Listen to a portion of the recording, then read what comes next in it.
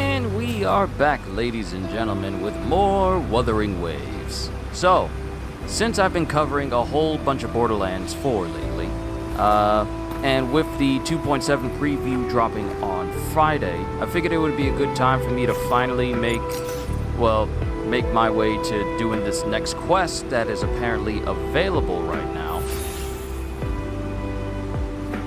Hopefully this helps. What did I just throw? Oh, I just threw that out there for some reason. I don't know why I threw that. But today we're going to be covering a side mission. Well, not really a side mission, it's more like a major one.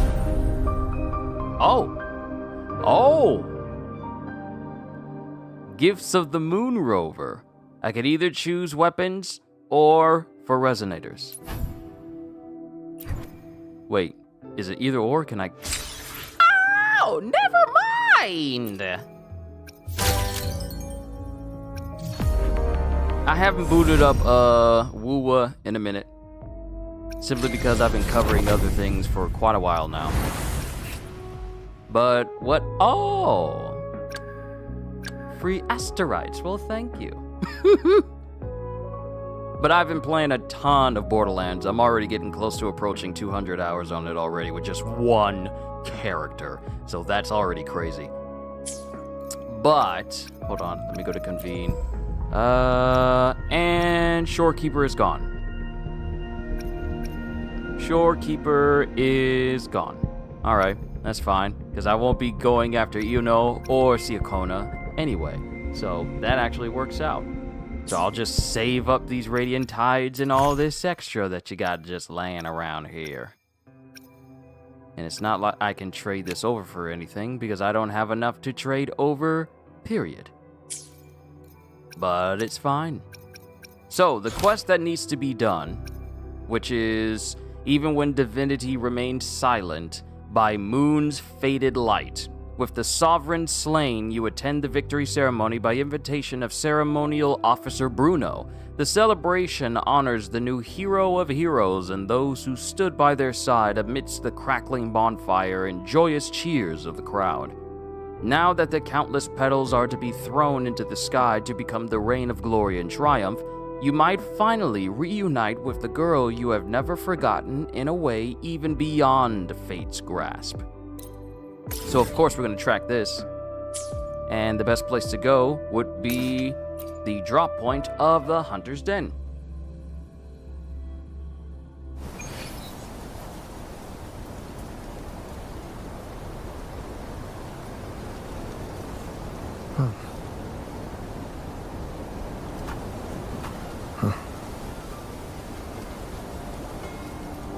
Let me just make sure the audio's good. It should be. Yep, we're good. Nice. Continuing. And this will probably be a short session, depending on how long this actual mission is. I'll probably just spend it playing just this one thing specifically. Wow, check out that medal you got there.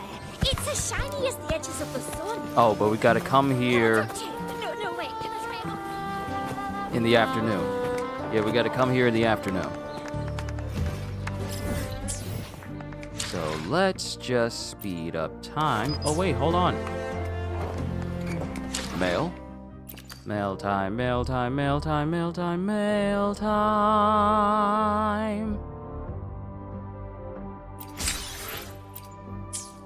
I'll take the money. I'm not even gonna be mad and upset about it. I'll just take the money.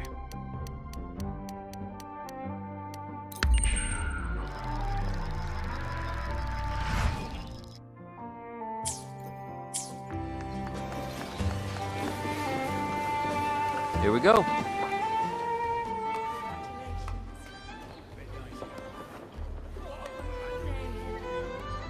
Hey, well, Congratulations. a bit dicey that day for a moment. What a wonderful day. I'm so glad we did it. Well done, you. Finally. May joy also be upon you, my friend.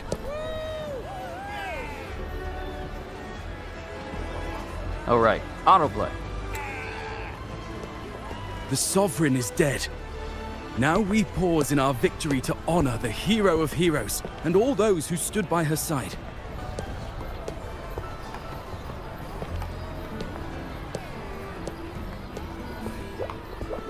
I am Bruno, Master of Ceremonies for the occasion. I had hoped to greet you alongside Augusta, but she was called away. The Senate insists on wasting her time with their trifles. We wish to bestow upon you the honor of Rosebearer. Roses symbolize our glory and triumph, to be shared with all who are gathered here. Rosebearer? Yes, it's a ceremonial role. Don't worry, it's pretty simple, and you won't be handing out too many. At the height of the celebration, everyone will toss their petals into the air. We will all shower in the flowers.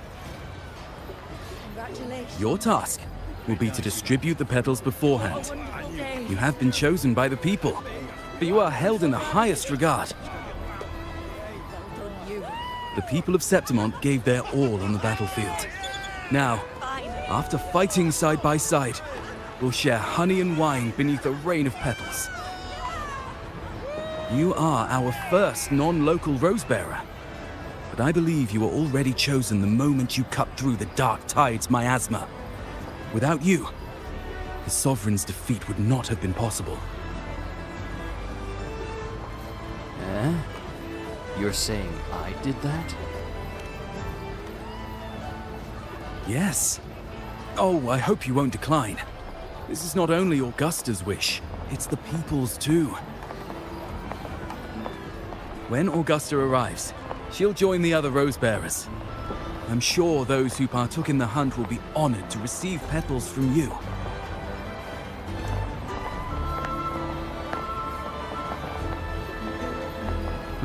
What do I say? I'll give this local tradition a shot. It would be my honor. It sounds like a good way to soak in the atmosphere. Let's keep it formal and cordial. It would be my honor. Very well. I'll leave it in your capable hands. As for who you choose and how, trust your instincts. It's just like a toast or a priestess's oration. All part of the celebration. No need to overthink it. Now, enjoy.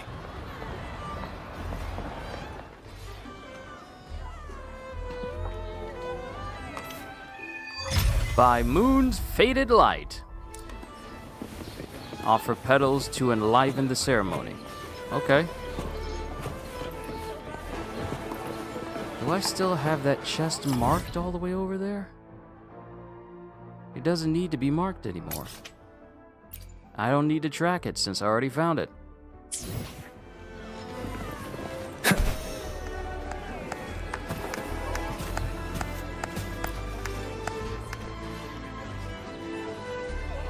To Septimont! To peace after the storm! Yes! To the hero of heroes! To you, to me, to... Wait, is that a rover? Give petals to the gladiators. Oh, good! When the time comes, I'll hurl the glory eye and let the wind carry it far. Let the world see our triumph! Oh, since you're here, anything you want to drink? Speak up! Theseus and I'll take care of it. I'll drink with you when I'm done. All right. I'll catch you after you finish. If you're interested, you should go listen to the priestess. Her orations are one of the highlights of the celebration. Who's leading it this time? Oh, it's not Lilibet, is it? I already have an idea of who's leading the oration.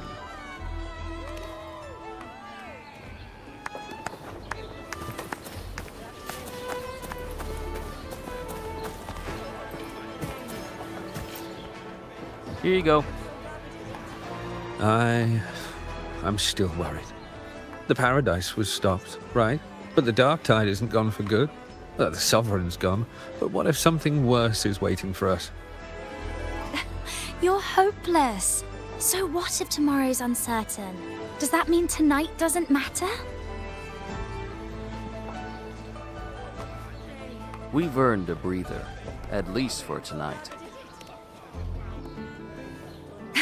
That's the spirit. Tonight is for those who've bled for it. All of us. Speaking of which, Rover, you're here early. Got a little something for us? I have petals. I give to you petals. Oh, knew it! You were always gonna be one of the rose bearers. The fragrance really makes the glory linger. Thank you. Be sure to save some for those who fought by your side. If I were them, I'd gather petals from every bearer, then, when you least expect it, give you a small surprise. Augusta wouldn't do something like that. But Iuno might enjoy it. Huh? You know? There's not much left. I'll hand some out over there.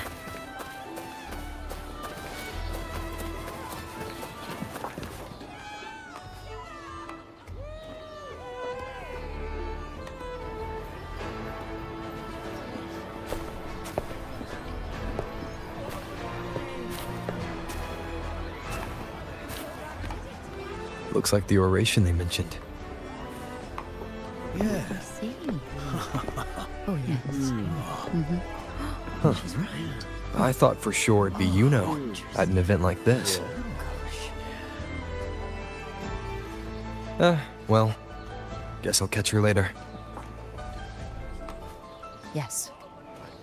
I fear that until Grandmother Lilibet finds a gifted successor, we shall not glimpse further into Septimont's future.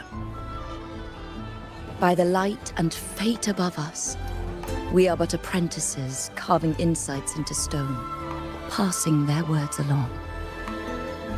Hey, Mihai. Hello, can't watch the live for now, so I hope you have a great day and see you in 1 hour. All right, thank you for stopping by to let me know. You enjoy the rest of your day as well. Gifted successor. Shouldn't it just be Iuno? Or is Iuno no longer serving as priestess? Once, fate flowed like a thread. It guided reverent seekers to glimpse Septimont's end. Under the tide's surge, all was overturned. No soul was spared. Until the Unwritten One arrived from afar to join forces with Augusta. With the Chorosaurus as bait, he cut through the dark tide's miasma to reveal the truth. With the false sovereign's blood, a new ruler was crowned. The prophesied end was averted, thanks to Augusta and the Unwritten One. You hear that? No rapture for anybody. From now on, fear no longer grips me. The dark tide retreats into the forgotten night, and countless souls drink from pure waters again. The new hero of heroes, Augusta, shall lead Septimont into a new age. Thus, the present now aligns with the prophecy Grandmother Lilibet once foresaw in Septimont's auguries. Prophecy of the end, and how we managed to lure the Sovereign out. The order and the story are right. Something's missing. You speak of me and Augusta, but what of Iuno? Who is Iuno?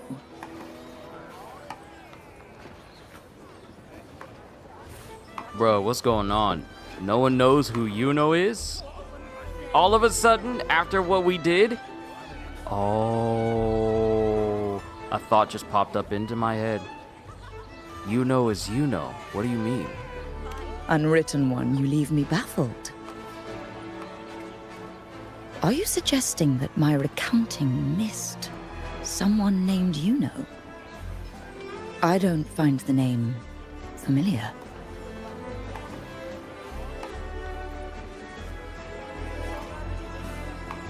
You speak like you don't know her at all. I should know this Yuno you speak of, yes? Yuno is a priestess, just like you. More than that, she wielded the moon bow and fought alongside me and Augusta in the hunt. We defeated the Sovereign together. Don't you all remember? Impossible. As a priestess myself, I can tell you with certainty that none among us bear that name. And I must remind you, we rarely take part in hunts. Our place is with the flames in Tetragon Temple. The hunt for the Sovereign involved many. Perhaps you are mistaken and confused her for someone else. No, this can't be. I don't know what a priestess is supposed to be, but I do know what Yuno is like. And I'm certain she's a priestess. You mentioned cutting through the Dark Tide's miasma. Tell me, if Yuno wasn't there, then who shot the moon arrow? Who shot the moon arrow? What do you mean? You were the one who dispelled the miasma. It was... me? Yes. On the cliffside, you struck with your sword to cut through the Dark Tide. Don't you remember, Unwritten One?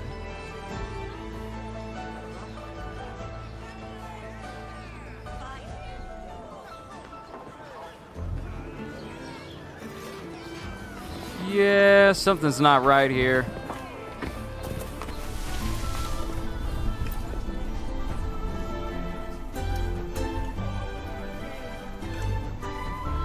Their accounts are all true, except when it comes to Yuno. How they react to her name is completely wrong.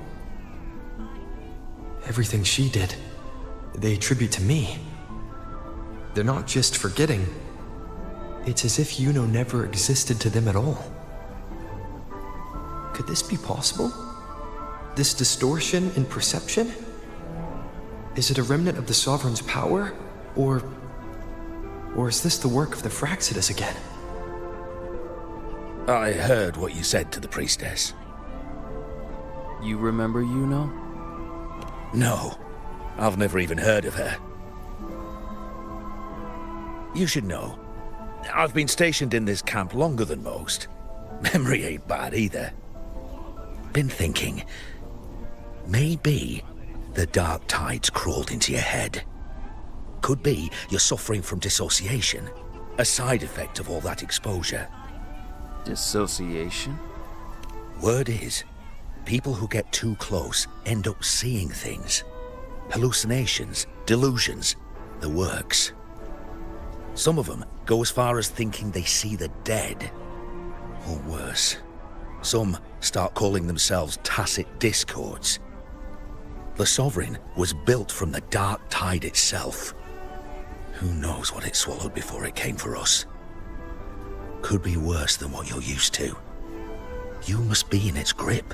That doesn't explain how we managed to meet Yuno before we even got here.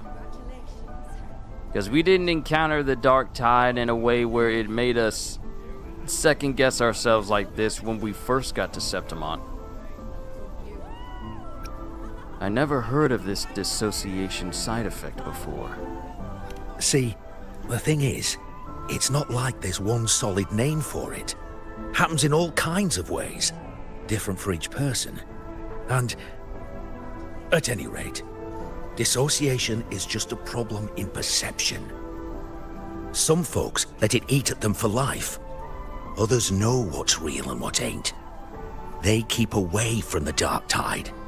And before long, they start feeling all right. How are you feeling? You need to rest up a bit. Oh, Looks like Augusta's finally here.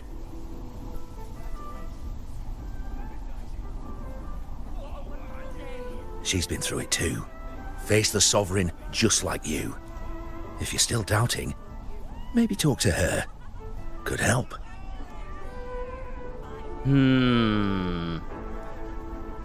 Interesting.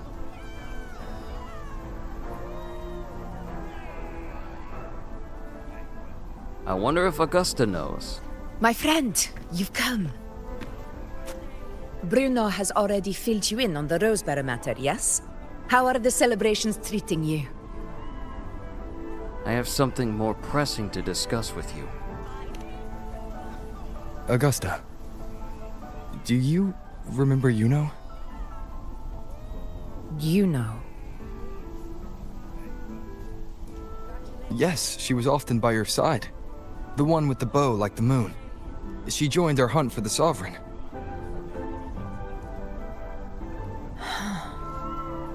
Everyone has forgotten. No, that's not it. Everyone says they've never even seen her before. But you remember her. You remember everything that happened. You are certain she is real, and cannot exist in your memories alone. I know what you're feeling, because I felt it too.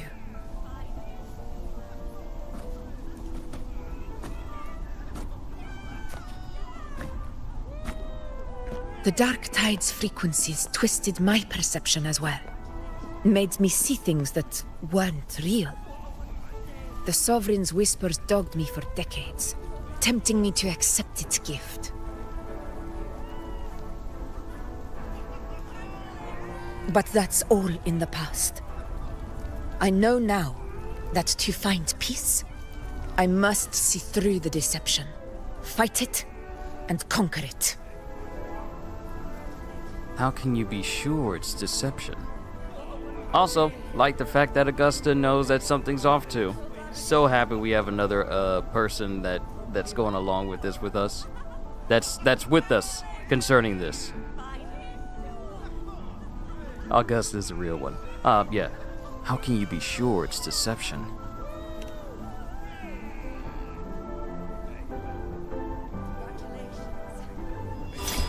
Because of my sword.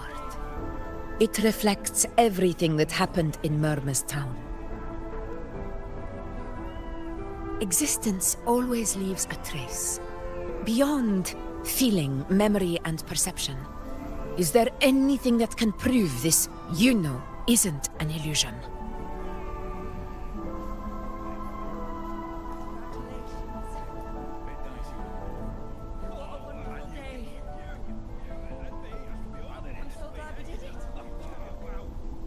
This bracelet. Yes, this bracelet. Right, because we never gave this back to her after the events of the last story mission we did. I tried to return this to her once.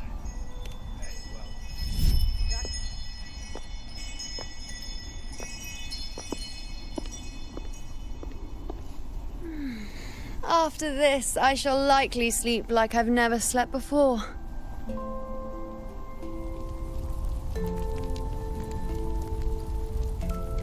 Say, I heard the Montelli family imported some device that aids sleep. It's all the rage. Augusta, I trust you will acquire one for me. I wish to try it myself. Scented candles are fine, though the scent of the forest is most pleasing. As for pillows and bedding... That's enough. I allow requests, but only 3. Apologies, but I need my rest if I'm to be at full power. Do bear with it. It's for your own good, after all.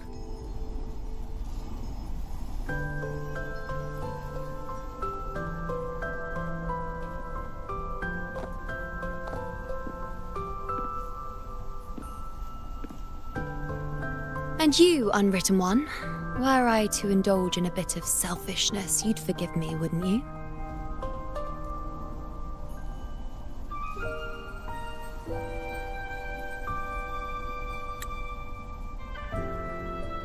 How can you say no to this face? How can you say no?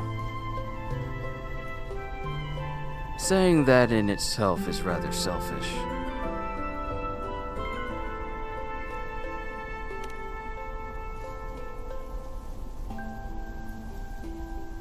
Oh, didn't think the great unwritten rover would be so stingy.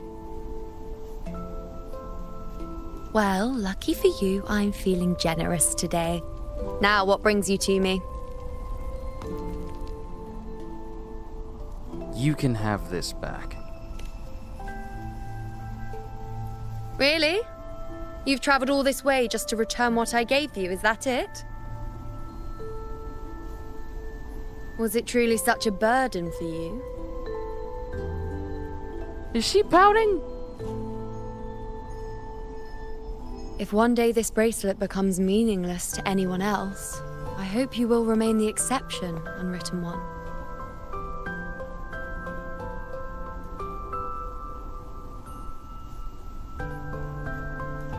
But perhaps in that distant future, forgetting might prove far easier than remembering. Never mind. In any case, you are not to return it. It's something I've carried with me ever since I was bestowed the title of priestess. Keep it for me, if only as a keepsake. Okay, I like the double meaning. I saw that double meaning in that sentence. Even if this bracelet is meaningless to everyone, I hope it holds some weight with you. Just what she said. And that clued me into, like, even if everyone forgets who I am, at least you'll know who I am by having this. Interesting. So she accounted for this. For how long must I keep it?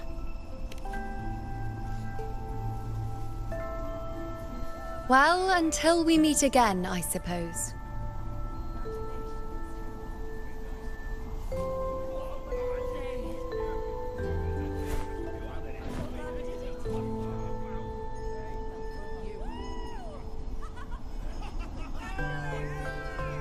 This bracelet belongs to Iuno.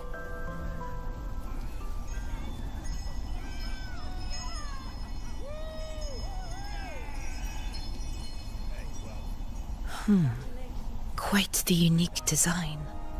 Like a crescent moon. But still, I'm sorry.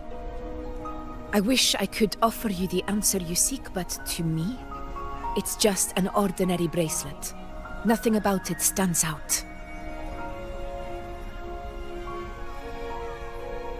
When you mentioned her name, I tried to recall any trace of her in my memories.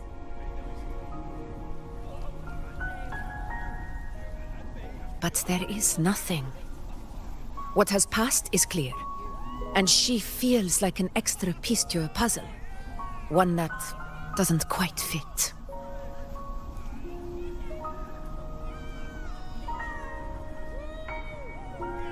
So she doesn't remember. How can this be?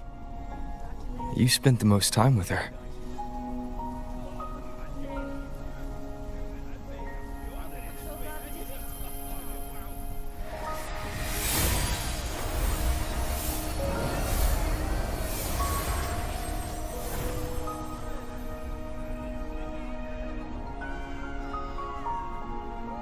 You know?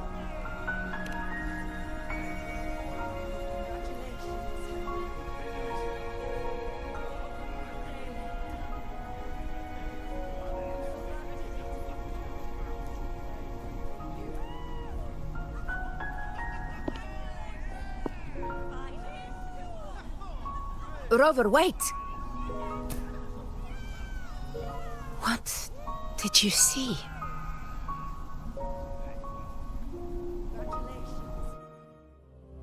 Ooh, this loading screen.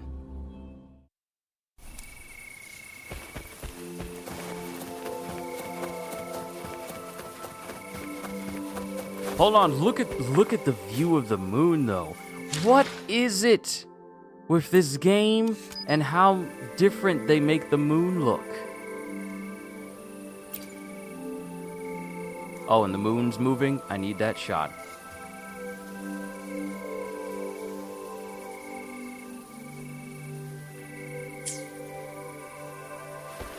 Alright, there we go.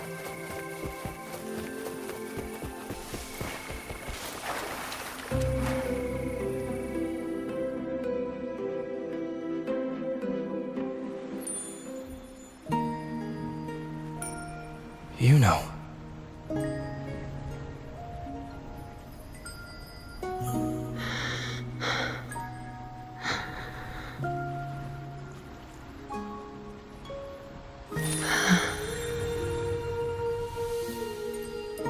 Of course. Only you would be the exception. So, you've known this all along? A death that shouldn't have happened. Traded for an unforetold victory. A fair deal. Now...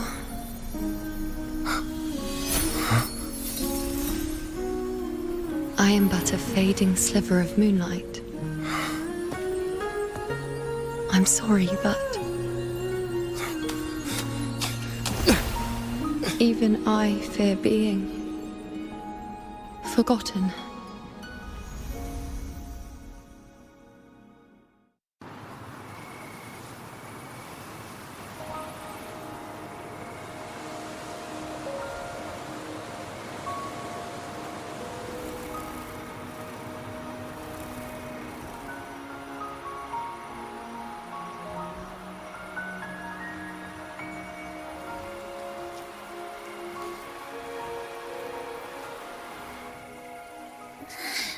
Hey, Rover. You're all right. You've been standing here for ages.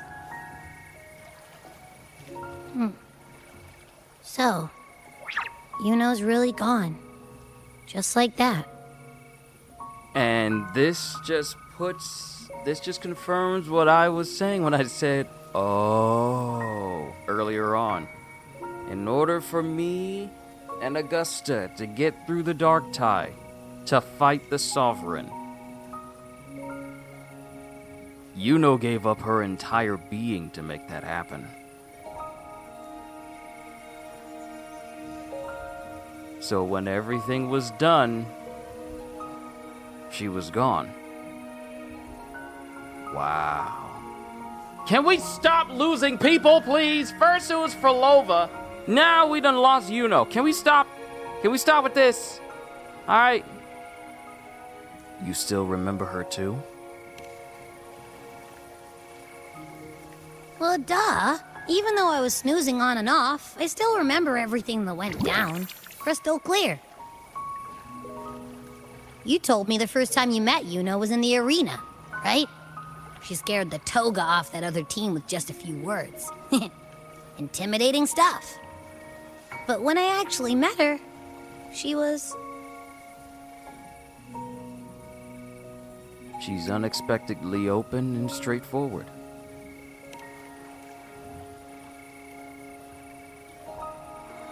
Yeah, totally. We got so much done with her on the hunt trip. She even invited us to the Tetragon Temple to check out the murals. Oh, and we caught that giant blue spiky TD, which led us to that big bad stinky thing. We faced the Sovereign's ambush together, too.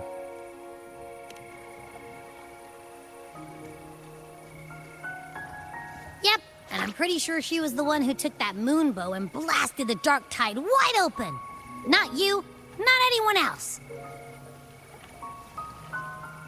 And that bracelet. She gave it to us to lure out that nasty big fella. Even asked us to keep it for her. So it doesn't matter whatever anyone else thinks. Or what happened to her. You remember her. And I do too. It wasn't some made-up crap.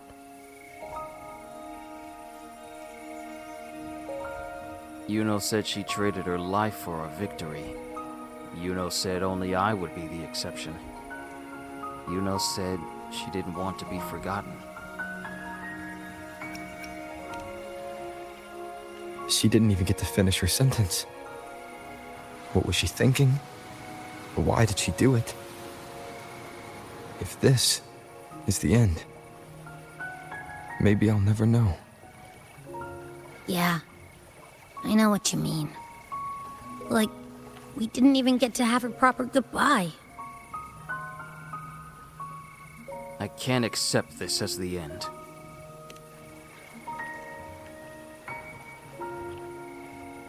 I don't care if Yuno foresaw her fate and chose this path for herself. All I know is I won't let it end like this. Not with her fading into oblivion. Like Augusta said, everything that exists leaves a trace. Since she's a priestess, I'm sure to find traces of her in Tetragon Temple. A lead could be the breakthrough I need.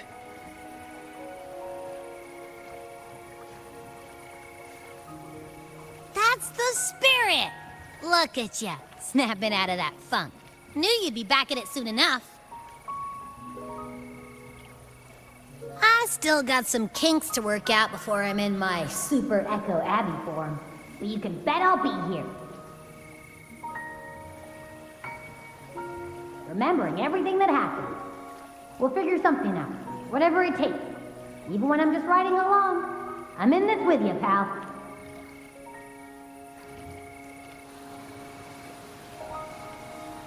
And that's why Abby's the best wingman. Wing creature. Wing thing.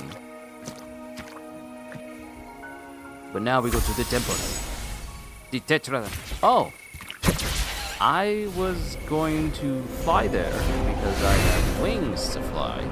But I guess this is I guess this is okay too.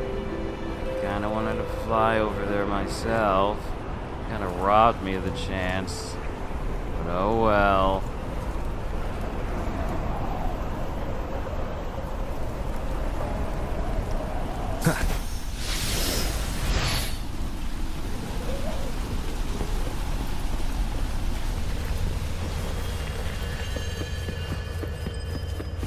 Strange.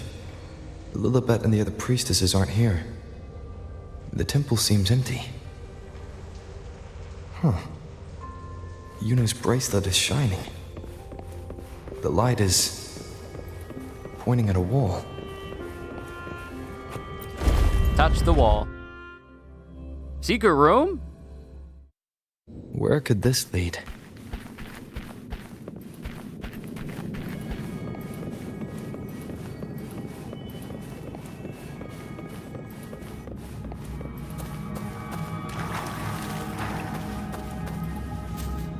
Ooh. Is this a room no one's really been in? Note from an unknown source. The plan with the unwritten one. I didn't expect him to see through me so easily. Has he been through something like this too? Still, he extended the offer, and I had no reason to say no. After all, no one wants to face the one behind those hands more than I do.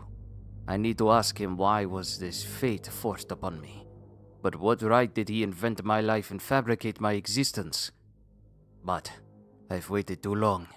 I'm starting to doubt the plan was ever meant to work. Who would care about a discarded pawn? But what other path remains? What the? Rover, what did you do?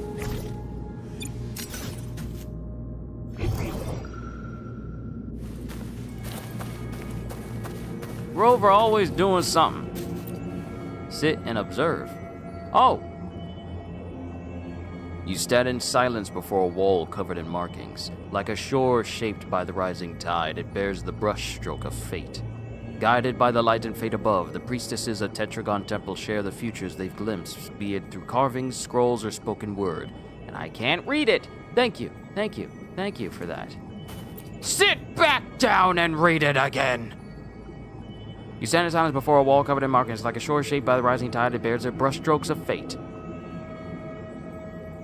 Guided by the light and fate above, the priestesses of Tetragon Temple share the futures they've glimpsed, be it through carvings, scrolls, or spoken word, through every means imaginable. Thank you, okay? Y'all think we Americans are speed readers over here. We don't do this as a profession. Y'all need to slow this thing down.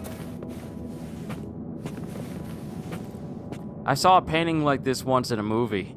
You had to put the one remaining piece in and then say, "In the name of God, open this door," and then it leads you to Dracula's castle. I don't think this is going to be one of those moments, though. Never mind, it does lead to a new place.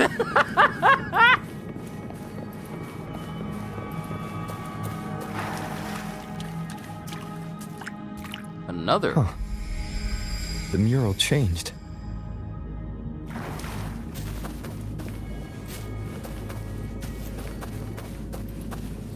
Remnants of the past.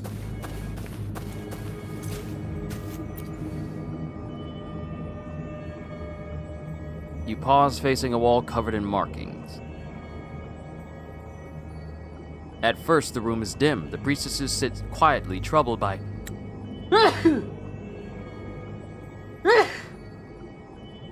That's not what it says on the mural. At first, the room is dim. The priestesses sit quietly, troubled by something unseen. But as you draw closer, whether by your presence, your touch, or something else, Iuno appears on the wall, resonating with the moon. Light spills forth. The prodigy. It's not prodigy, it's prodigy. The prodigy from prophecy leaves behind a glowing revelation for the priestesses.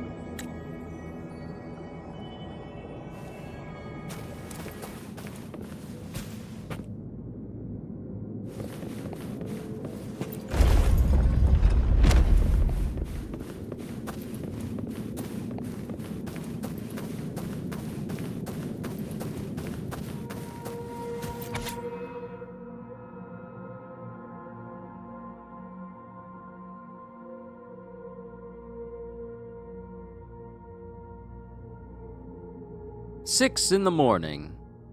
Woke up a little earlier than usual. Still thinking about the prophecy Grandmother Lilibet mentioned yesterday, I guess. On the bright side, I won't be late for morning oration. 8 in the morning. Breakfast was milk, fruit, and herb bread. Still not used to eating on a fixed schedule, but the senior priestess says discipline makes a proper priestess. 12 in the afternoon. Classes are over. I think I managed to see a little farther today. We all went for lunch together. Bland as ever. Nothing worth writing about. I have a feeling this is Iuno. I have a feeling this is Iuno saying all this, so I'm just going to read it normally. 2 in the afternoon. The Senate sent someone to speak with Grandmother Lilibet. Something about the prophecy of Septimont and the hero of heroes. I didn't catch the rest. Will I be able to have visions like that? 5 at dusk. I wish I could go outside and play, or just go home, but everyone else is so focused. Sister Sophia carved an entire wall today. She's amazing. 7 in the evening. Went for a little stroll after dinner. Saw a few stars. 11 late night. Time for bed, though I'm not sleepy at all. Sometimes following the schedule feels like a chore, but today was not bad, I guess.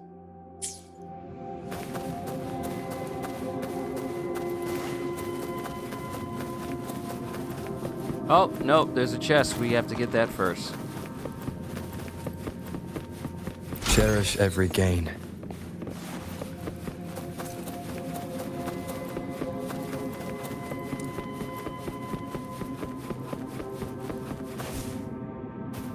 Is this rewriting what was?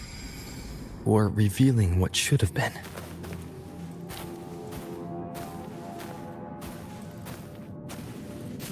Ooh, this is a nice looking mural. On one side we have Augusta, and on the other, Augusta if she fell to the dark tide? Yeah, because that's the same sword that Augusta's holding on the light side with the sun, with evil Augusta with the moon. Huh.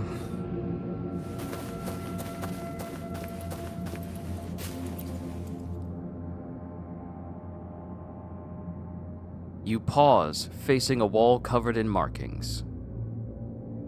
At first, the image is faded and hard to read, but as you draw closer, Whether by your presence, your touch, or something else, Iuno's figure appears in place of the priestess delivering the prophecy. Now you see the false sovereign corrupted by the dark tide, the new hero of heroes, and the blank, unwritten space spreading from the center.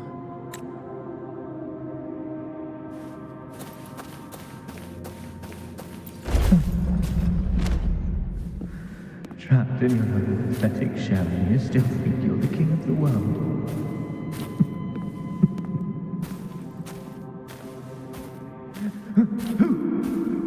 Who's there? Show yourself! Yes. Yes! I've been waiting for this moment.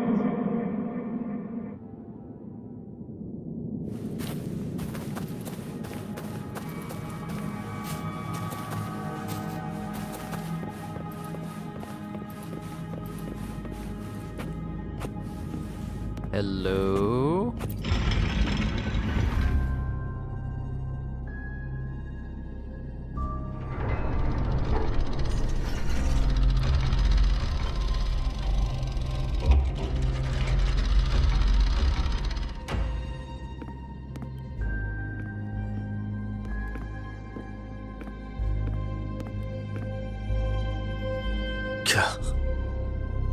It's you. The person I need to lure fails to show, and now you're here to mock me. Is that it?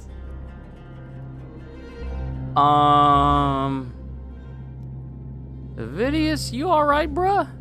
Also, who were you trying to lure down here? I have questions. I don't care for punching down.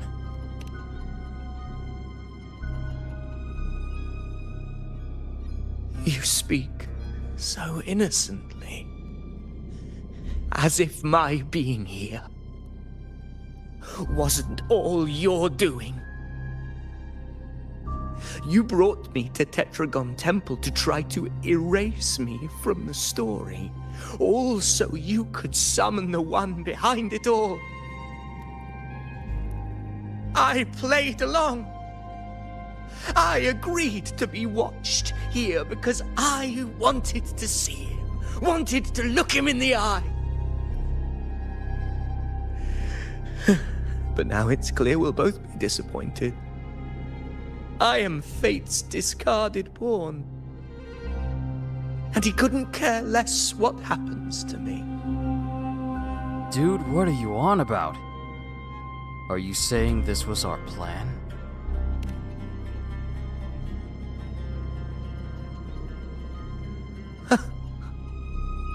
There's no one else here. No need to put on an act. He doesn't look like he's lying. But this is the first time I've been here. Priestesses? Tetragon Temple? Could this be Iuno's doing? For Vidius here, Iuno has also never existed. Whatever she did in the past is now my doing. That's why he thinks I'm behind all this. I could say, I was just testing you. Or, I thought you might have more to say to me. Yeah, let's go with that. I thought you might have more to say to me.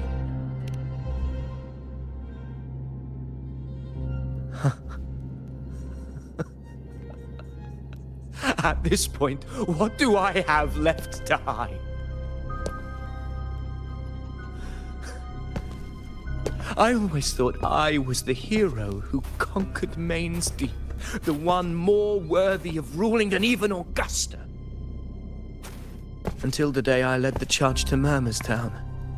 Determined to stop my comrades from falling to the dark tide and prove I had what it took to be king, I walked to the door I had passed 1,000 times, only to find a dead end. Nothing was ever there. Did I even come here before? When did I conquer this place, and with whom?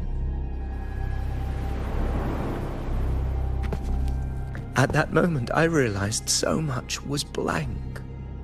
disconnected dots, scattered and meaningless.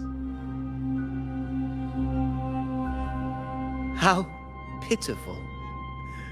Everyone knows my deeds, yet no one can explain how. And I can't find a single soul who's actually witnessed my so-called exploits. It makes no sense, but everyone takes it for granted. Or, it's like someone implanted fake memories into your head. Yes. So I tore through my memories until I saw a hand holding a feathered quill.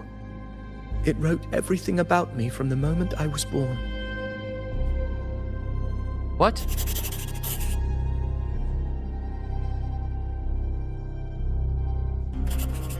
Oh, hold on. And I realized an undeniable truth. Existence is anchored in connection, feeling, and memory. They are its very manifestation.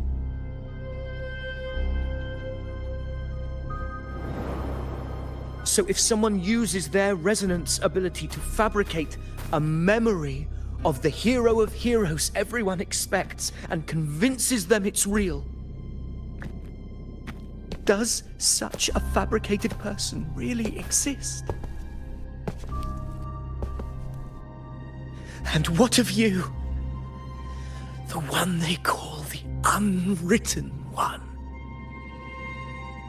An undefined, unknowable void that can anchor unimaginable connections. Imagine the existence that could emerge.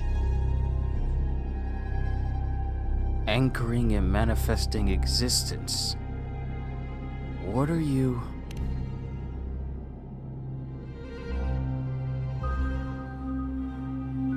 Enough, you arrogant fool. I did not allow you to stay here so you could defile fate with your delusions.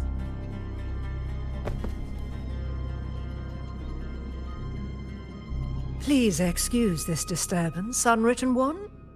Whatever you need to say, we'll discuss it back in the hall.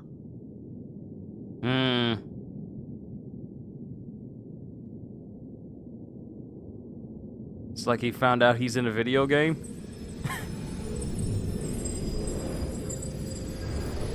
Wouldn't that be crazy?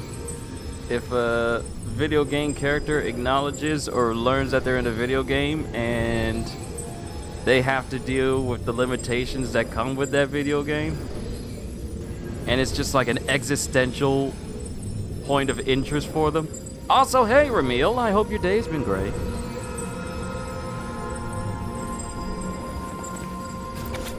Attempt 1. A record left behind. I think I can try. No, I will try. Attempt number 7. Still nothing. O light and fate above, must you torment your most faithful disciple. Attempt 23. It's no use. I see nothing. Why? How did I succeed before? Attempt 66. It's fate I'm facing. I should yield. No, no! I will not give in. Get it together, Ariadne. Ariadne? Yeah, I want to say Ariadne. You are a priestess. Act like one. Attempt 67. What now? What should I do? I've said all I know to say. I have nothing left. Attempt 68. Why was I not born gifted? Why so dull, so blind? Why can't I see the fate? Attempt 69. Don't push me. Don't you dare push me. You'll break me. No, not you. I will break myself. Attempt 70. I've exhausted every possible way. This is the final attempt. And then there's attempt 71, attempt 96, attempt 101. The record ends abruptly. Nothing follows.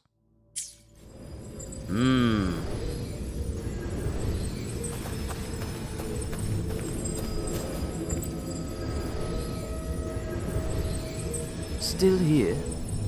You'd really rather walk beside a fabrication like me? Or did my words inspire you? I hope you act on them. I am most eager to see how that ends. Dawn, good to see you. Hope your day's been great too.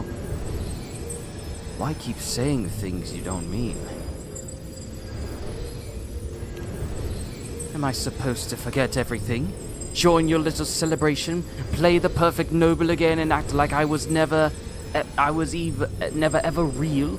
Once you've seen the line between what's real and what isn't, you can't go back. You let Avidius's words hang in the air. You have no answer to give. Not yet. But at the mention of the celebration, you remember the petals Bruno gave you to hand out. I don't know if it's gonna help your mind, but here's some flower petals. What is this? You know I can't. I'm not... You don't offer the petals to change his mind, but maybe he'll understand what the gesture means. The celebration was never about any one person. Oh, okay, so I just can't read any of that. Thank you. Thank you.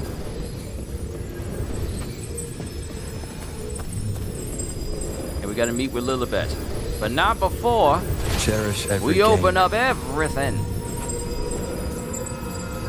Seems like a new discovery. Uh-huh. How dare you hide a chest off sight? Oh, there's just a chest in front. Remnants Well, now of you the can past. leave. Nuh-uh. Fool me once with me missing stuff. You ain't gonna be fooling me again. If there is loot, I will obtain it! I think we got it all, though. Not gonna lie, I feel bad for Avidius. You imagine having all these different memories implanted in you, and you don't know what's going on because things aren't adding up.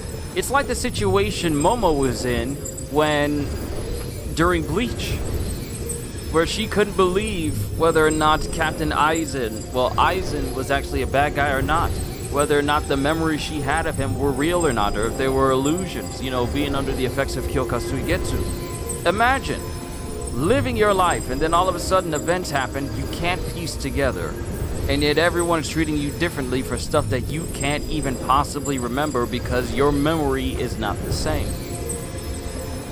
Granted, we're playing a character who is the king of not remembering when things happened.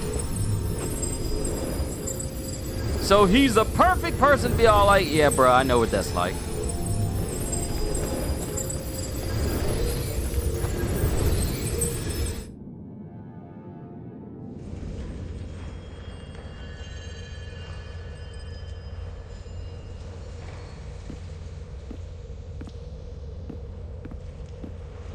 My apologies.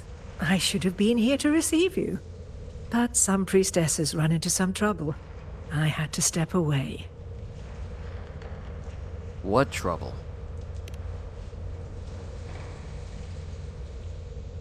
Simply put, aside from what's already been verified, we can no longer see any other of Septimont's auguries. The full scope has always been out of reach, but this feeling of being blocked by an impenetrable white barrier is something I've never encountered. It's as if there's nothing there at all.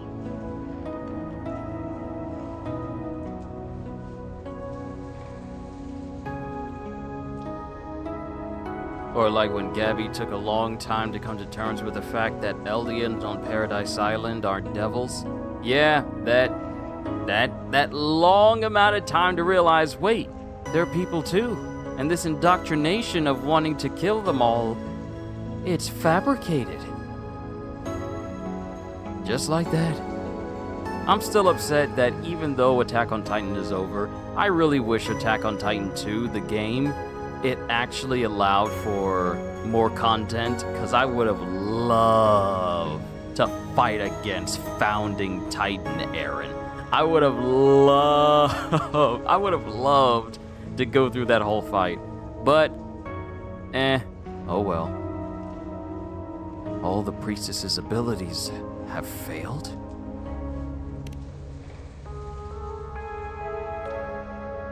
Well, there is a silver lining. Septimont's auguries concern Septimont's future. But as for smaller, individual futures, we can still see those.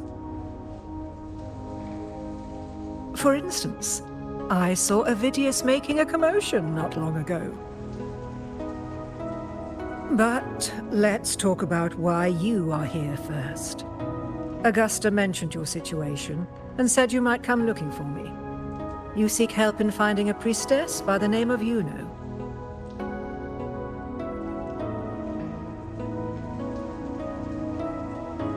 Iuno once lived and breathed in this world. Everyone's forgotten her, except for me.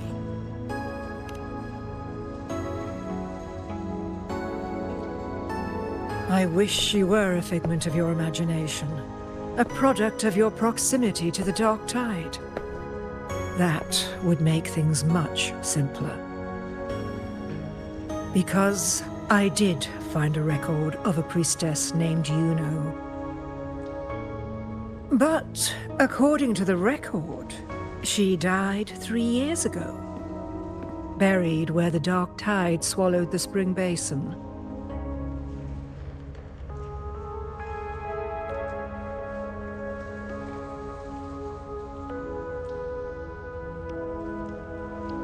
How did she die? And why? A death that shouldn't have happened. Is that a coincidence? You must understand, death and disappearance are two different concepts. If Iuno truly died 3 years ago, then she couldn't have been your companion 3 years later, let alone have existed up until today. In other words, if Iuno disappeared today and was erased from the memories of Augusta, myself, and everyone else, then the death 3 years ago must have been a fabrication.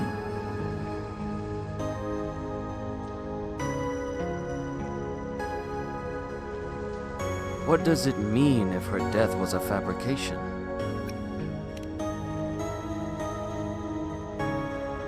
If someone has truly disappeared from this world, do they need a fabricated death? Likewise, when someone dies, they no longer exist in a way that others can feel. These two causal chains should be clear. But they crossed paths with you, the unknowable void. Although I hate to admit it, Avidius was right.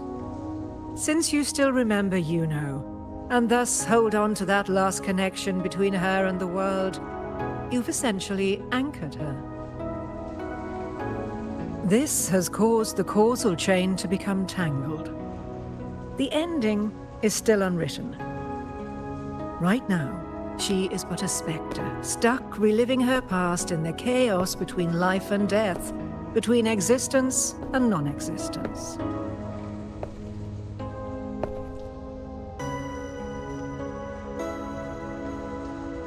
And I can choose which causal chain to keep.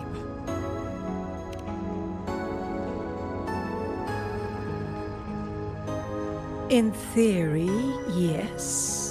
You could forget her, let her disappear entirely. Or you could forget her and let her die for good. Is there really no other way? What if neither of those work for me? I believe insight into fate is not to tempt one's defiance. It will move according to its intended end.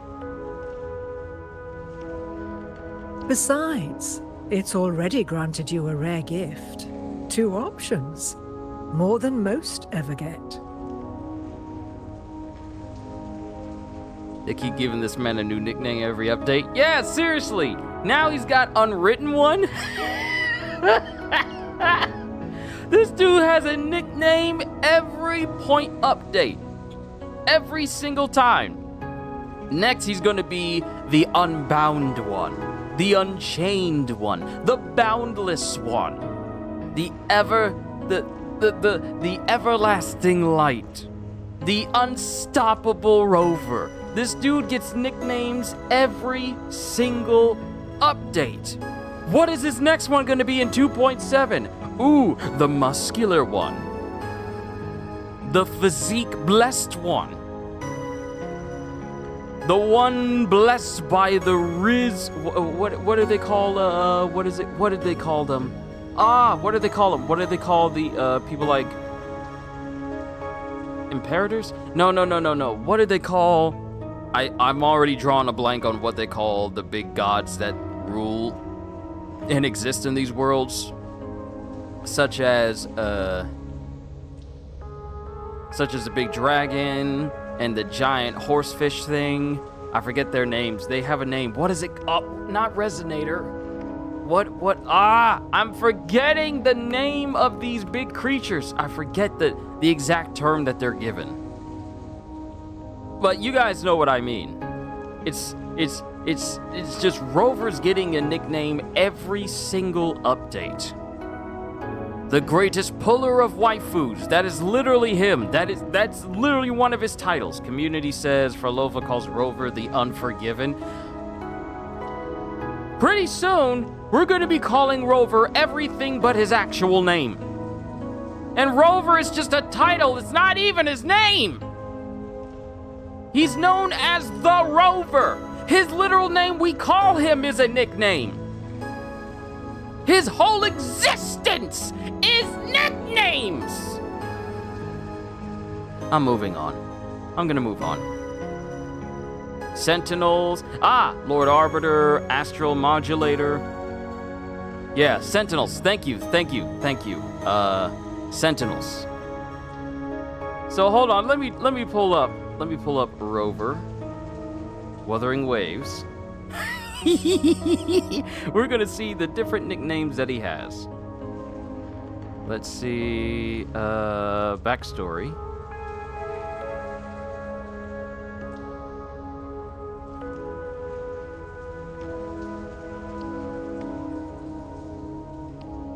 Let me see. I should have just looked up Rover nicknames. Because he has a whole bunch of titles. Yeah, let's see. Rover has several titles. Let's see, let's go over this. Lord Arbiter, Astral Modulator, Seed of Fate, Chief Steward, Founder of Jinjo, Founder of the Black Shores, The First Instance, The Dreamwalker, Mighty God Killer.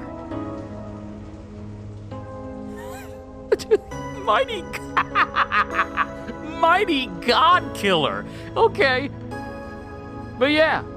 Oh, here's a whole list. Lord Arbiter, Astral Modulator, Chief Steward, Seed of Fate, Founder of Jinjo, Founder of the Black Shores, My Star, The First Instance, The First Resonator, Guide of Civilizations, The Dreamwalker, and Mighty God Killer.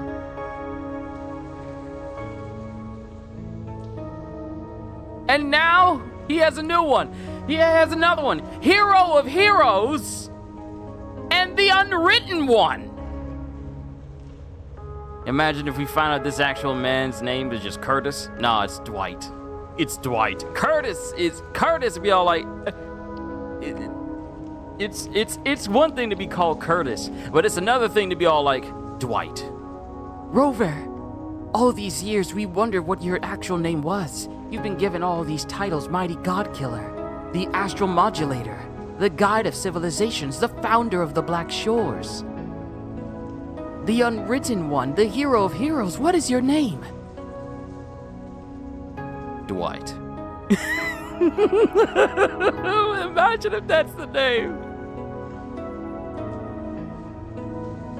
I refuse to let fate dictate my choices. So you wish to use yourself as a vessel to anchor the memories, feelings, and connections with Yuno in the chaos, manifesting her back into existence. anchor, manifest, whatever you want to call it. All I know is Yuno's not gone because of me. So why shouldn't I be able to bring her back?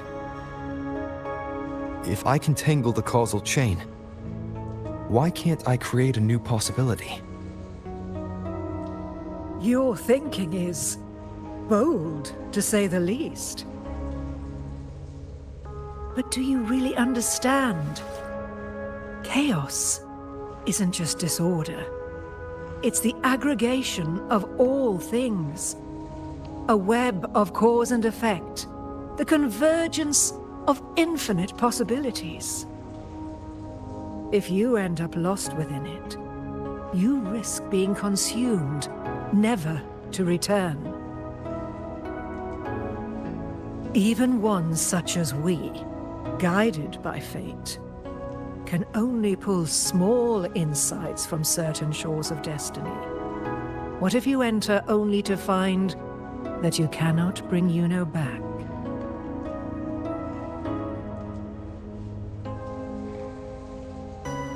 But you didn't say I can't enter.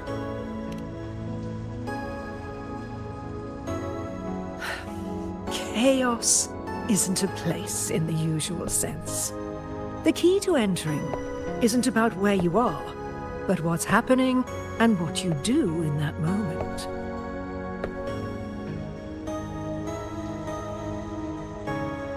I suspect that 3 years ago, this priestess must have done something that defied fate, which set the course for her inevitable disappearance.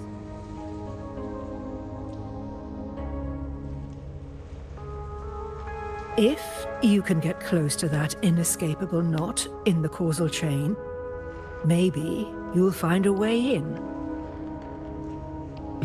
Just like when people found out that Vin Diesel's real name isn't Vin Diesel. Yeah, his name, what is your Vin Diesel, we know you as Riddick. We know you as Dom from Fast and the Furious. We know you as Gru. What is your name? Mark. What? Mark Sinclair. That's my name. Your name isn't Vin or Diesel? No, it's Mark. This is giving me Loki vibes with the whole chaos void, etc.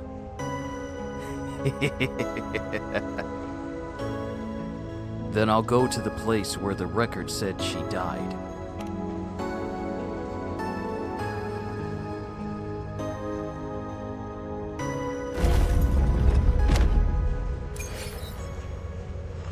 Ooh, you gave me 100 asteroids for that. I appreciate it. Wait, follow... Even with no certainty, you're still heading toward that death trap. Unwritten one. You've made up your mind, haven't you? Yes, let's go. The quicker the better. I understand. One must try at least.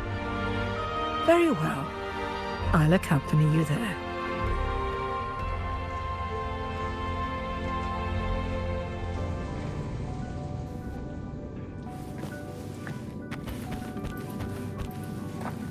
Oh, there you are.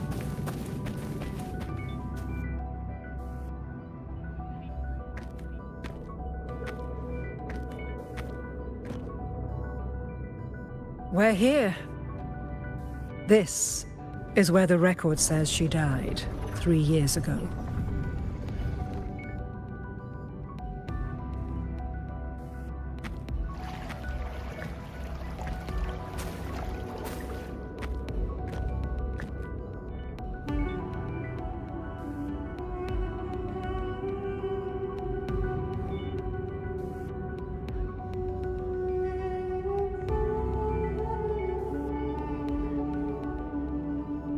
Nothing here.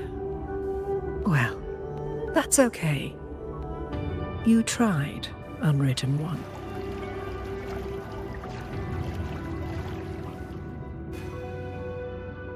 Next thing you know, they're going to be calling him the Ghost of Septimont. No, We've already come this far. Rover is willing to go through all this just to bring Yuno back, but he just let Frolova sink to the ocean floor and die. Let me say this. That's gonna come back to haunt him. In a very bad way. Because there's no way that Frolova is, like, gone. There's no way that that jewel that she got a hold of, that the Fraxidus were trying to get their hands on, there's no way that that's gone. So, everything that went down with Frolova and Rover, the conversation that they had with both of them being both right, but many people leaning in the direction of Frolova's side, yeah, that's going to come back to haunt him in a very bad way. I just know it. Narratively, it just feels like, one, this isn't the end of Frolova and the whole moment that happened there, and two, that little jewel is going to play a much bigger part in the narrative in the future.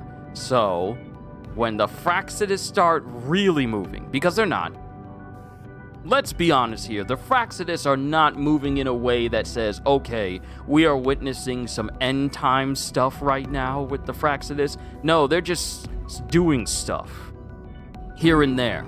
They have a presence in almost every region. For the record, he still hasn't recovered the aura he lost back in 2.5. Oh, you mean the one where we were fighting...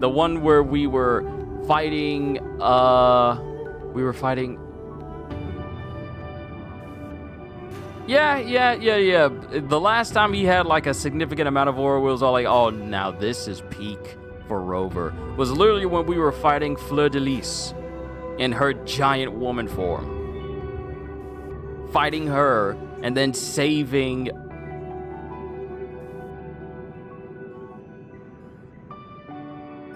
Cardathea. I forgot her name. I'm sorry. But when we saved Cardathea and we were flying and the music was swelling and we were flying over the waters, that was the last time he truly had a major amount of aura before things really went down with Frolova. And since then, he hasn't regained that same peak MC aura that you tend to see with a lot of characters. Yeah, Cristoforo's still having fun. Yeah, he's still having fun just looking at things unfold as it is right now. So I want to say, out of all of the Fraxidus that we have seen named, which is scary when you think about it, because it's not just Frolova, it's not just that one guy, what is his name? It's not just Cristoforo, it's not just Frolova, it's not just the dude with the cards that we saw back, whose name escapes me right now. There's more Fraxidus. Wouldn't it be scary that those are the three who are doing stuff, but we still have yet to see the rest of them? And they're doing stuff as well? Like more named members of the Fraxidus? Not the faceless dudes that wear masks all the time, but actual high-ranking members. Wouldn't that be scary if it's like a whole Organization 13 moment and there's more of them? Whew! Not unless I forgot a narrative where it was just explained that it was just Frolova, Cristoforo, and the other guy. But, continuing on. No, we've already come this far. Guided by the light of fate, we walk the web of futures. Many seek prophecies to follow or to break free from, all in pursuit of harmonious completeness. I've never doubted your judgment of Yuno. But if, as you say, she knew what would happen and still chose this path, could it be that this was the closest she could get to true completeness? If you refuse this ending, how can you be certain that you can create a better one? A life with all its experiences and feelings, shredded, scattered, and thrown into the realm of chaos. What you find there may not be beautiful. It will be filled with pain and emptiness. Even if you do find a way in, your time together may be brief with so much uncertainty. Do you still feel that you must go? If there were any doubt, now I'm sure. Wait, you...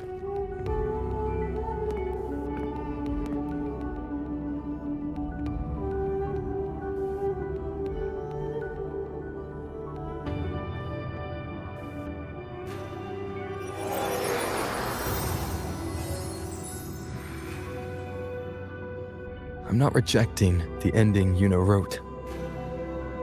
I just want to fix the regret she left behind. Have I seen the Demon Slayer movie yet? I have not, and I feel I would be doing the movie a disservice if I don't actually catch up to the anime first, because I have still yet to watch The Swordsman Village onwards. I remember having a watch party on Discord one day. It was like, I want to say maybe 2 years ago, maybe 2.5 years ago, and I just watched up to the end of the Red Light District. That was it. I just watched the entire Red Light District in one day. But I have yet to watch the rest of the episodes, so I think it's only fair that I see the movie after I catch up on the anime fully. Once I do that, I'll go to the theaters and actually watch it myself. Question, did y'all watch it in English dub or did y'all watch it in Japanese? For those who have seen it. This is not about her but me. Or because this ending wasn't fair.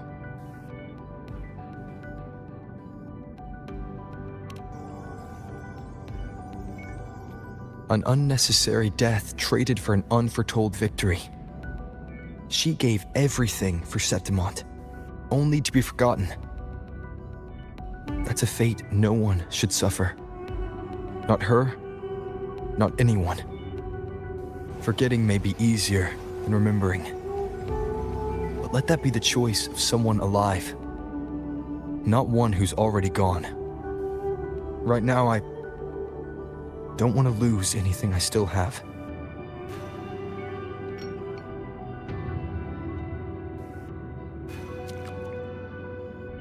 The secret to anchoring lies in connection and its manifestation. If you find what remains of her in the chaos, and she responds to you, then follow her guidance, for that will be the only fragile rope connecting you, her, and this world.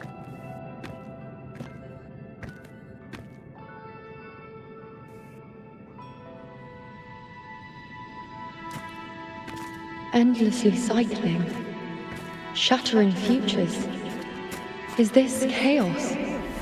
Unsalvageable, fractured into pieces. This is chaos.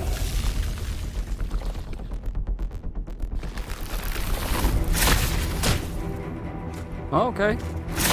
QTE.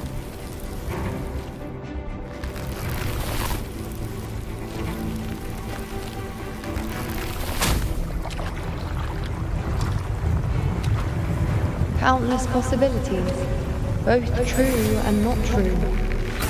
This is chaos.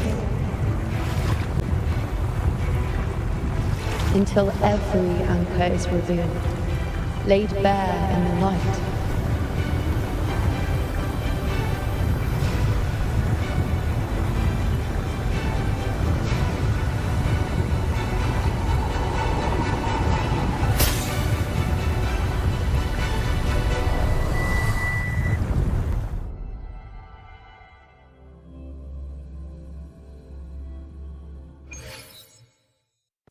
I can't see where it ends. Can't tell where I am either. Is this the chaos between life and death? Between existence and non-existence? The only anime you watch in English dub is DBZ. There's quite a few anime out there that do very impeccable English dubs. Frieren is a absolutely fantastic anime where the voices are impeccable. Absolutely impeccable. Dandadan's English dub is also good as well. With the world I want around to me. say Bleach's dub is also good, especially during the Bearing 1,000-Year witness Blood to War. everything I've experienced on this journey. And the fact that the One Piece anime has almost caught up to where the Japanese episodes, where the Japanese voiced episodes are, the original voices are. I won't say just Japanese as if it's a different version, but it's the original audio. Where the original voices are is astounding. When the anime took that 6-month-long break, that allowed the English dub to pretty much be in the Egghead arc as well, so that's amazing. Remember when we were all the way in Dressrosa with the English dub, when we were all the way in Wano with the anime itself? And now they've almost caught up. They're getting closer, which is still amazing. But yeah, there's quite a few animes that do dub very well. Not all of them. Not all of them. But some of them do them very, very well. But yeah, DBZ is really one of the top, if not the top of the list, because, frankly, there's not a single voice in Dragon Ball that's amiss. Yeah, there's not a single one that's amiss at all. Mihai, welcome back. Yuno? Yeah, I just got to this room after trying to reach out for Yuno across the lake, and she heard talking about Yuno? Yuno! That's Yuno in the center.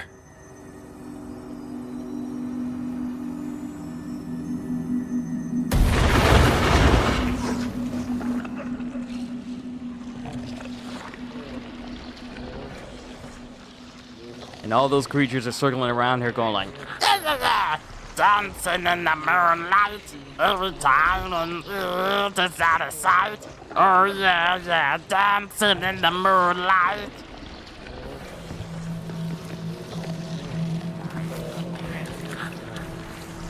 You will leave the lady's presence. Leave now and be spared.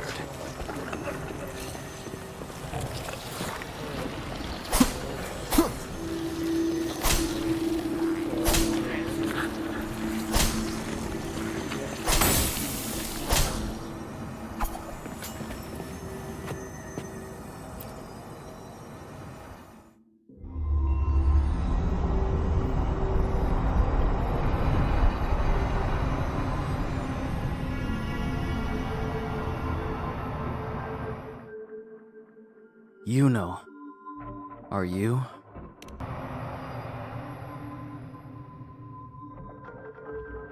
Yuno, you're calling me. Are you here for me?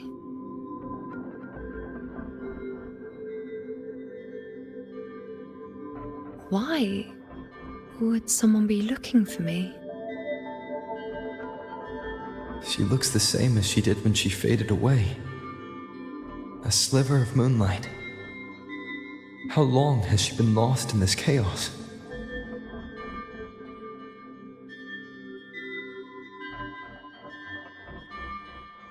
I'm sorry.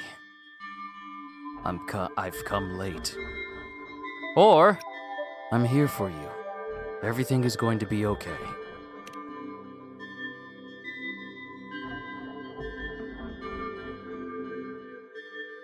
Do you still remember me? I know you. You are unwritten. A blank. An unwritten blank.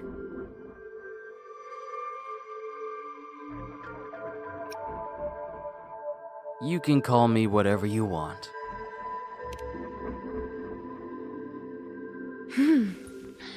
Unwritten.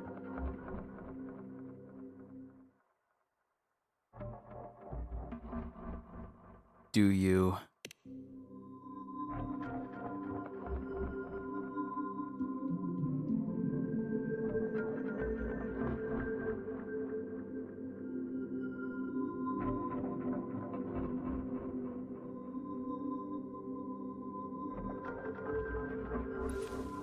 I will guide the unwritten with the moonlight to find more of me. She responded to me. Now, she's guiding me.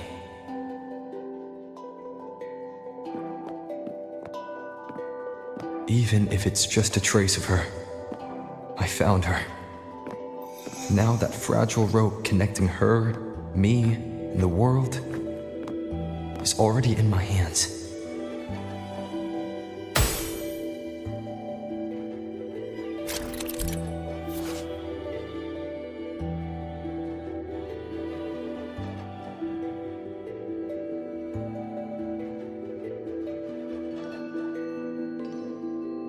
Anchoring. Holding hands.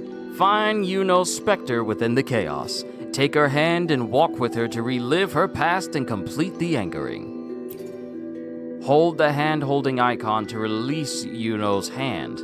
Moving more than 5 meters away from her specter will break the anchoring and cause you to become lost in the chaos. If you do not take her hand again within 15 seconds, the anchoring will end, and you will return to the last anchored moment. Iuno, You're the ghost of the Uchiha. I now proclaim this the fourth great ninja war. Where are you taking me? Just don't let go of my hand. So we can all agree that Shorekeeper's not going to be too pleased about this particular moment, huh? Holding hands!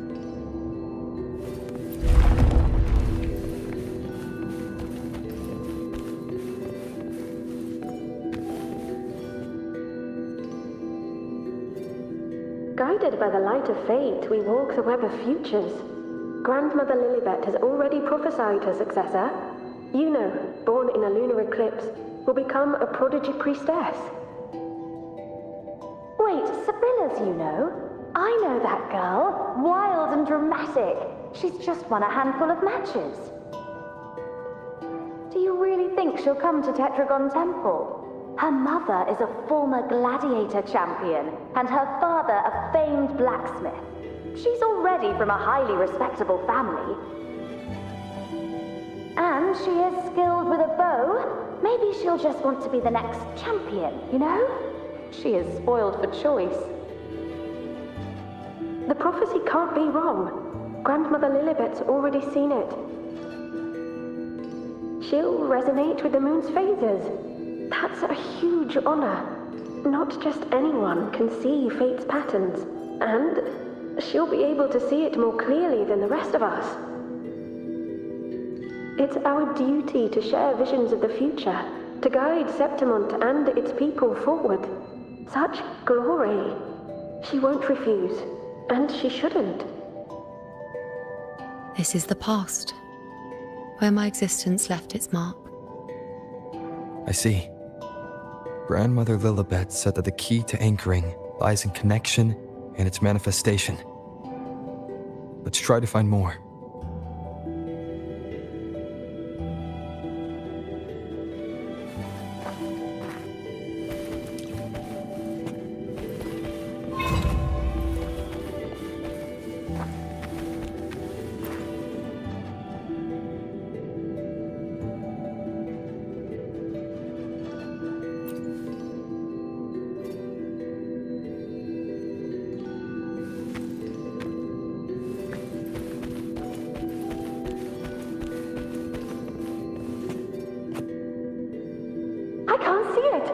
It's gone after that. Gone forever. Huh? Just one desecration is enough for the ordinary. I just wanted to understand. To look at it. To see the blinding flames. I was so close to seeing the outcome. To tracing back the cause. You must be smarter than me. Stronger than me.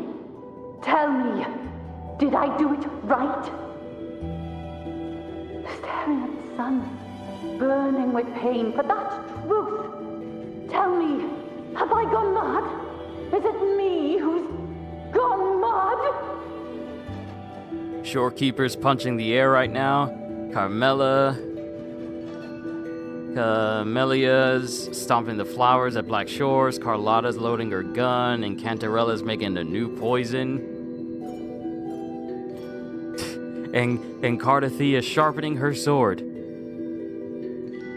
more passive-aggressively than the rest. And with Cantarella, it's all like, wait, did you mean to say she's making a new potion? No.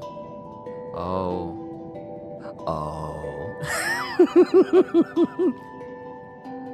Could this be another mark of Yuno's existence?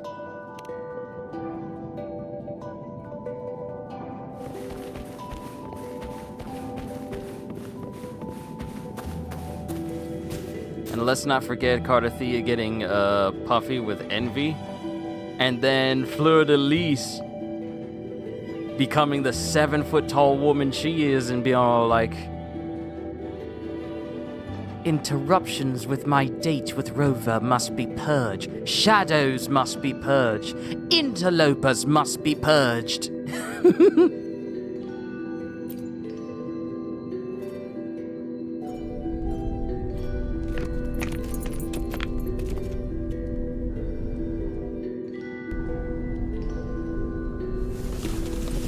We're nearly there.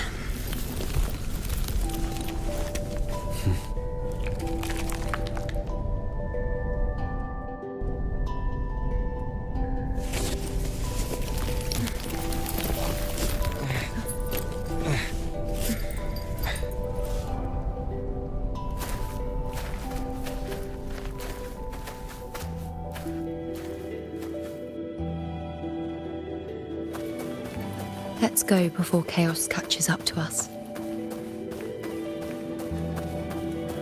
We cannot undo it. The priestess is no matter what. Alexandros, you're not falling here. Not now. Fighting the dark tide is the mission you were born for. The one you should be proud of.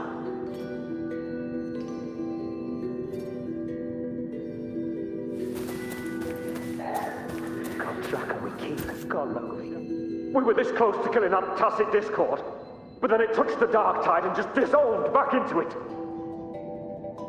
All of them are part of it. Wherever the tide shows, they crawl right out with it. But the second they're spotted, they melt right back in. You can't track them, can't lock them down. The only thing that barely reveals them is the moon. What the hell are we supposed to do?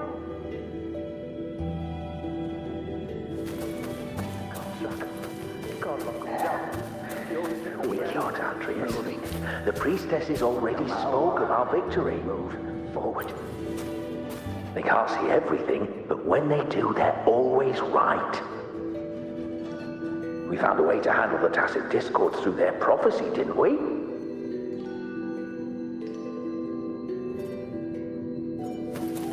Fear not, Andreas. The priestesses always... Sibylla, wait! Are you crazy? Charging up alone is walking to your death. Think about your daughter. She's still waiting for you. Spare me your words. The entire Western defense rests on us. Do you have a better plan? As for death, of course I want to live. I fight not with death in mind, but victory. Yet if glory and death come hand in hand, so be it. Let the bells toll and mourn me when the time comes. Until that moment, I will not stop. Is this how it was? Or is this just my imagination? Good news, the anime GTA game Ananta is no longer a gacha as well, just like Duet Night Abyss. Things are changing. I know, I heard of that. The only thing they're doing for monetization is just character customization, like clothing and stuff. You know, cosmetics. That's essentially it. So not only is Duet Night Abyss abandoning the whole main gacha pull of things and just focusing on cosmetics being the main way they pull in money, but they're essentially doing that for Ananta, basically the game that from the recent trailer looks to be a mix of Sleeping Dogs, Spider-Man, and a whole bunch of other different games put together, which is incredibly ambitious. So, should these games be massively successful, to the point where they slowly start to rival other gachas, then this should be a wake-up call for every other gacha in existence that you don't need to nickel and dime your players in order for your game to be successful. Now, as I said, this move is incredibly ambitious because many gachas nowadays thrive on the very notion of people pouring thousands and thousands of dollars weekly, if not daily, into pulling for a character or their weapon multiple times in order to max them out. So, should Duet Night Abyss and Ananta be majorly successful, then it would literally spit in the face of games that like Genshin and the like, where they basically say, hey, we don't need you to spend all your money just trying to pull for a character. You can just earn that. But if you want an option to make your character look different, that's the option we have for you. So I really do hope this is successful. I really hope this is a major success for both of these games. Now, mind you, Ananta seems to be the more ambitious of the two due to what it's been showing off in its gameplay trailer, but I really do hope that both of these games are incredibly successful because it'll make Genshin look like it's nothing now. It'll essentially make any gacha look like it's nothing, but especially Genshin, with the gumption they've had over the past couple of years of, we're gonna make it so that you spend more, but we will actually give you less. If you pull Yuno, then you'll have a great team of Cardathea, Yuno, and Arrow Rover. Did you do the questionnaire on Wuwa? Was it the one in the mail? Or was it something else entirely? Because I checked the mail and all I got was like $5,000. But if it's someplace else I need to do the questionnaire, then I'll look into that as well. But yeah, I really do hope that Duet Night Abyss is very successful in the change that they're doing. And I really do hope that Ananta is also successful. Because I would rather play a game that doesn't expect me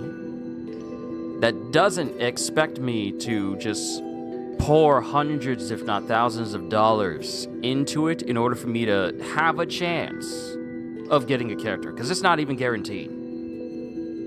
If you do it, you get more rewards. All right, I'll do it later. I'll do it once the stream is over. But yeah, I'll take care of the questionnaire then. Yeah, that Ananta gameplay trailer was fire. I will admit, the music for the trailer was actually a perfect fit for everything that was going on. I thought it was quite nice. Yeah, I thought it was quite nice. But at the same time, I hope it is very successful. I want it to be successful, so it can prove to Hoyoverse that you don't need to block everything behind endless grind and grind subverted by constant money purchases in order for it to make bank. So I really want both of these to be hugely successful and last a long time. Because then people will wonder, well, if they're doing this for Duet Night Abyss and Ananta, how come they can't do it for Genshin? And then Genshin will be put in a situation where they could either be expected to follow suit in order to keep players, or they will double down and still think that people will want to spend more money with them. But yeah, we'll definitely discuss this more. Duet Night Abyss and Ananta are two games that I'm keeping an eye on just because they are subverting what an average gacha is like. So yeah, we will definitely be bringing this up. Because Genshin doesn't want to make money. Says the people who own yachts. Said by the people who own yachts from the money given to them by players.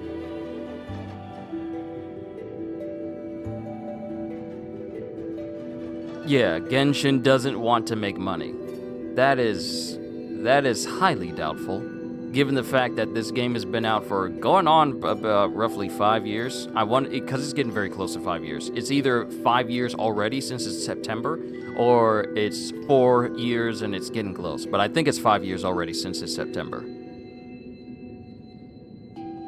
But yeah, Genshin doesn't want to make money. Says the people who don't mind making tons of money.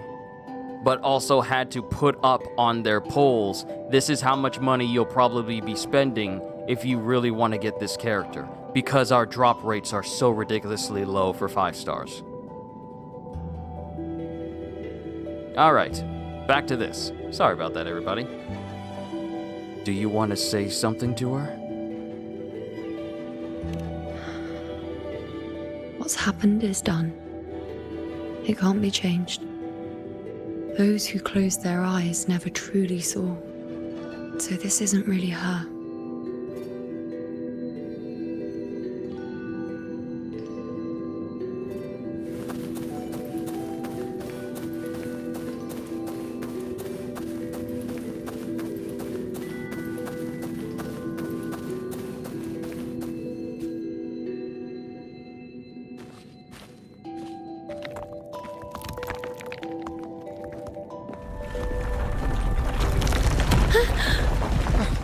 Yuno!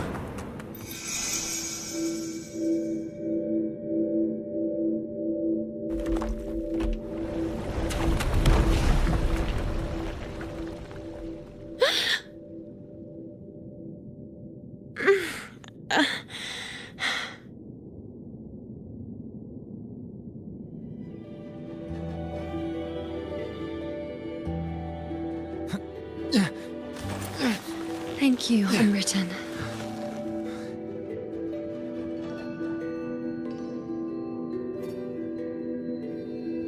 Stay close to me.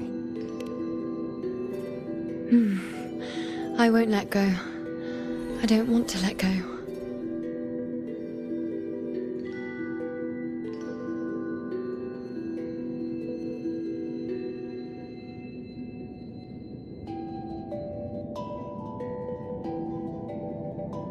Okay, anyone else getting a Bloodborne vibe with the, what was it? The Moon's Unborn, or the Unborn? What was that enemy called? It was a weird one. It was a weird one where it was just a giant amalgamation of flesh that tried to kill you in a courtyard. Yeah.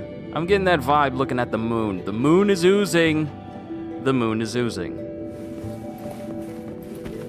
Chaos is nasty. Is that?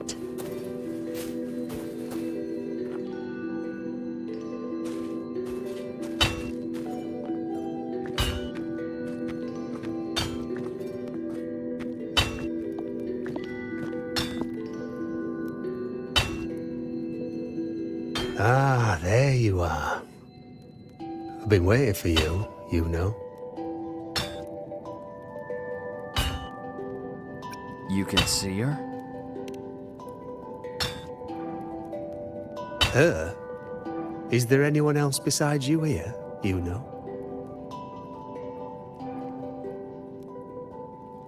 Maybe it's because I'm anchored to Yuno.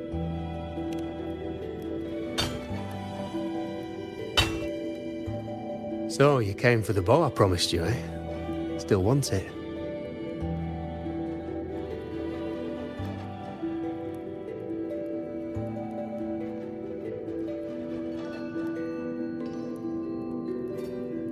Is the bow really that important? Why wouldn't I want it? Or, should I want it? Why wouldn't I want it?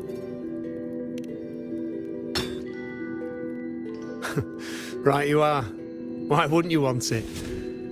But once you take it, what then? I reckon you've heard Lilibet's prophecy, haven't you? What do you think? I can't picture you as one of those serious priestesses in the temple. Stuck in there with your scrolls and your candles and your tablets. Doesn't seem right for someone with a spirit like yours. And if you really did become a priestess, well, this bow wouldn't be much use, would it? No time for it. Oh, you've got a gift that other priestesses could only dream of. Such a shame to waste it. And the warriors of Septimont need their priestesses. So do Septimont's auguries. Lilibet and the others still failed to foresee the entirety of the coming disaster.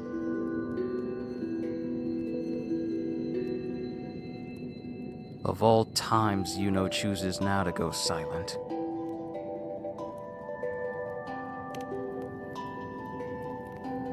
Ah, well, it's not my place to say. You make up your own mind, and that's all that matters. As for me, I make weapons. If you still want the bow, I'll forge it for you. But the materials, well, you'll have to gather those yourself. Materials? What do you mean? Forgetful today, are we? Didn't you say you wanted to craft a bow from your favourite Lunarum bow? Truth be told, making a bow isn't all that different from making anything else. You learn as much as you can, repeat it often enough, until you've shaped it just right. From nothing to something, to its final existence. That's how it's always been, eh? But like I said, if you still want it, you'll need to gather the materials first. When you've gathered enough Lunarum bow, you'll get your bow. And if you're not sure where to look for it...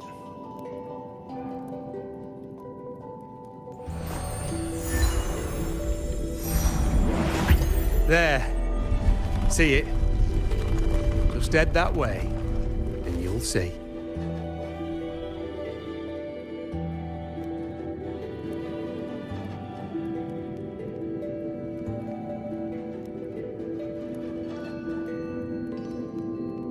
His voice is calming? Yeah, it is. I was just about to say that this dude's accent is very inviting. Like, he's the type of person I could have describe to me how blacksmithing works, the process of it. There's a lot of people out there in the world who can describe things to you, and their voices are just that soothing and calm, where you could just listen to them talk all day. Like, Benedict Cumberbatch, when he's speaking in his regular tone, or Sir Ian McKellen, or Sir Patrick Stewart. There's a lot of people, or Idris Elba. There's a lot of people whose voices are just absolutely perfect to listen to basically anything. Brina Palencia, who is the voice of not only Mad Moxie, but also the voice of Chopper from One Piece. If she spoke in a regular tone and just narrated stuff, she's got a great voice as well. But his voice, yeah, that's a good voice. I don't know who voices him, but it's good. You're telling me this random blacksmith is busted as well? The fact that this man made the bow that Yuno uses. This dude, how come he's not revered as a absolutely top tier blacksmith for that? Lunarum bow. That's what the blacksmith mentioned. It looks just like what was used for your bow.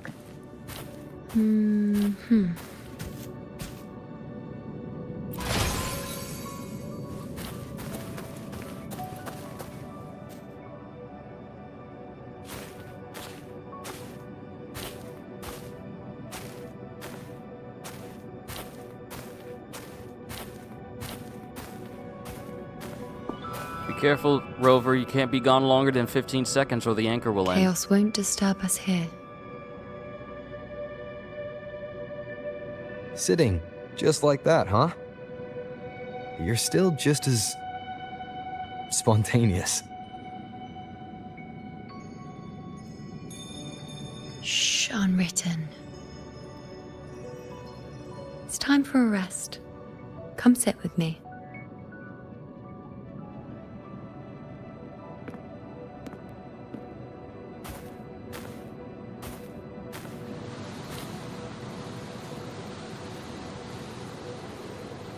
I've never said it properly before, and I don't know if you fully understand it now. But now that I found you, I will bring you back. I won't stop until I do. Because you said it, I believe you. We rest to manifest what we've already found. Manifest. How?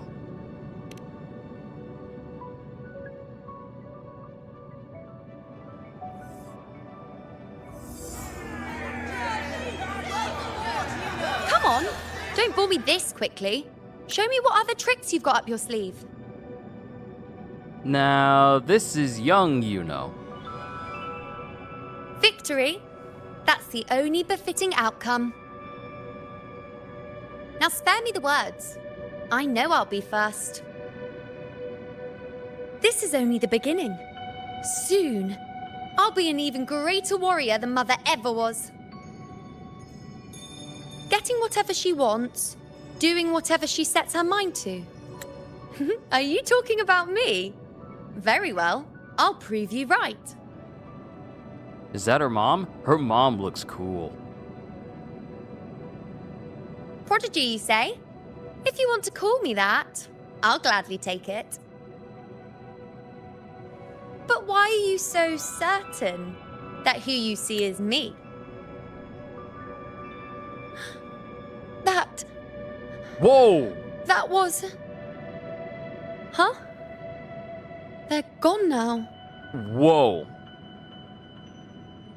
Because this is fate's will. It has favored me more than others.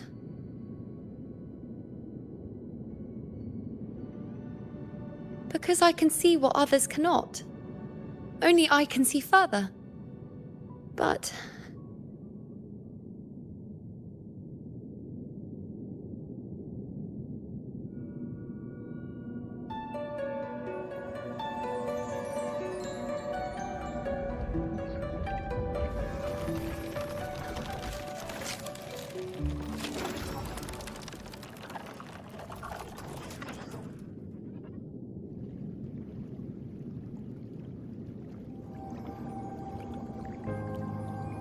You look like you're recovering. So, after experiencing and feeling all that, you need to rest among Lunaran boughs to make what's anchored become a part of you. Exactly. After manifestation, this is how I can absorb more. Only then can I find a more complete me. Unwritten, you are a clever one.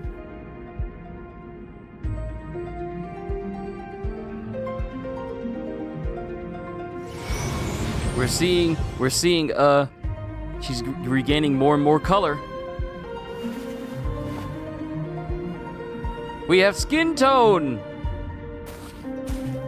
Though her hair is not to the vibrant blue that we know quite yet, but it's getting there.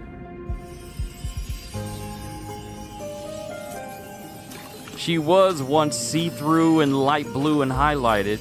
Now more and more color is starting to be regained through her skin and her body.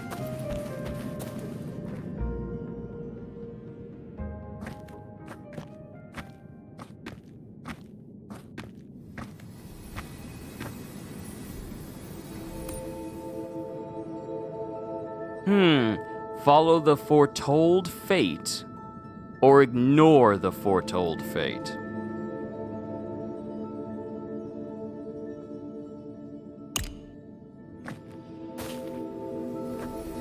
As the prophecy says, I cannot waste my talents. I will not turn a blind eye to misfortune. Since only I can do this, I'll be the one to see it through. Wait, I didn't mean to follow the fate. I meant to do the untold one. What does it matter? I'll face fate and see just how far I can go. Stinking button presses being the same as review.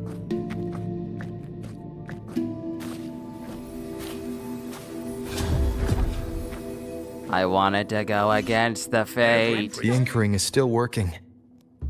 This looks like a memory from when you became a priestess. Isn't that the Agora in Eterna Square? I think I'd like to see it. To give us a prophecy Every priestess has the focus item. I'm dying here. This one seems to. Not unless I'm just going through both of these at the same time. I'm also afraid of what that will mean. Back then, it seems you didn't mind giving prophecies.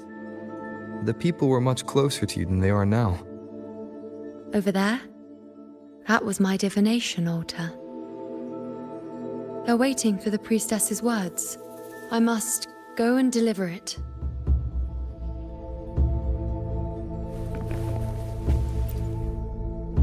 "15 seconds, Rover."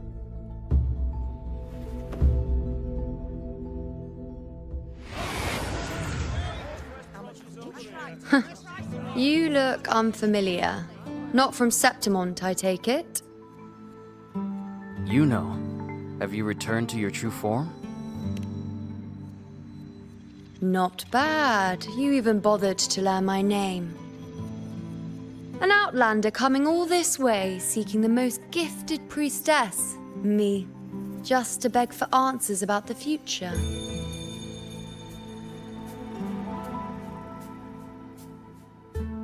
Ah, you're still not fully recovered.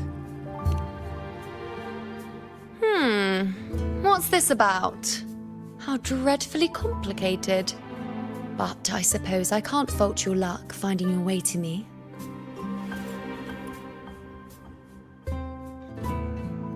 They say a priestess can't see everything, but when she does, she's always right. I'm different. I can see everything, and I'm always right. Give me one quick moment, have to step away.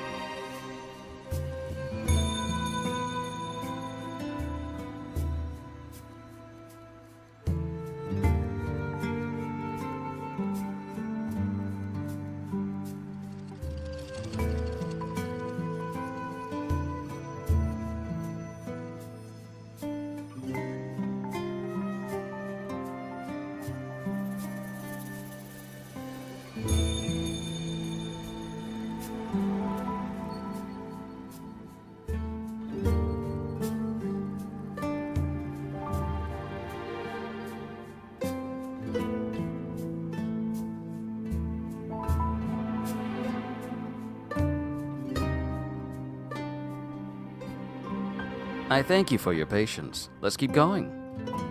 Even when I'm not in the temple bathed in flame, I have more than enough power to see your future. So far, nothing's happened that I didn't already foresee. Now, hand over whatever item you've brought. I'll see what's been bothering you. It's gonna be funny if he hands over her very own bracelet.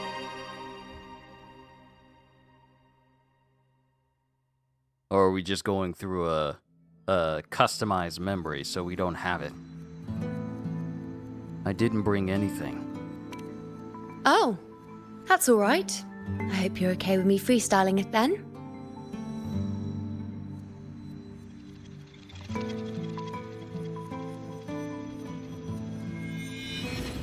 What? I see a void? I can't see your past. I can't see your present and your future. How can this be?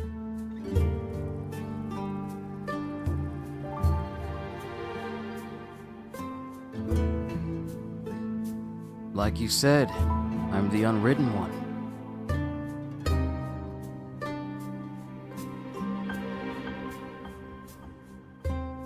You can't see everything now, can you? Or, unsurprising considering we're not technically alive. Something about saying that one doesn't sit right with me. So let's say, like you said, I'm the unwritten one. The unwritten one? Why is that familiar? Who exactly are you?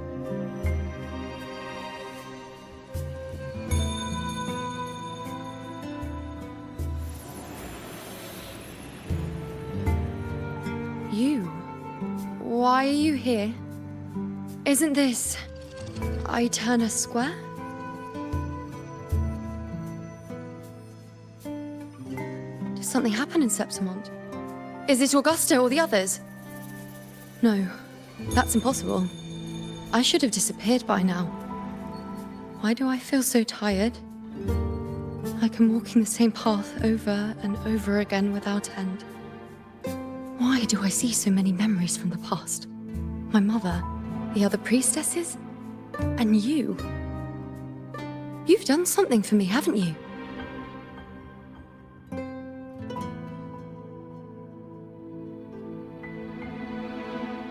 Yes. We're in the chaos now. But you shouldn't be here. Neither should I. Why haven't I disappeared completely? Why did you sacrifice yourself? Why did you just leave without a word? Was this really the outcome the most gifted priestess chose for herself? Because this was the best I could do for Septimont. Destruction. Failure. Oblivion. The dark tide devours everything you can imagine. The Griffons can't escape it. The gladiators can't defeat it.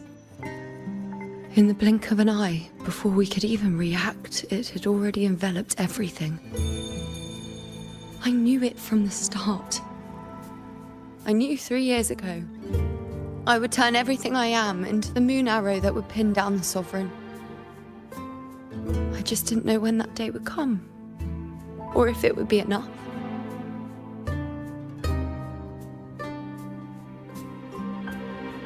Until I saw you. You, the one who stood between me and the manipulating hand behind everything. Just like the faint light I once saw in the future.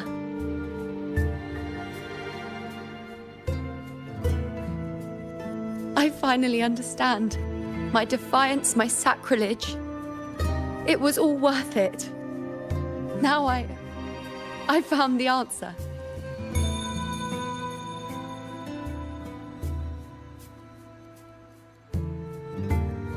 So you're just giving up? Or, let me show you what a better outcome looks like. Whether it's because of the void I carry, or whatever else it may be, I still remember you. Your place in this world isn't over yet. I'm taking you out of this realm of chaos.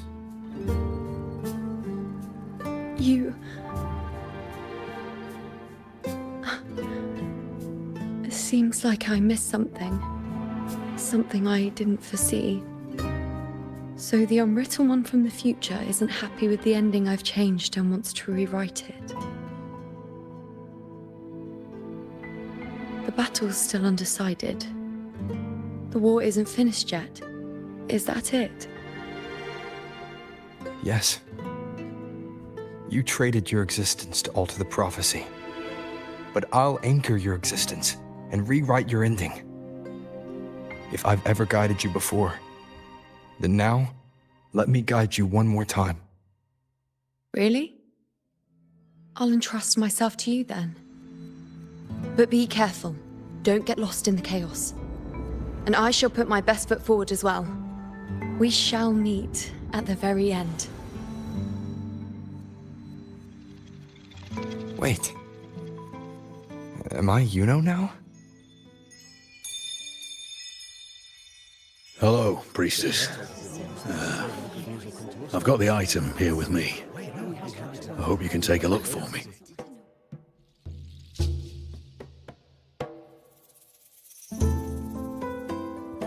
What do you want with Iuno? I mean, what is it? Or, I can't promise anything, but show it to me. Let's just go along with it. How the turns have tabled.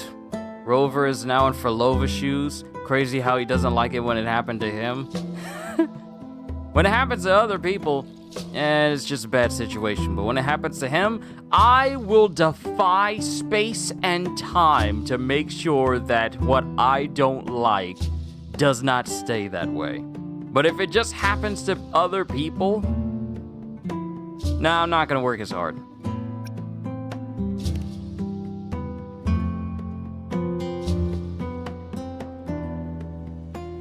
My squad and I were once ambushed in Kassos. A monstrous tacit discord, never seen before, appeared in the dark tide. I seek guidance on what comes next. But we have the strength to battle it. Question, how monstrous is it if the scratch marks are smaller than your hand? This must be the most dangerous rabbit discord I've ever seen because the scratch marks are not big. He could literally cover up those scratch marks with 3 of his fingers. What are you fighting? A tacit discord honey badger? What are you fighting? A tacit discord, a Tasmanian devil? What are you fighting? A tacit discord weasel? Look at the size of those claw marks. That's not big. Now, if you brought me a breastplate that had 3 giant gashes going across the torso, I'd say, yeah, that's pretty monstrous. But no. We had a little trouble fighting the rabbit.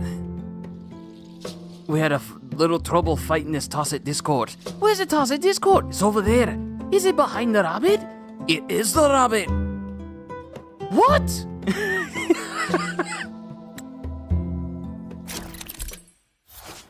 Inspecting Omen. Just regular New York rats? Yeah, that's a tacit discord New York rat right there. Them jokers is dangerous. Inspecting Omen. Rotate the item given by the prophecy seekers to find and activate hidden omens on them. These omens give clues about each seeker.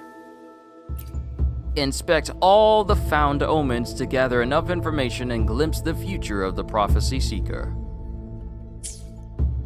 You know what I find funny? I love how they put the descriptions within the descriptions in the language of the people of Wuthering Waves, but not in actual English. Y'all saw that, right?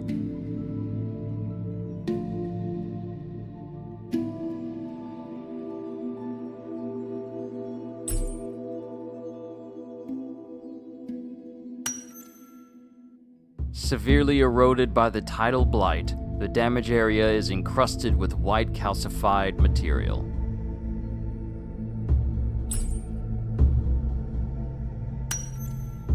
Traces of the dark tide linger in the cracks, likely caused by an attack from a strength-type dark tide creation. Specifically, a very large Doberman.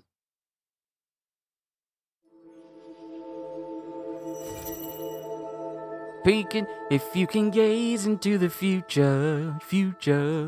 You may think life would be a breeze, seeing trouble from a distance, yeah. But it's not that easy. You try to save the situation, then you end up misbehaving. Whoa, whoa, whoa.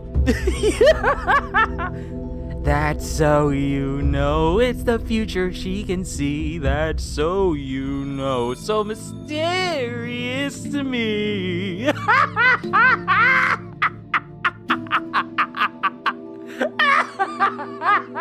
I can't. Let's move on.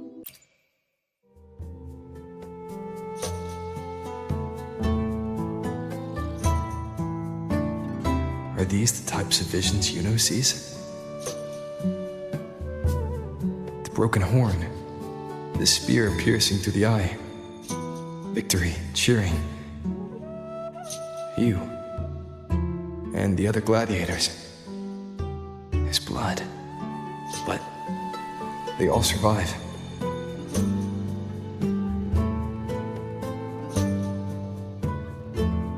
Let's see, the broken horn, spear piercing through the eye, victory cheering you and the other gladiators. There's blood, but they all survive. Objectively recount what you saw. Consider the potential possibilities. Recount. Objectively recount.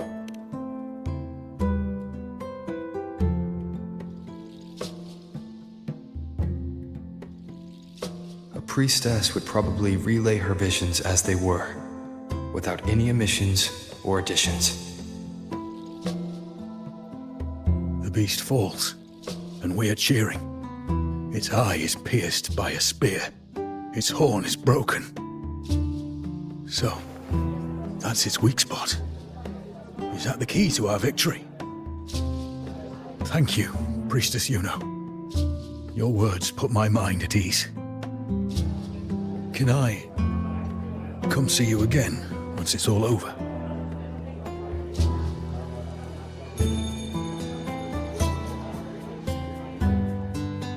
That monster's too big for them small marks? Of course. Well, we're gonna be right, yes. She's always right. Priestess Yuno, I'm here with a bracelet my betrothed gave me. I feel like it best captures his feelings for me. Perhaps our future together will be one of true love, where we grow old together. Yeah, kind of don't make sense how small the scratch marks are, but the monster that they kill is 100 times bigger than the actual creature that made those marks. Something ain't mathing. Something is not adding up. Someone added in a decimal point or a division symbol where it does not need to be, because that don't make no sense. That joker too big. Does it have small little baby arms somewhere? Like it's like a T-Rex. It's no. Even then, those Tacit Discords T-Rexes, their arms are still quite big in comparison to an average citizen. So there's no way that those scratch marks came from one of them things. You ran into a raccoon on the way here and thought it was a bad omen, and then you came to see me. I see how it is. Also, what type of bracelet is this where its hands can open up to reveal the jewel underneath? What is the practicality of that? What happens if the mechanism at the bottom that allows the hands to unhinge and fold backward, what happens when that comes loose or it breaks off and you're just left with the copper band that's underneath? The practicality of this bracelet kind of astounds me a little bit. I don't wear any jewelry, yet the mechanism behind this seems like, I don't know, seems a bit extra for no reason. Two hands clasped together, shielding a heart. This is a vow of love between soulmates. But then again, that's just me being silly. The faint abrasions. Could these be the signs of use, or nervous fingers rubbing over time?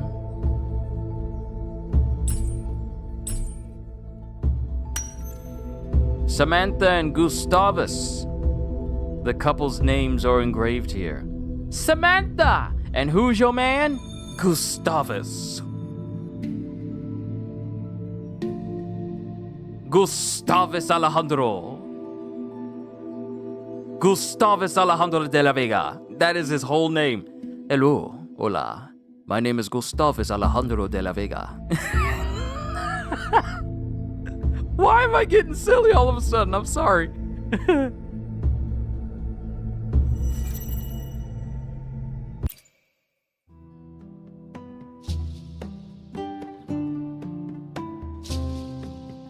The pain or conflict, the confusion, shattered hopes. They don't look that old. Not much time has passed. Is that their child? Oh no! It's not as clear as the last one. All I can tell is that their love doesn't end well. But it's obvious she's hoping for a better ending. Gustavus Alejandro de la Vega. You are a deadbeat dad! Don't think I don't notice that backpack you got on your back. Don't think I don't notice that. You walking out on your children? You walking out? He's walking out on his wife and child. No. And she leaving because she wants him to stay.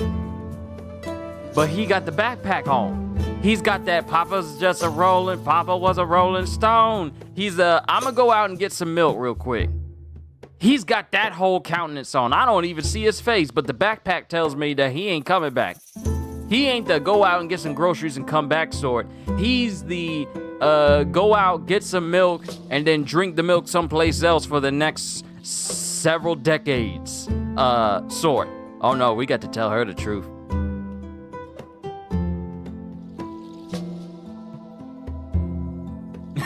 Now his name is Pedro Morales Mangonzales Marato Malaso Mandostos.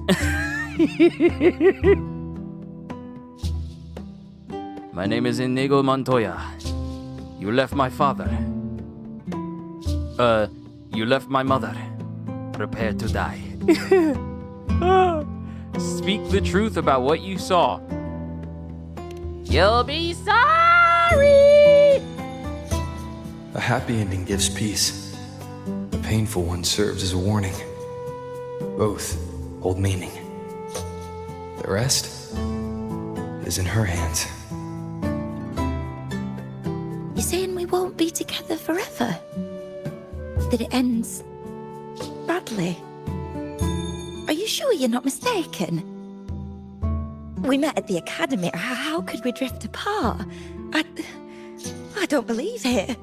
Surely there's some explanation. You said we had a child? Maybe he was just going on a trip. Maybe it wasn't a permanent separation. But what matters is that we're in love now. Whatever comes, I don't want to let him go. And thank you, Priestess Iuno. No matter what, thank you. Okay, so we tried to warn.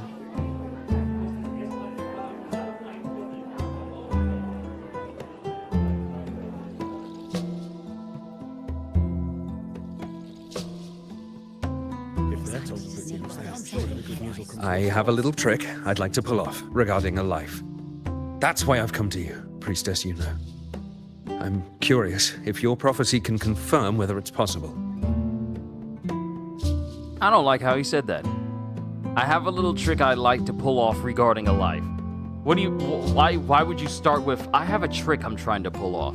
To a priestess, what are you doing? A trick? A priestess's visions don't deal in trivialities.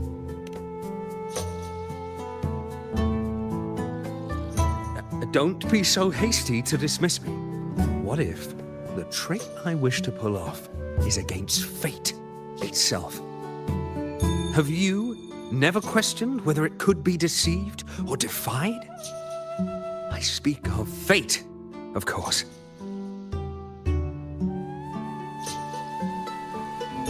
These figurines I brought were crafted by my family for me and my brother as a rite of passage. They're made in our likeness.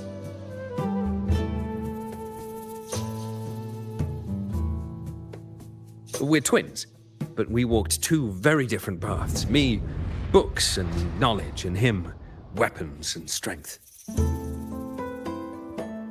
By chance, I learned my brother's fate in Tetragon Temple, destined to die this summer at the hands of a tacit discord.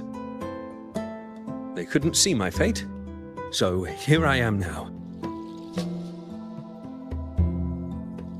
I want to see whether fate will once again lead me down a path opposite my brother. So your idea was to try and trick fate? As if fate isn't listening? So you think you're going to try and trick me, huh? Well, I'll make sure that you follow down the path of your brother as well. That is what you get for trying to deceive fate.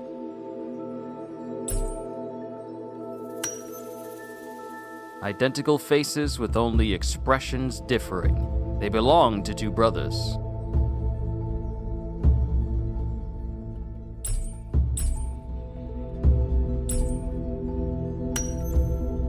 The quiet one holds a spear.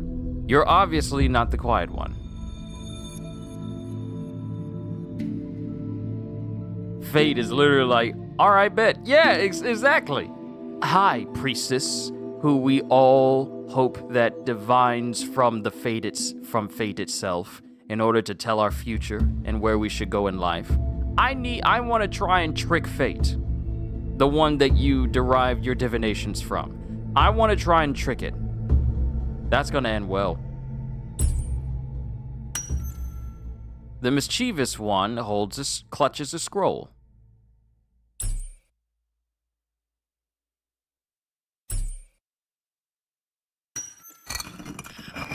A pottery figure split in two, just like the divergent fates of the two.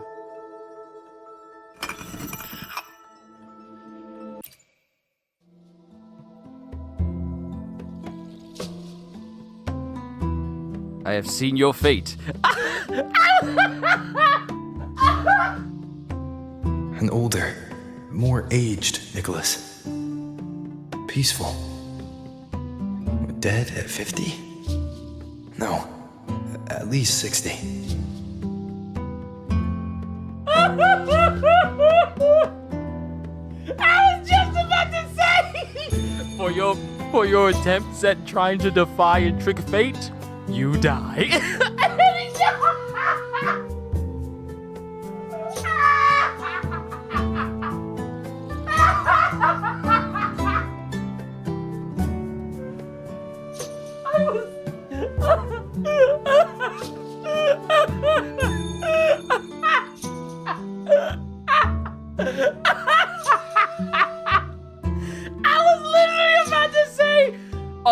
Wouldn't it be something if he...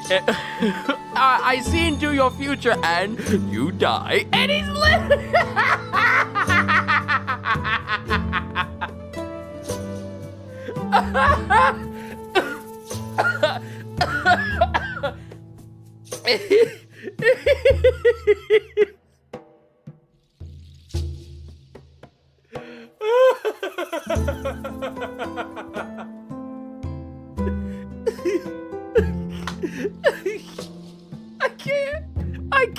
I can't. Oh, my side.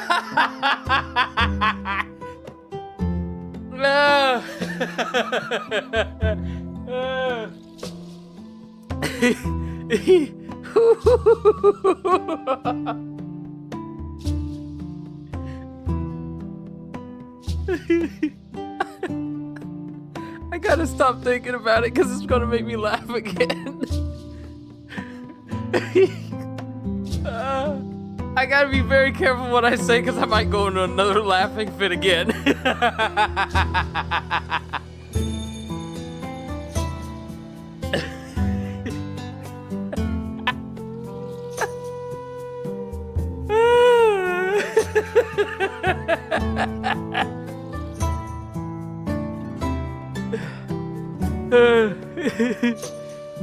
your attempts at tricking fate, you die.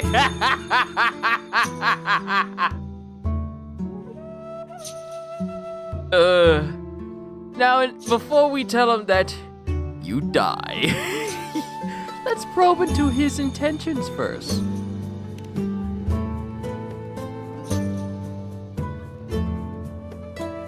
Well, we were born identical, after all. I know him well. If I wanted to imitate him, even our parents wouldn't be able to tell us apart. But fate, what would it do? You've shown me my end. I will live to become an old man. That means this summer, I won't die. What if I take Kyrion's place in the battle, and he plays the part of Nicholas, sailing across the seas? I'll confuse the whole world, even fate itself. Let me try. I'll use fate's prophecy to overturn another and trick death with the undying. I don't think he understands that that's him dead. I will use fate's prophecy to overturn another and trick death with the undying. I don't think he fully realizes that it ends with his death.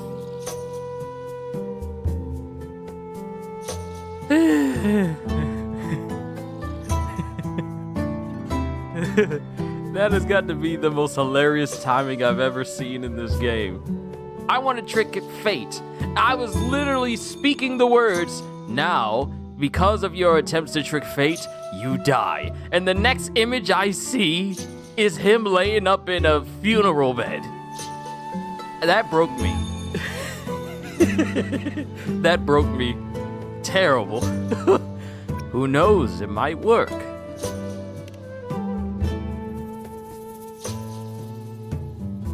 So when your brother comes in here saying that you died, I know it didn't.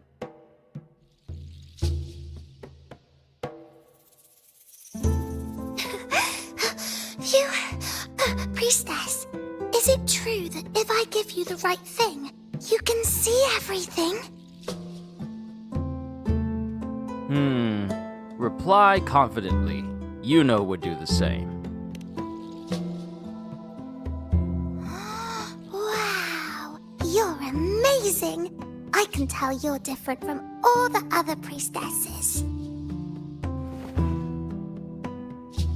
We will make sure that her divination is completely peaceful and... Grandpa made this bottle. Can you see where he went? And what did he turn into? I want to find him quickly. He left so fast. He must have forgotten to tell me.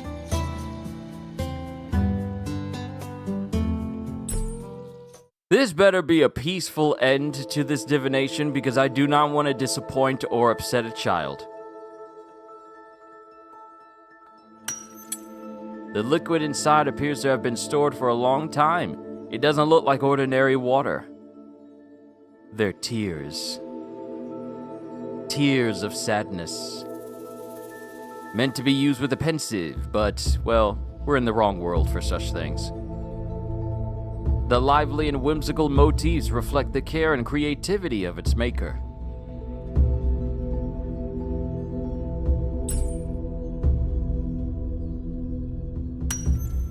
The bottle stopper shows signs of wear as if it's been opened and closed repeatedly.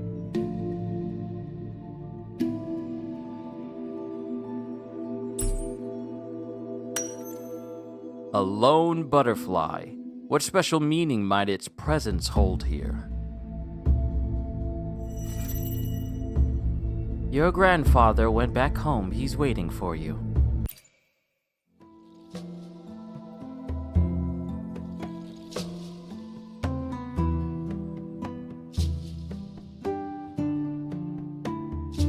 It's dark. Nothing but darkness. I don't see anything. What does it mean? Huh? Bro, you can't do that.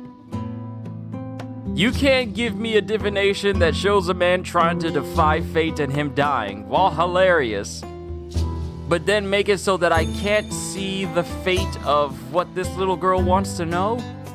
I just said I didn't want to disappoint a child. Game! You had one job! Recount what you saw truthfully.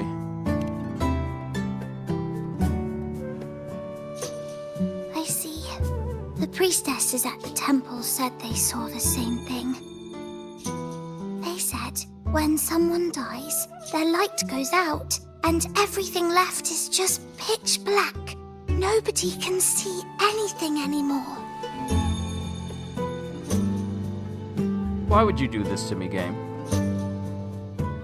Game, why would you do this to me? You let Nicholas come up in here and try and play with fate, saying that I want to trick fate and defy fate with the Undying.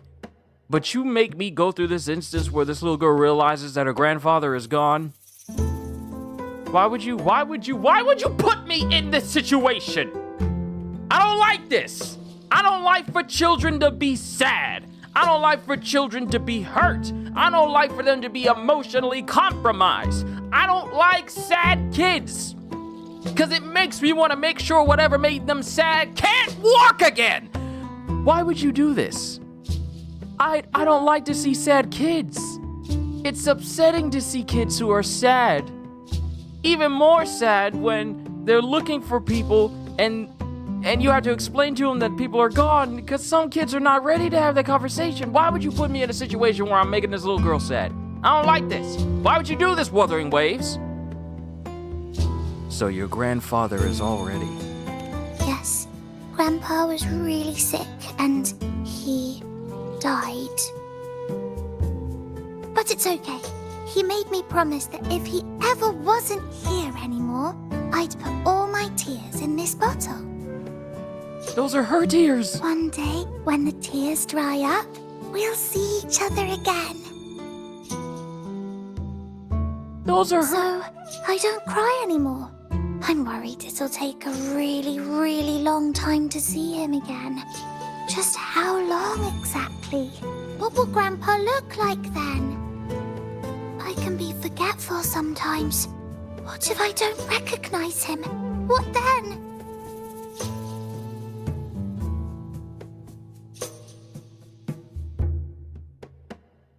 Tell her a kind lie wrapped in the illusion of prophecy. I don't want to lie to the kid either. I don't want to lie to her. But given the fact that she's already accepted that her grandfather has passed on, maybe she's mature enough to handle the truth. Still don't like it though.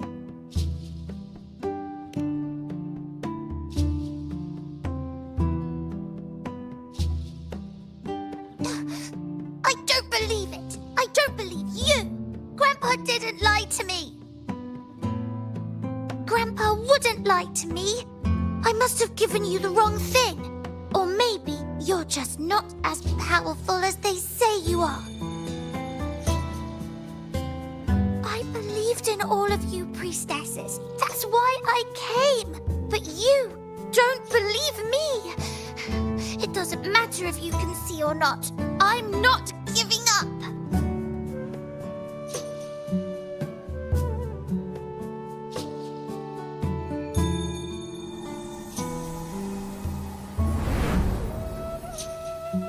What do you want from me, kid?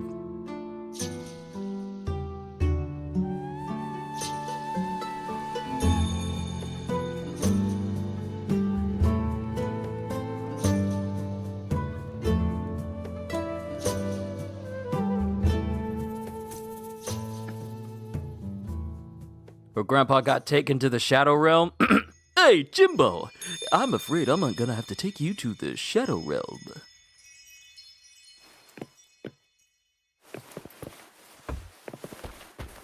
Come on, vamonos! The room has changed. We did not walk through this part the way it looked before. For 3 weeks, I removed everything that would catch fire. I couldn't have been more careful. Damn that leak, damn that peddler. The fire still started. I cut the tacit discourse retreat. And as the prophecy foretold, I will never return to my homeland again. Let go of hope. But she saw the path that would lead me to my lost child. We followed the prophecy, and we won. When I see Board's shattered leg, I can't shake the thought. Was there another way? Gustavus left me and little Kiana. See, or if I chose someone else to wield the spear. I knew it all along, didn't I? Whoever really has forever anyway. But at least I have those moments with him. So full of passion. I've learned to live in the now. Even if now means feeling the sting of his loss.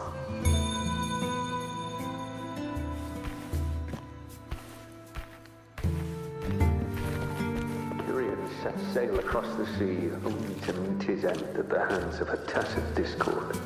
And I, believing in my own prophecy, took his place in battle. I was gravely wounded, and now am but a living corpse. The prophecy said I can live to 50, or even 60. But now I have to spend all those years in a broken shell of a body. Those who think they can cheat fate will find themselves thoroughly deceived. Tried to warn you! Tried to warn you! But no! You wanted to be all high and mighty and defy fate! I shall trick fate by switching places with my brother! Guess what? He still died! And now you've been grievously wounded where you have to live out your days in pain. The prophecy said I can live to 50. It's literally like Fate is the round version of SpongeBob, and he's just looking at Nicholas going, "Hi, how are you?" "I'm Fate, hi." "You tried to defy me, huh?" And it looks like it didn't work, did it, buddy?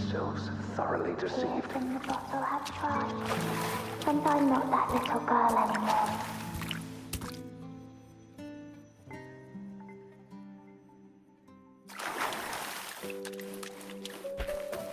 Let's rest here. One more time.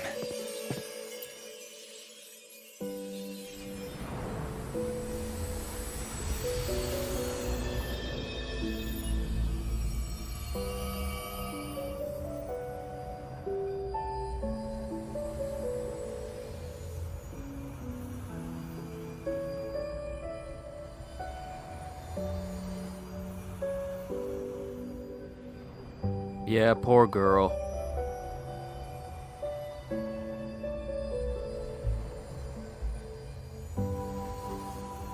She's the only one I feel sorry for. We tried to tell— I can see further than anyone else.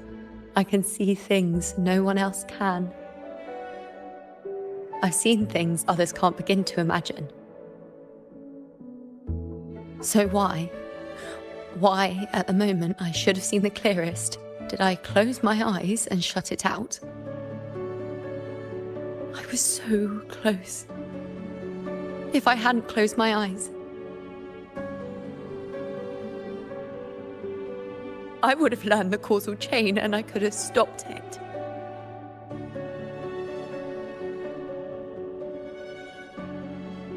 After that, I decided to keep my eyes wide open, no matter the cost. I'll sit at the crossroads of fate.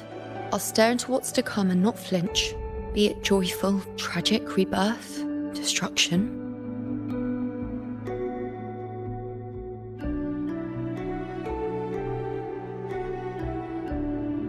Until I see it all, until I know everything.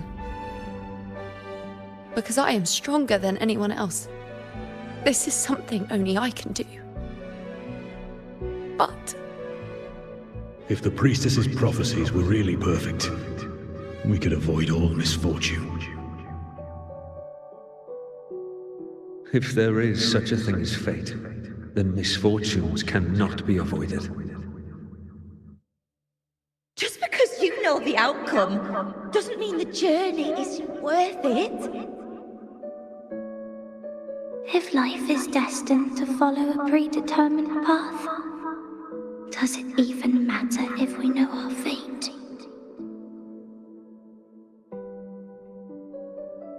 After all I see, could I ever answer what they hope of me? Does glimpsing one's fate really matter?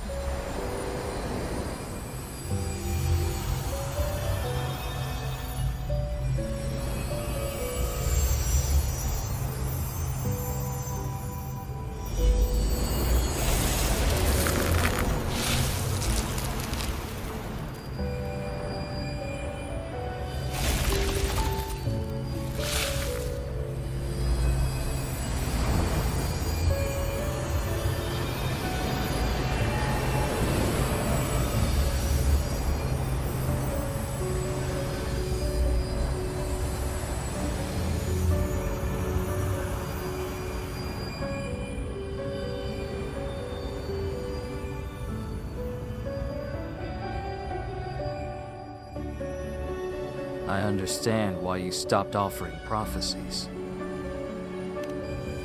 Unwritten, you are as sharp as ever.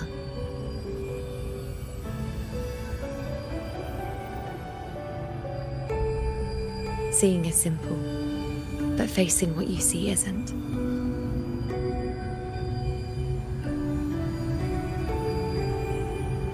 In your eyes, I see my past self.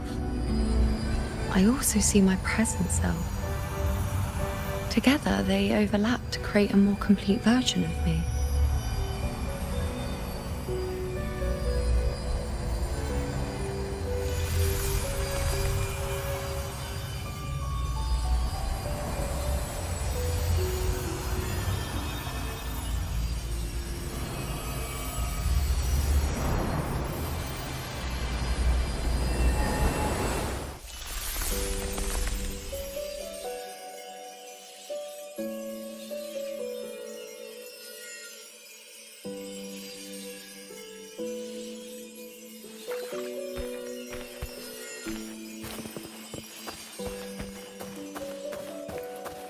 Augusta!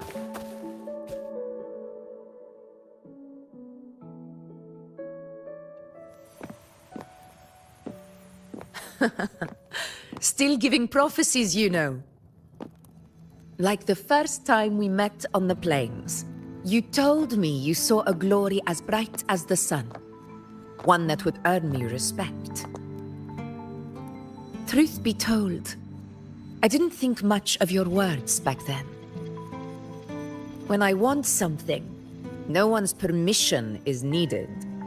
Nothing could stand between me and my goal.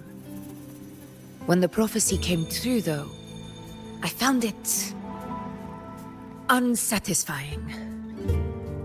Imagine thinking you are the master of your own fate, only to learn, for better or for worse, everything you are is part of fate's design. It's as if fate chips away at the untamed part of you, turning you from a wolf into a caged rabbit. And you saw it all so easily. Truths as clear as the moonlight, bright, yet distant and cold.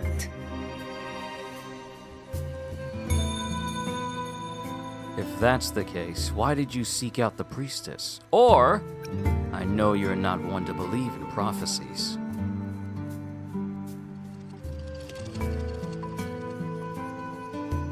No, quite the opposite. I do recognize the priestess's abilities. Seeing the outcome gives us insight.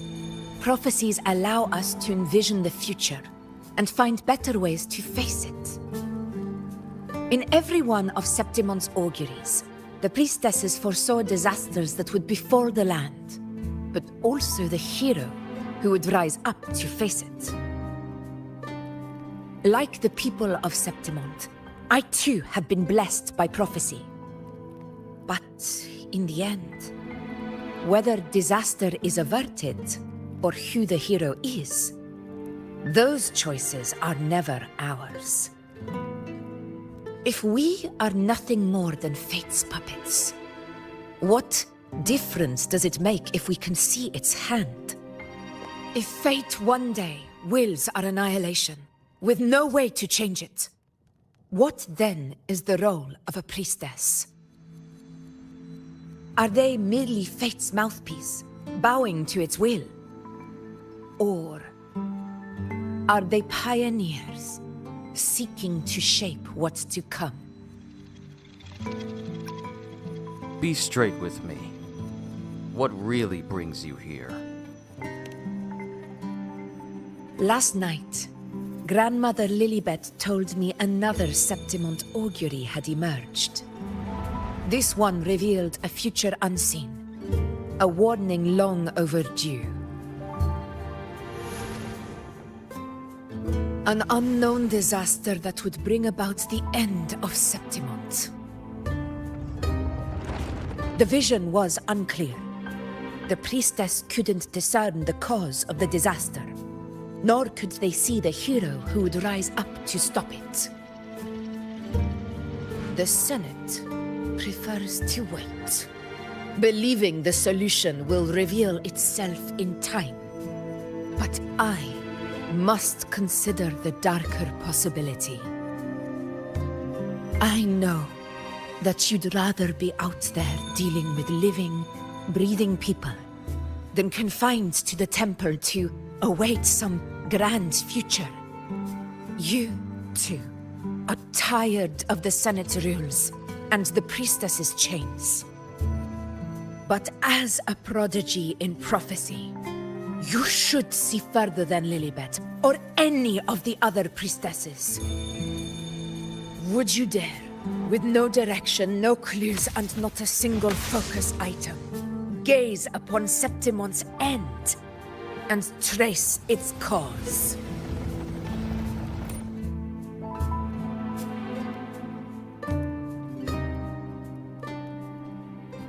Oh, they're really giving me a choice. Reject Augusta's proposal, wait for time to reveal more insights, or agree to Augusta's proposal and search for Septimont's ending. I hit the wrong button last time and I went through fate like I was supposed to. I went left. So we're gonna go right. So be it. I'll make this prophecy's ending my answer. End or future, if I can break through the maze and find the hero of heroes they could not, I won't need to worry about the meaning of what I see. I will be the meaning I see.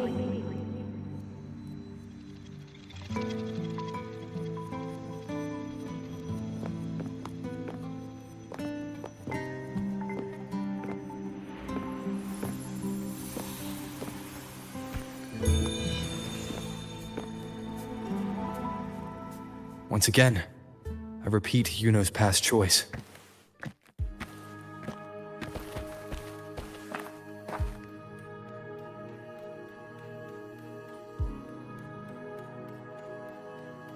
Over there. It looks familiar. Perhaps we can stop to take a breath and rest, if only for a moment. You think there are Lunarum bows? I don't know, but something about it is different. I must have been there before and done something. Something important. None of the other places felt like this. But why is it so ruined, so silent? There should be people and more light, like how it was when it all began. Let's go find out why this place feels important to you. Leave it to me. It's chaos. It's found us.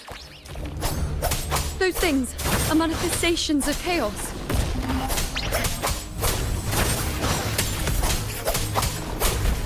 Tempest of slashes.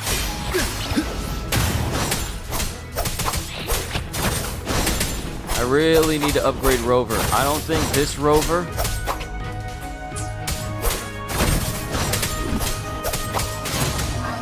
The wicked will face judgment!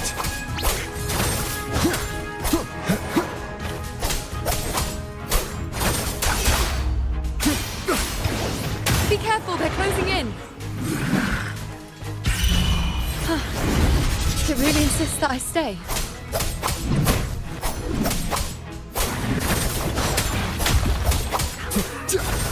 The wicked will face judgment!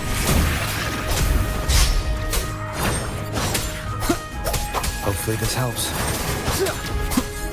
Yeah, I know I can't upgrade him because of the little trial symbol that's in the above him. I just thought it would be cool.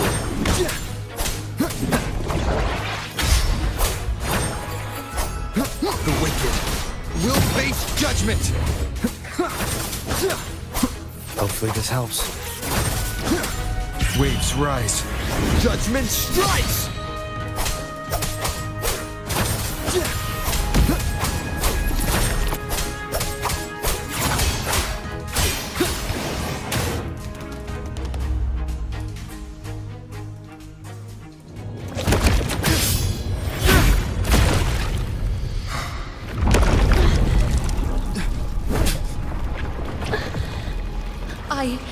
I remember now. This is the place where it all began. It's also where it ended. It's okay. Run! Go there!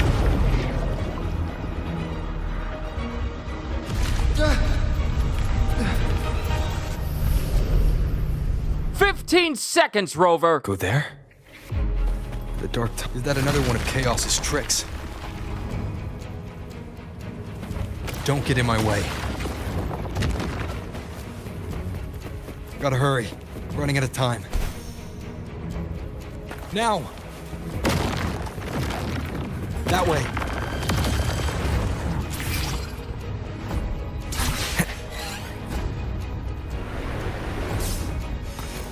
Alright, before I move up, family just got back with lunch. I'm gonna help bring that in with them, and then we'll see, then we'll step forward. Be back in...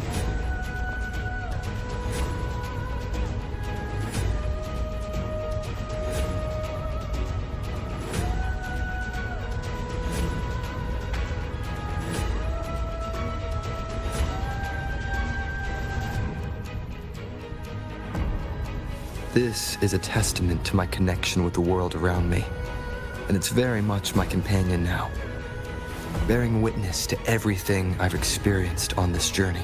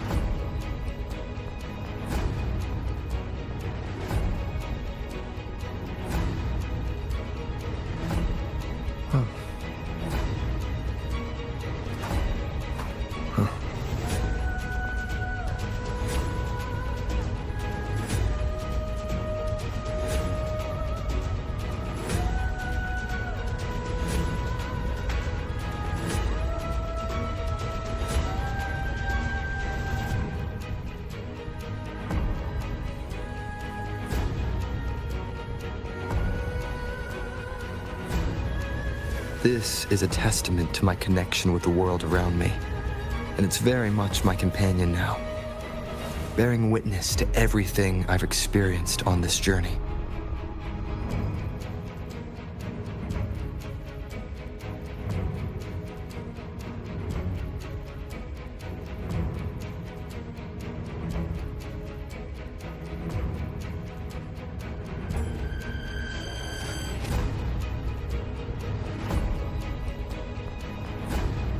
This is a testament to my connection with the world around me, and it's very much my companion now, bearing witness to everything I've experienced on this journey.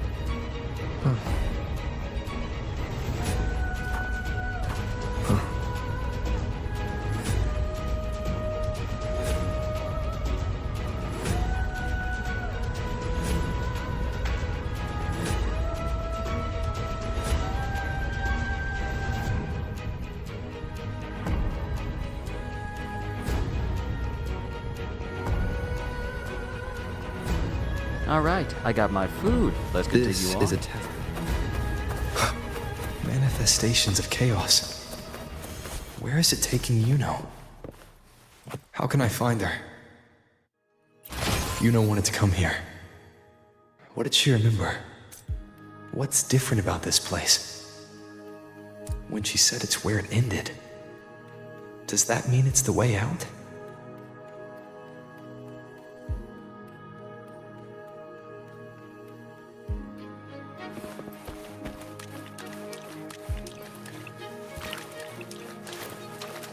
Did Yuno leave these lights to guide me?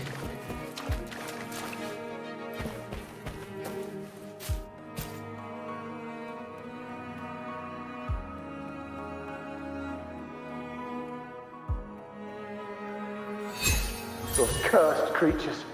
If it weren't for the dark tide, we would have killed them all already. We couldn't activate the anchor stone before they destroyed it. Now it's over. Everything's ruined. Aurelius, we shouldn't have come here. We've lost everything. The priestess saw it all. What in the bloody skies made her insist on coming with us?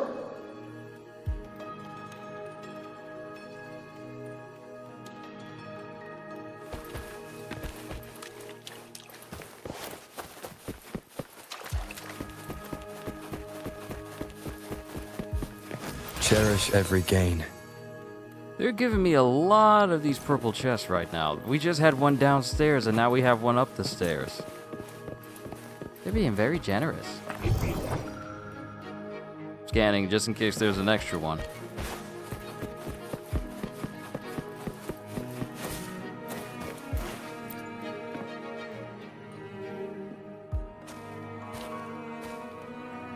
This calcification is severe. Such corruption. The Dark Tide search just now wouldn't be enough to cause this.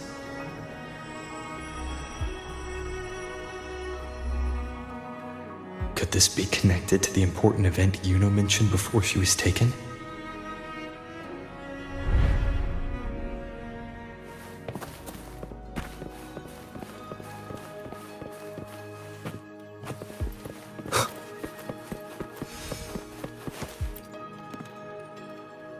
There will be a few more. I figured as much. First David and Lillian. Then Harry, Vincentius, Perla. Now even Anassa. Please, Iuno. Weren't you able to help us before?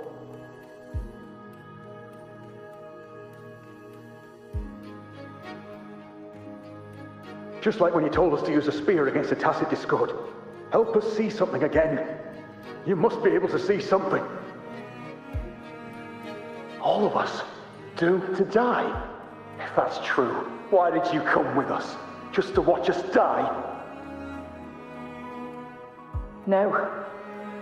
The Dark Tide's corruption is spread too wide. It's covering their retreat, we can't catch them. The moonlight offered us some illumination, but... now it too is being swallowed by the Dark Tide.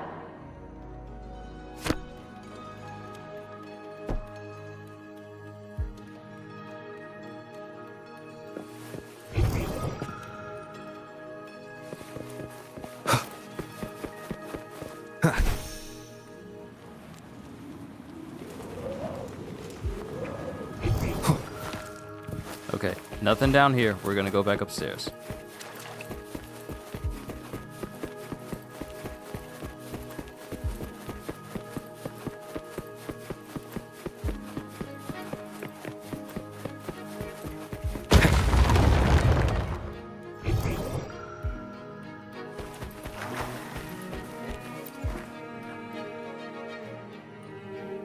Looks familiar. A priestess's candelabrum.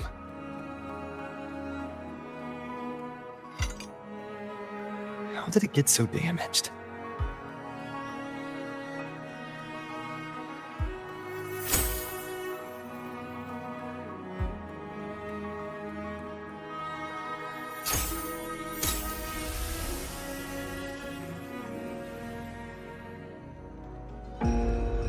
Fate unveils itself to the priestess.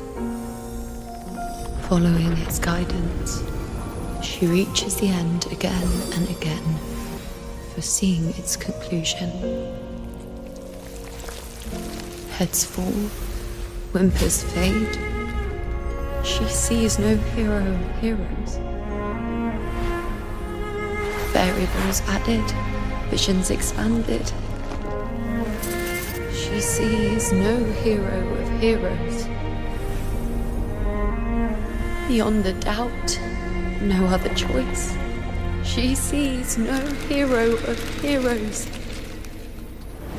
The priestess is never wrong, but she despises her own truth. For her success is Septimont's defeat. Defeat. Why? Defeat. It's always defeat. If fate one day wills our annihilation, if we are nothing more than fate's puppets, when that time comes, what good is a priestess?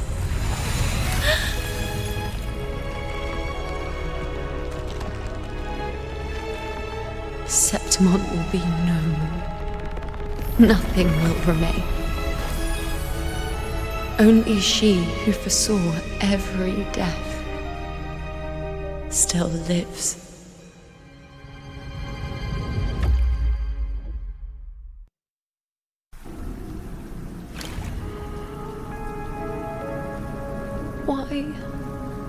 Why?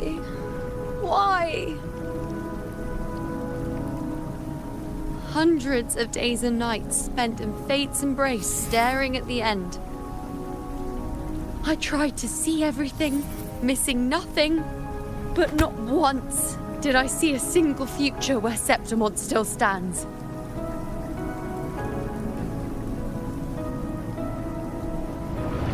So this is the answer you give me.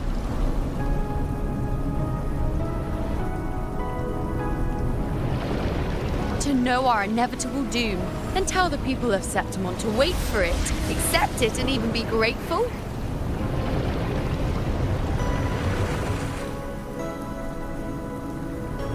priestess, what more do you hope to achieve? Priestess, what more can you do?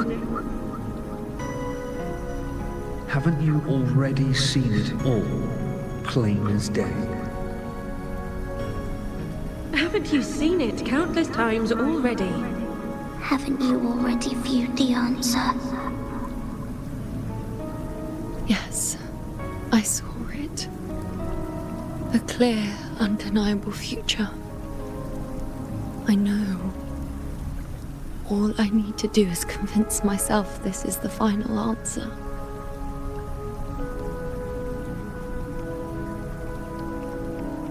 But how could I ever accept it? How could I be content?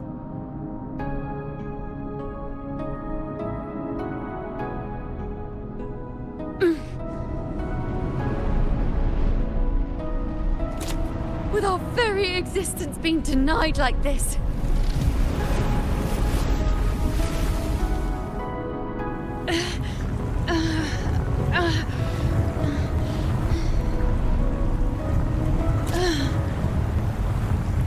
Who are you to decide Septimont's fate?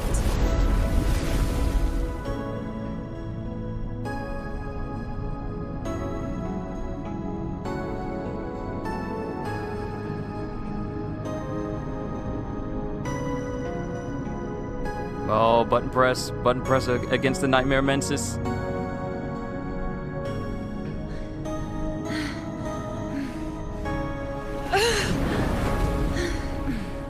Certainty is just the narrow boundary fate sets for us.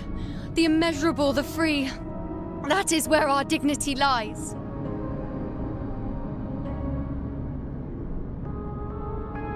A mouthpiece, a silent witness. If this is what you expect of me.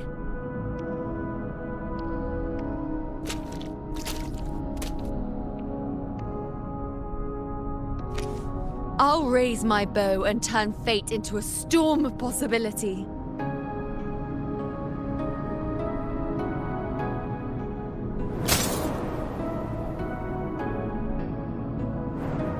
If, just once, I can prove you are not fixed, then will this so-called end even?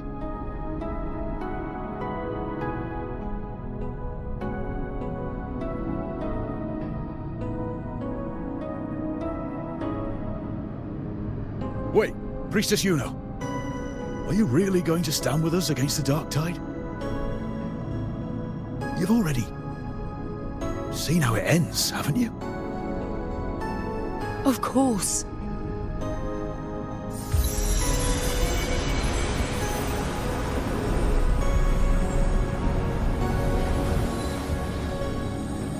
I'm doing this because it's what I want. The answer I seek is the one only I can give.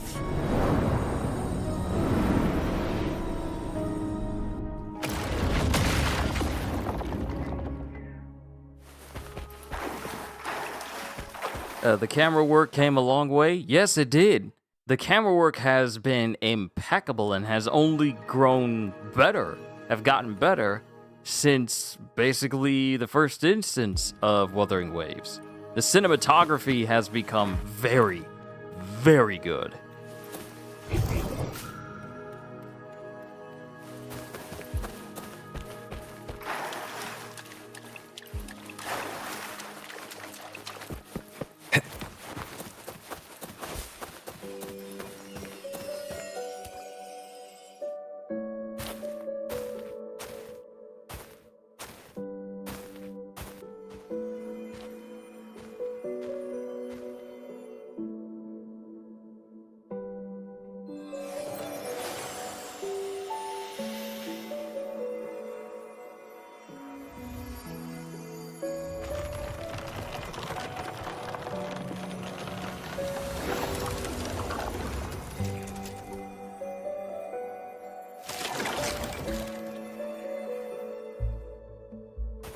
The Lenaran bows have grown strong. You've done well with your anchoring.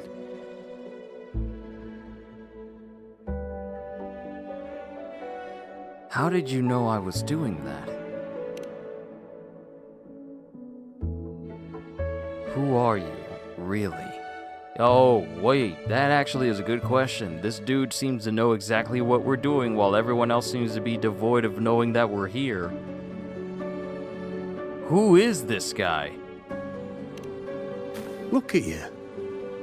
A mortal from the real world stumbling into chaos. What else would you be here for, if not to take something back with you? Also, with that thing on your wrist there, isn't it clear? That's how she's been connected to you all this time. Only anchoring explains that. As for your second question, that's even stranger. Along the way, you met priestesses, gladiators, and many others chasing prophecies. Did you ever stop to wonder who they were?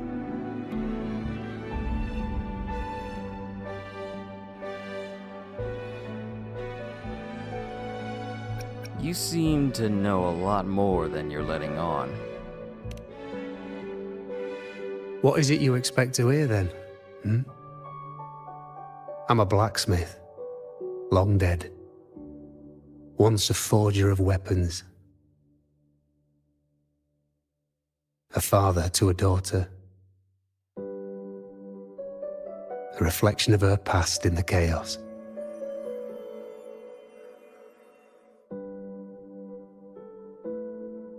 So you can tell that I'm not really Yuno.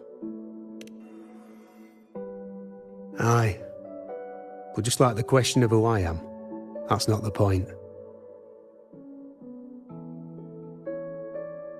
What matters isn't me, but you. Isn't that right? You noticed, didn't you? The more you rested near the Lunarum boughs, the more memories and connections manifested into reality. Yuno's spectre became more real, and the boughs grew. But now, chaos has that spectre. After all, it was never truly Yuno, was it? But the Lunarum bough. That's what the two of you built along the way. There'll be no more doors to choose from. You can keep the bough and take it back with you. Find a new spectre to follow. As long as you have it with you, that should be enough. Or, do you still want me to forge it into a bow?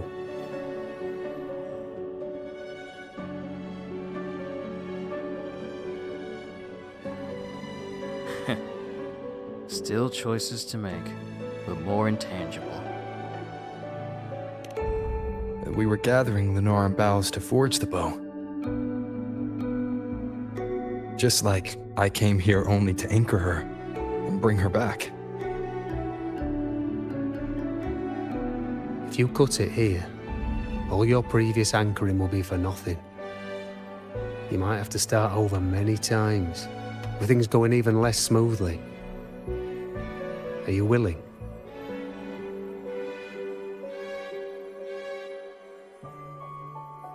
Not to mention being trapped in chaos for so long. There's a chance she's already forgotten her will to fight. Are you sure you want to throw away all the certainty you've built just to gamble on a possibility?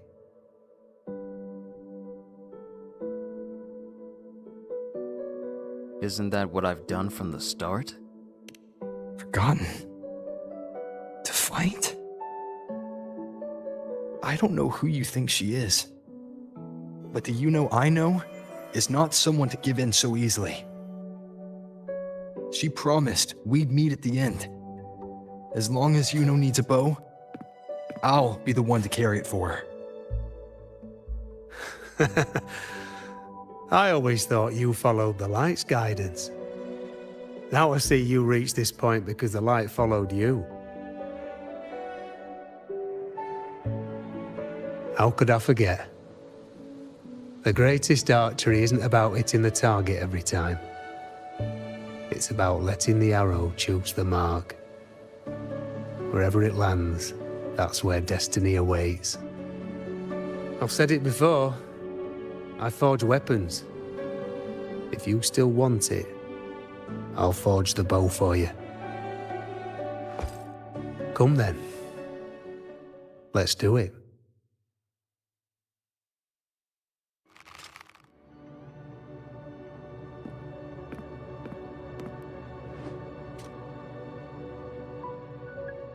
So am I holding or... Yeah, I'm holding.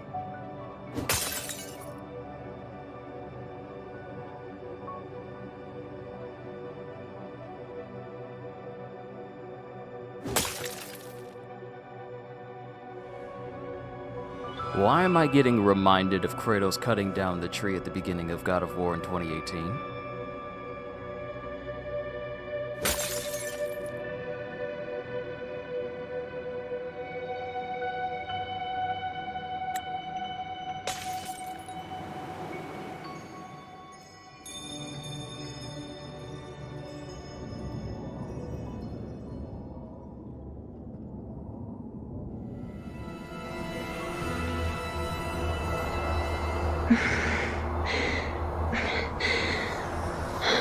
This is...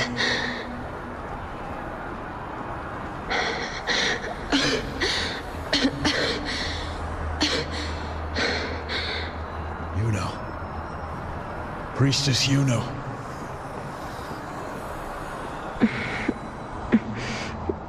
This again. My head spinning, my arms and legs. It's like I'm underwater. So heavy. I saw the unwritten one at the divination altar at the agora. And then... Go back, Priestess Iuno.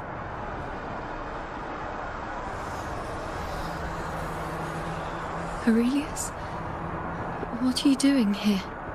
Didn't Chaos just take me?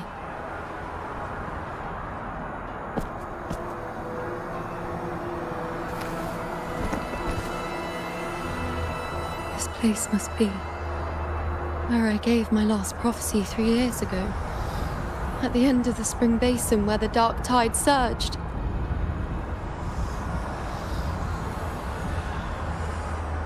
Priestess Iuno. We're already indebted to you for accompanying us on this journey. But you've seen how it ends. Our squad is doomed. The others and I are fated to fall here. There's no need for you to risk your own life any longer. Return to Tetragon Temple. That's where you should be. I too will go where I should be.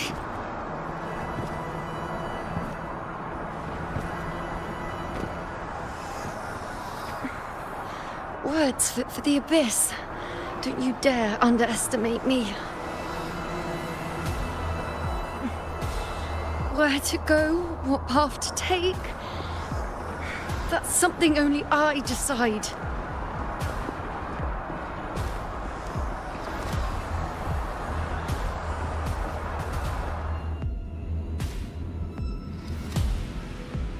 Oh, we're playing Iuno now. Support the gladiators in the depths of the dark tide. Alright, Iuno, let's go! Using Iuno, I keep saying Iuno. Gotta appreciate real ones like him. Yeah, Aurelius is the real one. Use Iuno, using Iuno to heal. I keep saying Iuno, but it's Iuno. Using Iuno to heal. In this battle against the Dark Tide, Iuno can use certain skills to heal allied gladiators nearby. After reaching a certain amount of health, gladiators will return to combat.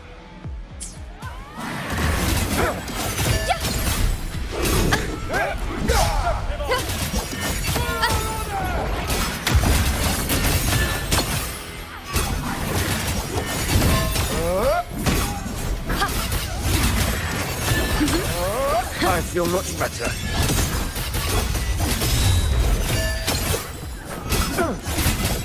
Feel the power of the moon, priestess!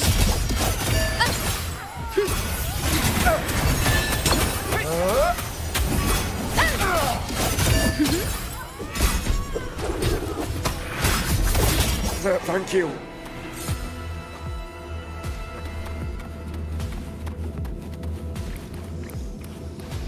Let's talk to the gladiators. Are you the priestess Aurelius spoke of? Thank you. Back there, closer to the surge. They need... Don't push yourself. After what you've just been through, it's enough that you're still on your feet. Treat your wounds first. Leave the back up to me. Keep up! Yo, Zakaruga! How's your day been?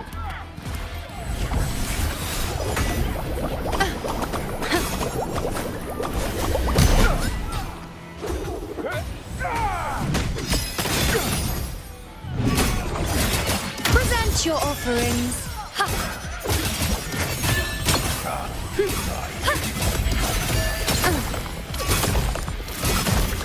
On you go.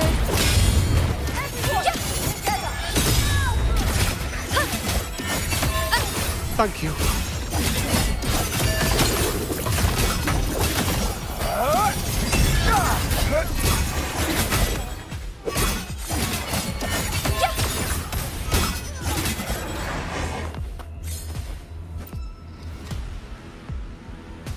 Thank you. I feel much better. I can still... Definitely not. You are too wounded. Before worrying about them, make sure they don't need to worry about you. I know what you're planning. I'll go in your stead. Oh, you're playing Wuthering Waves while watching as well? Nice, nice. Keep up! So I tried pulling for Shorekeeper when Shorekeeper was available. Used up all my Asterite Sand, all of my Radiant Tides. Was not able to get her at all, so I was running low. Until this recent update for the story, and I don't mean like flat out update, but this new story also brought 10 free Radiant Tides and 10 free Weapon Tides as well. I'm gonna hold on to them because there's a character dropping in the future that I want, and I want her. I want her. I'm not interested in getting Iuno right now. I'm not interested in getting Siakona. So the next one I really want is that one chick with like the wolf spirit, and she uses dual pistols that looks like she's a mixture of Dante and Virgil or Dante and Nero. So yeah, Galbrena or whatever her name is. Yeah, I'm gonna be saving up my Asterites and everything else for her because I don't have a 5-star gun wielder on my team. Tried to get Carlotta when the game first dropped. Didn't work out because I didn't have enough time. But I definitely want to get that chick because she seems cool. Keep up! Hopefully the 2.7 preview this upcoming Friday will give us a little bit more info on her capabilities. And where the story is going to go next. Oh, I can't wait. Friday will definitely be open, so to make sure that we do tune into that. And I believe it's going to be like early in the morning. So, I might do an early reaction to it in the morning like I've done before. Yeah, I might do an early morning reaction to it, so that way later in the day we can play some more Borderlands, because I definitely want to progress and uncover more locations.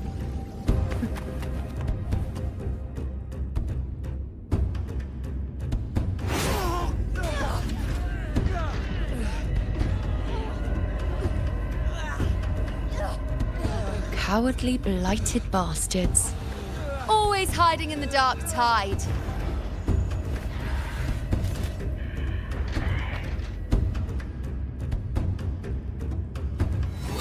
Then I'll send you right back into it!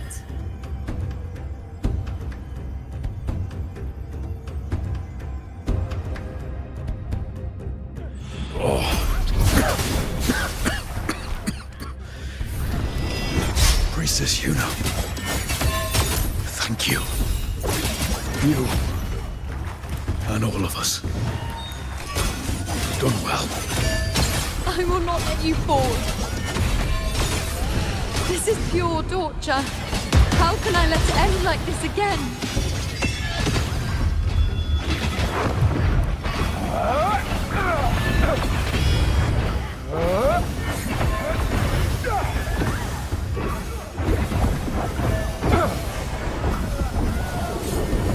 Saving up for Chuyon, for the Chuyon banner. I gotta save up for the girl with the dual pistols. I have to.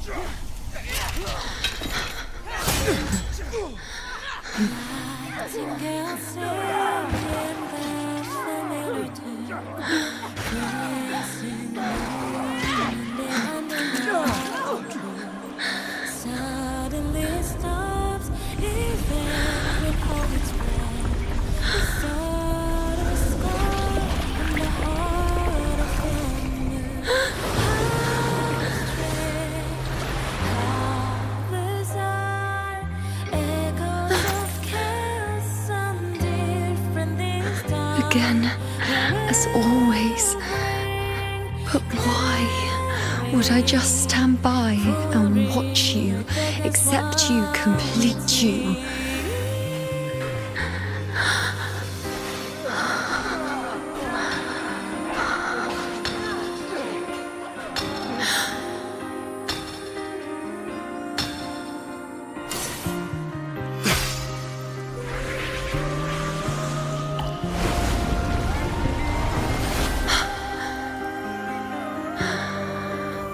No.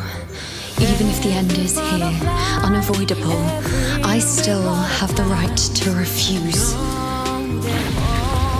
The Lunaran bow has grown strong. From now on, I need no one's guidance.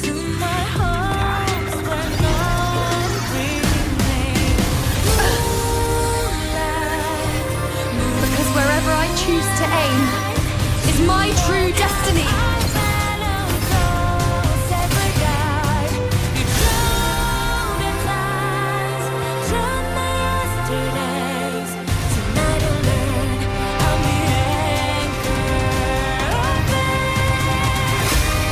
I shall look closely. Before you isn't a moon the dark tide can devour. It is a moon I command. Was I made myself the arrow that you will answer to me. No escape, no retreat, no way out.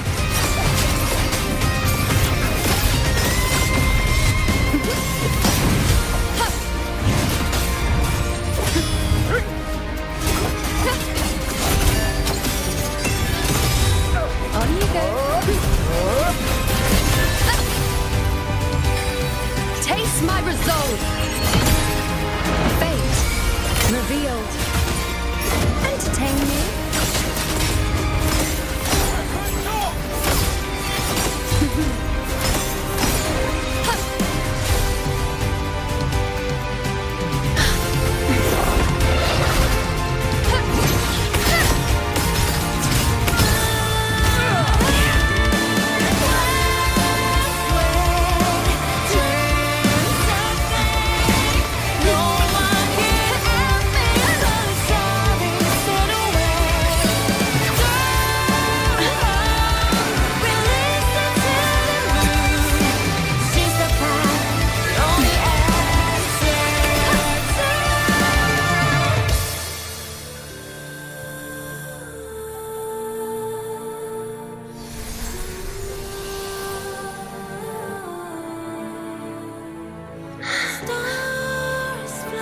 I told you. I'd rewrite the ending you changed.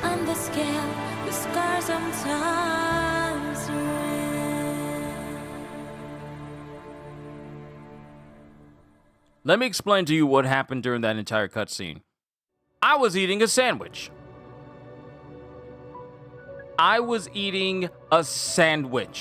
So when we came out of that cutscene, and I had to hit R2, I had a sandwich in my right hand because I'm right-handed. So I tried my best to reach over to my controller, which was also on my right side, with my left, and that complicated things. That's why I failed that little QTE. But the rest of the game, rest of that moment, I just used one hand to fight because I did not let go of my sandwich at all. But can I just say, This game's cinematography and how much better the game has been thematically really has gotten better over the months. It's only been a year, right? Like, it's only been a year? It's only been a year? Goodness. You two talk so I can finish the rest of my sandwich, please.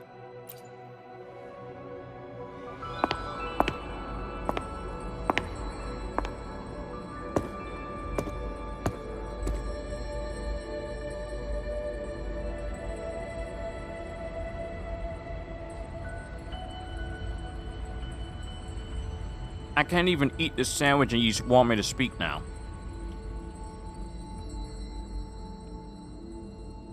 You look completely restored. Yes. We've come out of the chaos between life and death, between existence and non-existence.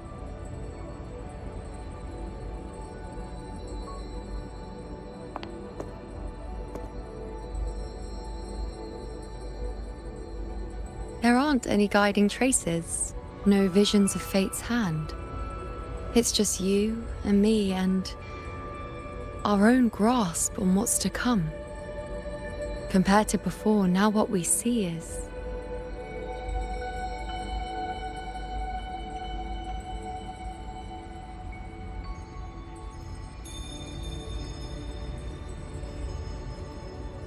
an unwritten void. Yes. Stretching as far as the eye can see, an infinite void.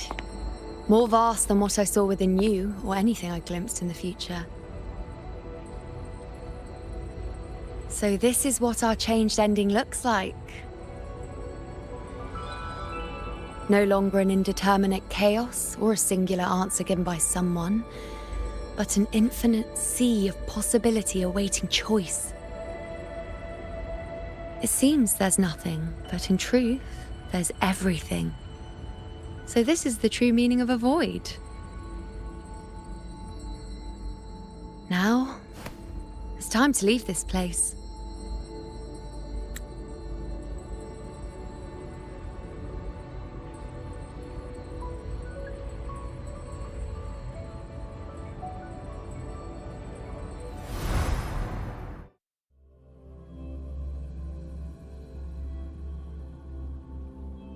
We didn't even get a chance to say goodbye to Dumbledore.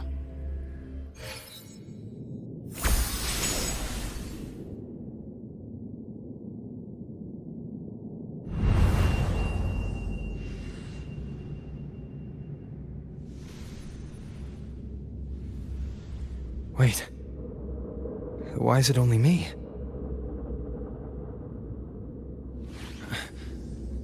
Where's Yuno?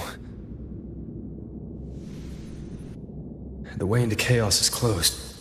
Lilibet's not here either. Did the ink ring fail? Or is it not over yet? But Yuno and I made it to the very end. Does this mean this is the new ending I created?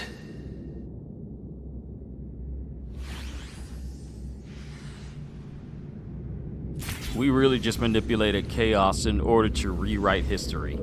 Let that sink in. That's basically what we did. For a moment, you can't quite tell. Were those times with Yuno real or just a dream? And you, unwritten one? Were I to indulge in a bit of selfishness, you'd forgive me, wouldn't you? If one day this bracelet becomes meaningless to anyone else, I hope you will remain the exception, unwritten one. Even I fear being forgotten. A death that shouldn't have happened, traded for an unforetold victory. A fair deal. But perhaps in that distant future, forgetting might prove far easier than remembering. Never mind. In any case, you are not to return it. I won't let go. I don't want to let go. But be careful. Don't get lost in the caves. And I shall put my best foot forward as well. We shall meet at the very end. I don't see Lilibet anywhere. I'll ask those priestesses over there. Alright, we're back with our regular crew. Grandmother Lilibet also said... Don't you think it's odd? Even if we can't see the next part of Septimont's auguries, it still shouldn't be such a white blank.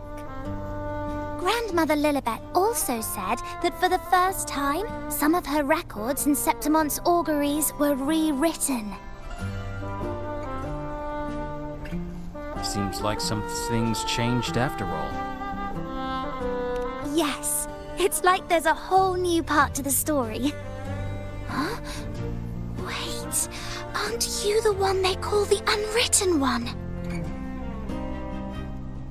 This is our first time meeting you in person.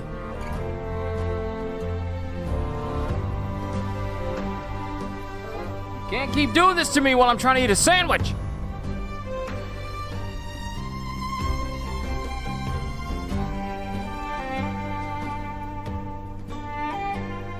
Every time.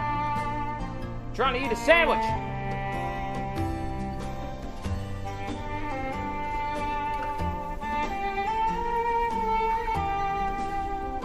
I'm looking for Grandmother Lilibet. She returned not long ago, but she was here just now. Oh, I think I know where she went. Underground. I don't know why, but things just keep happening today. Apparently, that Ovidius, locked up below, overheard the priestesses talking about some prophecy and escaped. Just like that. I think Lilibet must have gone to handle the situation. No, that's not it. Ovidius wasn't being locked up. He chose to stay here. If he wanted to leave, Lilibet wouldn't worry about him. I think she was called away to the celebration. Ah, yes. I saw a girl with 2 blue, or was it black, ponytails. Grandmother Lilibet went to the celebration with her. Ah, that makes sense. It must have started by now, then. Before the oration ends, Lilibet would definitely need to be there. Did Iuno make it back? Do you know who Iuno is? Iuno? I don't think I've heard that name before. Do you mean that's the girl we're talking about? Apologies, I didn't have a good look at her. We've only just become priestesses. There is much we still don't know about this land. Maybe she was Iuno. If it's important, perhaps you might try looking for her at the celebration. Don't you think it's odd? Grandmother Lilibet also said... It may seem casual, but this man Rover rewrote history. Literally manipulated time and space to rewrite history so that someone he lost could remain alive. Oh yeah, I'm just gonna do it. Never seen her before. Oh, it's the Unwritten One, eh? How have you been holding up? Since you've kept your distance from the dark tide, how are things? The bow, the girl, those daydreams of yours get any better? Kept my distance. I even went right back into it.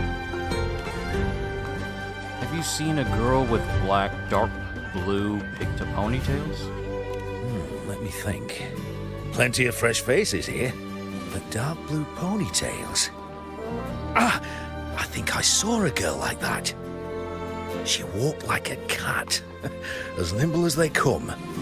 Seems she was looking for someone too. She was just over there. One of my final thoughts on 2.6. Let me get to the end of this dialogue, and for it to say that we completed it before I give my analysis. I'll head there now. Step right up, folks. Step right up, folks. Drinks, fine food, rations. The rose bearers milling about. Yes, everything is just perfect. Oh, unwritten one. I was just saying how the celebration is nearing its most glorious part. You've come here for more petals to hand out? Or would you like me to recommend another interesting part of the ceremony? Neither, actually. I'm looking for someone.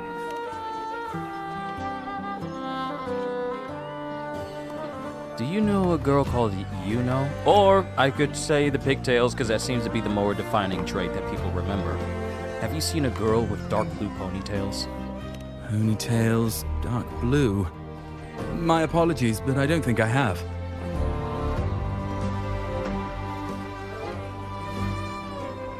I see. Thanks. I'll try my luck elsewhere. In a celebration this grand, it's easy to get separated. I'll keep an eye out for her for you. Step right up, folks.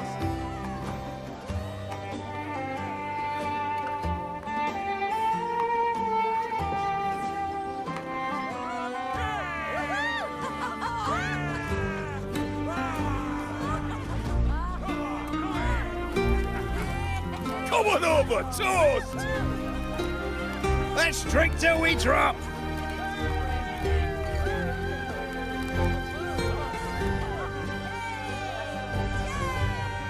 Fill me up to the top.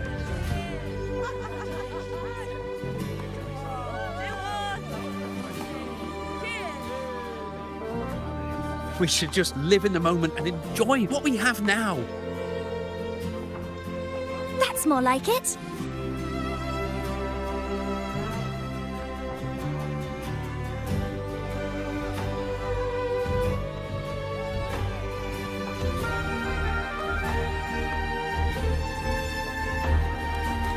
Come, triumphant rain of petals! Make it even grander!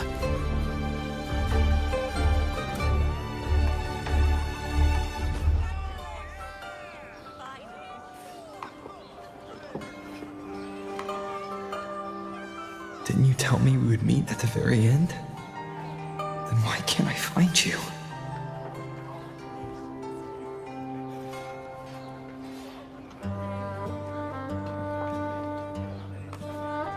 I could hear your voice from a distance. Iuno! Iuno! Wasn't that it?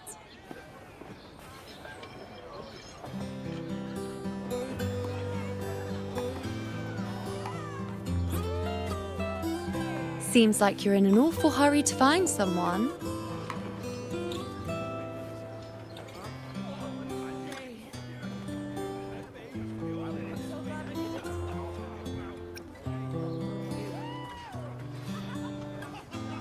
Every single time I try to take a bite. Back to cracking jokes. Guess we're good now.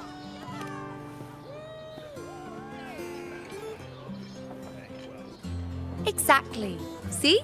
I come right away and stand before you in the flesh.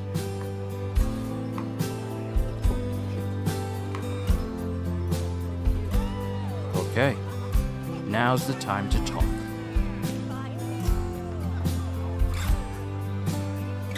It's just like you saw at the end of the chaos. 3 years ago, at the end of the spring basin swallowed by the dark tide, I, as a priestess, made my choice.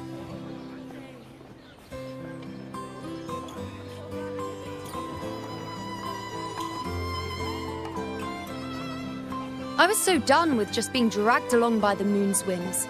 So I defied fate, severed the path, and became the arrow that struck at destiny itself. After that, I lost the ability to see clear visions of the future. But in return, I gained the power to anchor the Dark Tide's creations. With that, the last prophecy I saw changed slightly. In a squad doomed to fall, one survived. Aurelius.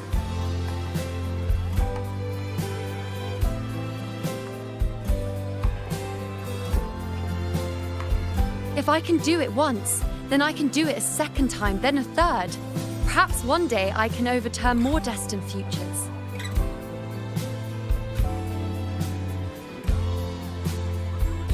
Since fate didn't prepare a hero of heroes, we decided to eliminate the need for one by taking on the disaster at its source, the Sovereign and the Paradise.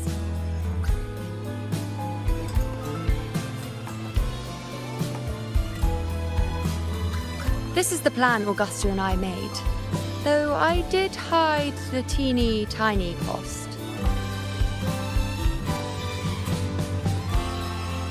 Your disappearance.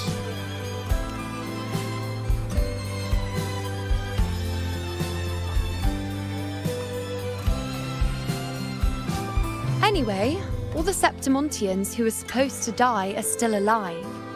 The end I once foresaw has changed. The meaning of this has already transcended my own existence. So then, even if every trace of my existence was erased, who can say that the altered fate I left behind isn't proof of my existence? More importantly, I had the privilege of standing by your side to witness what lies beyond the end. The void. An unwritten void. Perhaps it signifies the unimaginable possibilities yet to come. Just like you, bringing unknown possibilities to Septimont. And to me.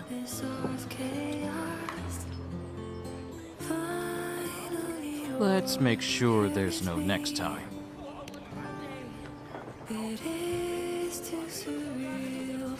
Why? Sacrificing myself? Or just trying something I'm not sure about?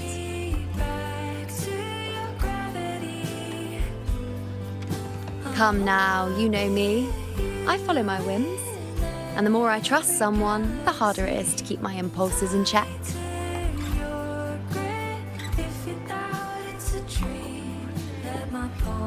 I'm not one to make promises I can't keep.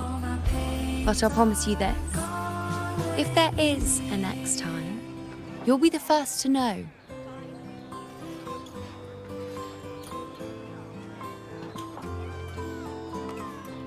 And when I do, you'll get the full story, no holding back.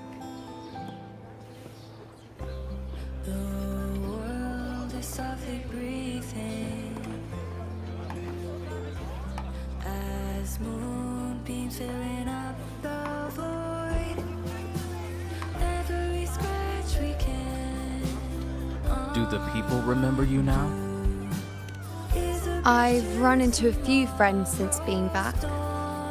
Not one of them recognized me. Guess the memory of the iuno they once knew is just the price we had to pay. But at least, you still remember me. You pulled me from the chaos and brought me back to existence. That's enough. Oh, I'm certain Augusta and I, along with the rest of them, will be thick as thieves again, this time creating new futures. You really shouldn't underestimate my charm.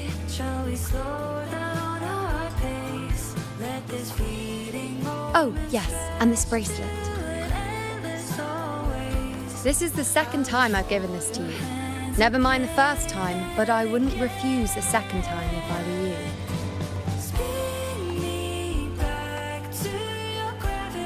Being the second time means there's been a change. Now it's a testament to our secret little interaction. I've anchored the world, and you've anchored me.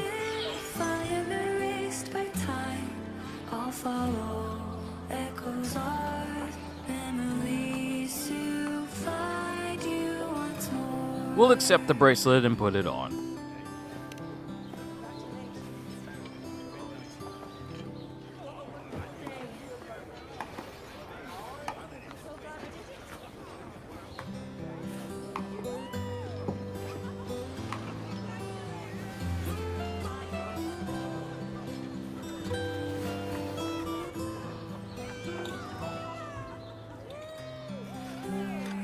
As for any matter pertaining to me, what you saw in the chaos and what transpired Do not breathe a word of it to another soul. Understand?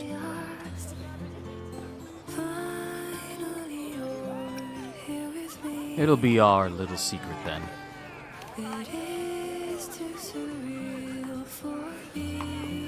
You think so too? Okay, good. I'm most relieved.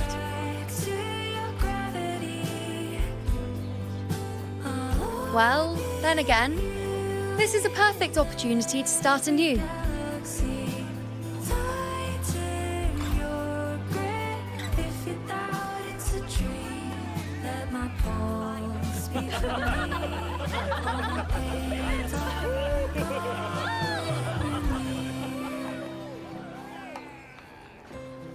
In Septimont, it would be a crime to miss the height of the celebration.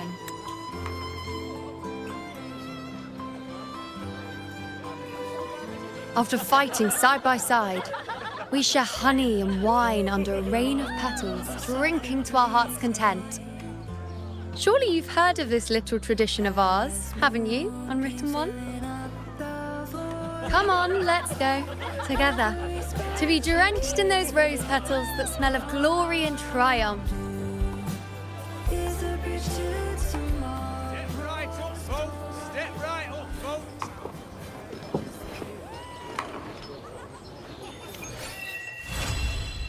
By moon's faded light, completed. We got a bracelet together in the petal rain, and we got ourselves some asteroids as well for later use. So, now I will give my thoughts on the 2.6 update as a whole, because the next update will be 2.7. I have to say that what we got was quite interesting. It wasn't massive to the extent of, purely that of Septimont itself. Like getting introduced to Septimont and everyone in it, and us getting new powers, new available traversal, and all sorts of different things like that. However, the little stories that we've gotten after that big major plot point, specifically the one after, Rover and Augusta basically brought down the Sovereign. I want to say that these little stories are just as fine, but the 2.6 update as a whole, with the new area of Septimont and everything that's come with it, I think it is a worthy addition to the world of Wuthering Waves. I really do. The character of Augusta, the powerful overseer of the entirety of Septimont and iuno. And mind you, I believe there's still much more to come for Septimont, but at the same time, what we got introduced to, I think is a fairly worthy addition. Because really, Septimont is just an addition, an additional section of Rinascita. Because I won't say that, actually, hold on. Maybe I'm being ignorant by saying this. Rinascita, yeah, it's just a part of Rinascita. Let's not forget about Flight in 1.0. Yeah, exactly. Not only did because here's the thing, 2.6 brought us a lot of good things. Well, actually, Rinascita as a whole, as a whole entire region, it brought us flight. Not gliding, not controlled descent, literal, unadulterated flight. Mind you, it has, its limitations, so it's not like, oh, you're just in the air always, but the upgrades you can get for it means that you can stay in the air for a considerable amount of time, and traversal is better for it, but because of how good they did it, and let me put an emphasis here, alright? I'm about to rant just a little bit, just from a gameplay standpoint.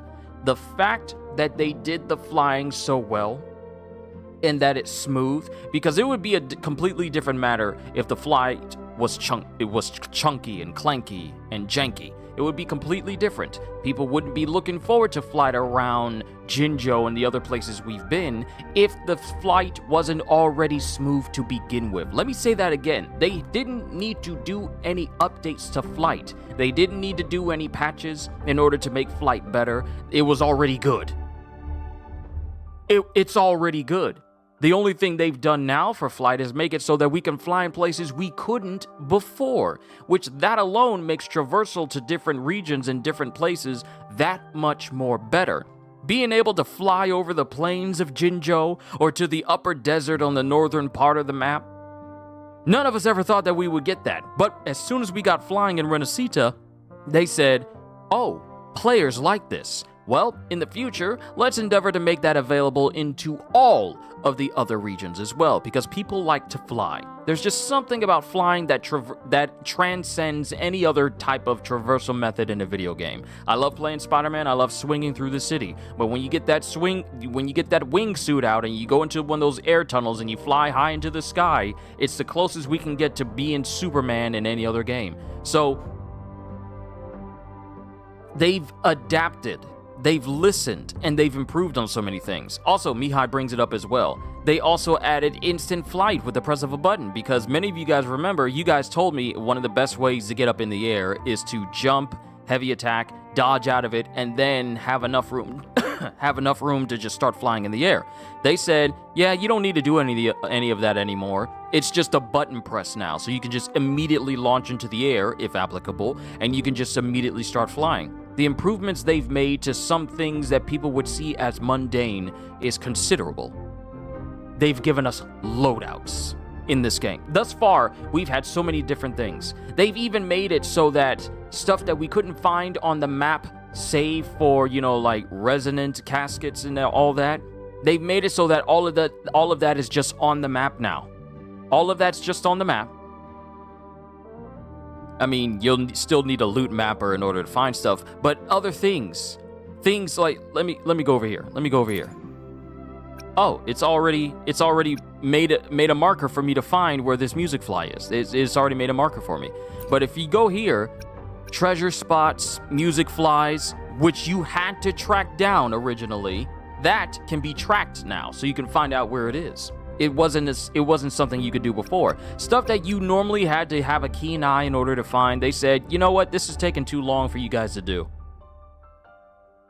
So we're going to make it easier so that some of these things that are kind of tricky to find on your first go around, maybe it's in the immediate vicinity, we're going to make it so that you don't have to stress as hard in order to find it. A lot of the improvements that 2.6 has brought has made it significantly smoother. I didn't say easier, I said smoother for people to enjoy exploring this area, exploring regions, finding items, finding everything, and also making traversal even better than before. Because, I'm gonna be honest, now that flight is available in Jinzhou, and I did the mission that allows for flight in Jinzhou, there's no better way for you to get around the map now, other than flying. Like, what? Oh, it's no more fast traveling to a location and then physically hoofing it to a location. No, you can fast travel to a spot, but then you can be all like, yeah, I don't feel like my feet need to touch the ground anymore. And you have that. The quality of life improvements they've made in Wuthering Waves is, for all intents and purposes, staggering for the type of game that this is. Now, I bring up Genshin a lot. I really do. I played that game for a very long time. I got a lot of hours into it, and I remember pouring a whole bunch of money into it as well when I used to work at Harris Teeter. But even during that time when I worked at my last job, I said, you know what? This game is trying to take all my money for the chance of me getting this character. And I just felt like I was trying to catch up to the story felt like a slog. It felt like, oh, I need to dedicate all this time to not only to the story, but also to these certain days where items I need for certain characters are only available. There was a lot of limitations. There's a lot of limitations in Genshin that really put me off of it, but also because of what it stands for as a game. Narratively, I'm devoid of any interest in it. Mechanically, there are things that Genshin does that I wish they took from Wuthering Waves that they just don't do now. Wuthering Waves has made it so that this is a gacha type game that I don't mind playing or endorsing. And I don't do that. Out of every gacha I've ever played on this system, and I'm playing on PS5, obviously, if the title wasn't anything, I can fully say that Wuthering Waves is worth the effort. You don't need to spend a single dollar to get the most out of this game because the game provides you with more than enough to compensate. You could never pull a 5-star character and you could still make it through the game. Dungeon mains are screaming at how good the game is for them because they can still use their favorites. This game, as a whole, narratively, thematically, cinematically, mechanically, graphically, everything about it is something that I don't mind suggesting to people. I don't. I cannot stand gachas simply because of what they stand for. But I don't mind I don't mind Wuthering Waves simply because it respects my time and it respects me as a player. When I get into these stories, 2.6 gave us all this about the Dark Tide and going up against fate. I'm interested in this story. I like this story. I cannot wait to see what they have going on next. I never did this for Genshin. I did streams for Genshin, but a couple of times I've wondered, should I even be doing a stream of this at all? Because part of me is not really feeling it, but I just want to stream today. I just want to stream something today, but my heart isn't in it, and that's the reason why I stopped. I remember getting as far as opening up Inazuma, and that's when I felt like, you know what? I don't feel like this is worth it anymore.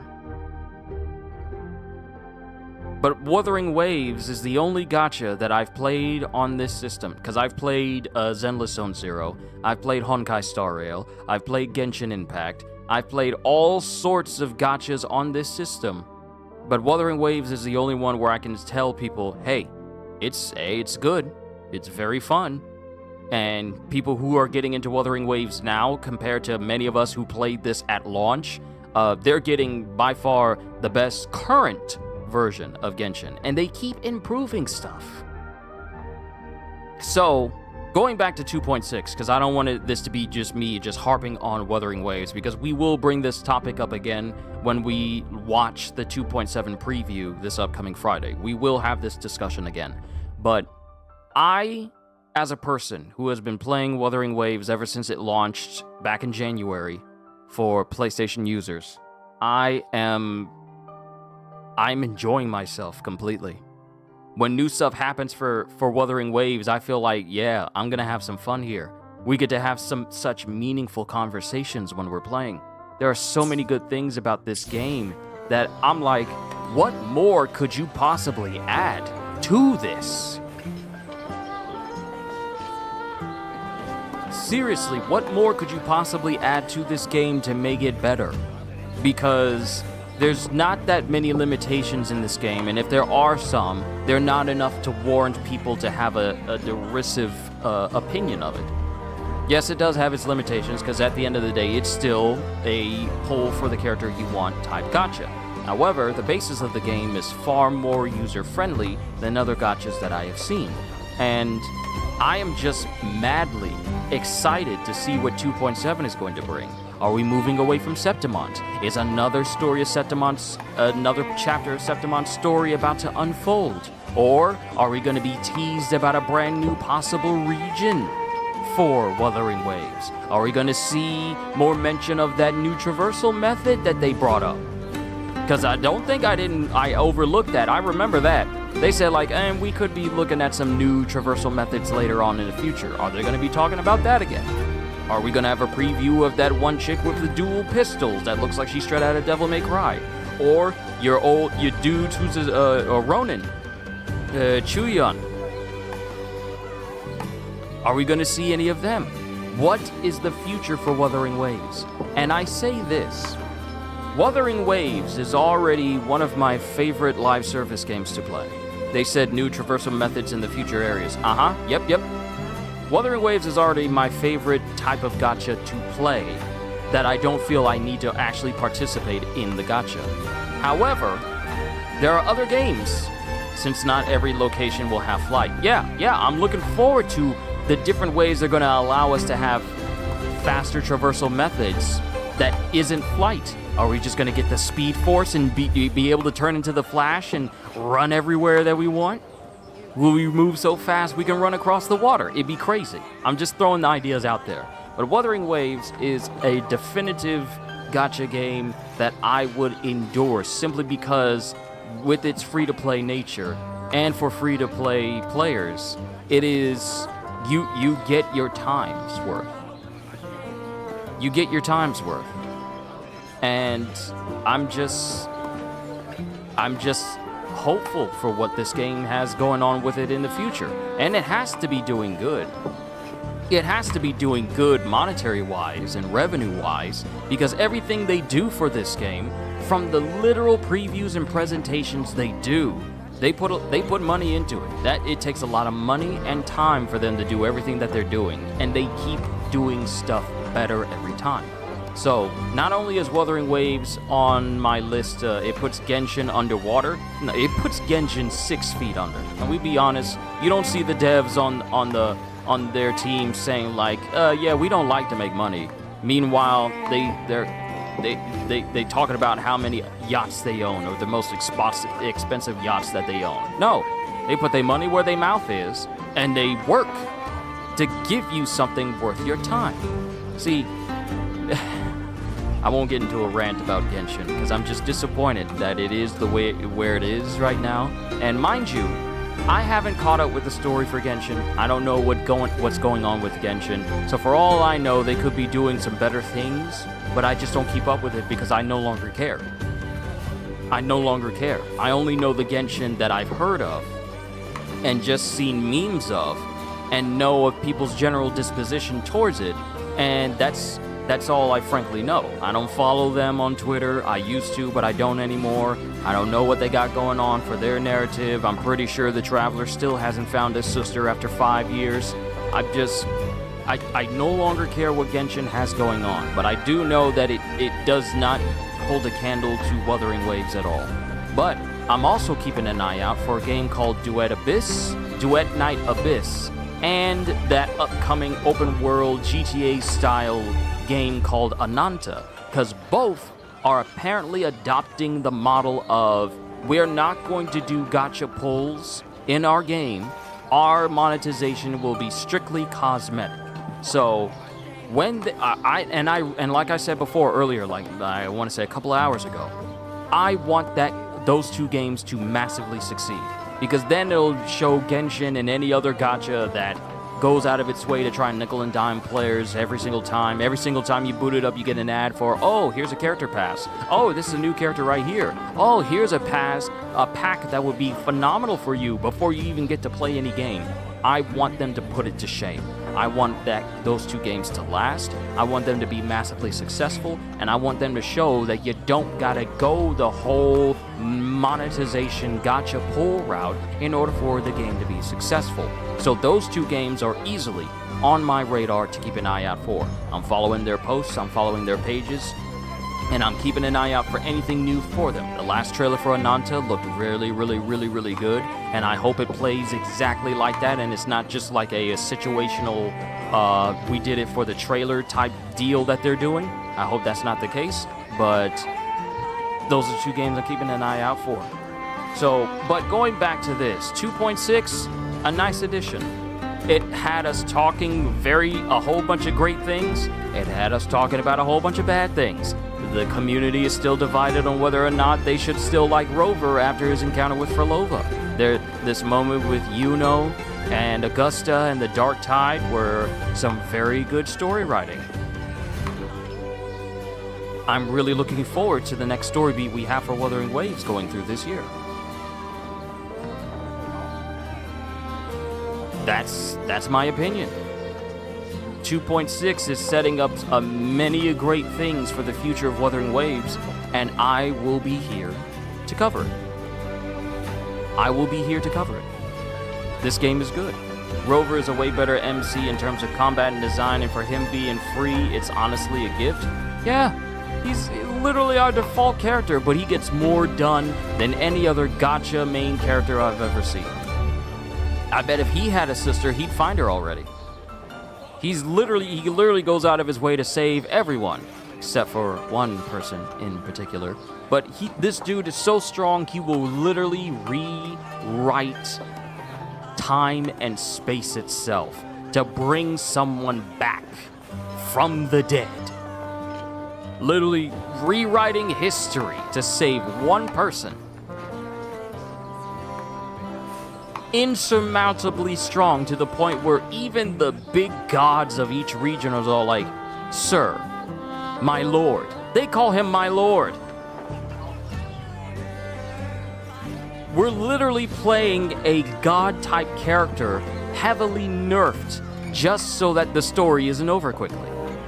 Let that sink in. Our character is an omnipotent god, only nerfed because the plot would end too quickly if we actually had access to his full strength.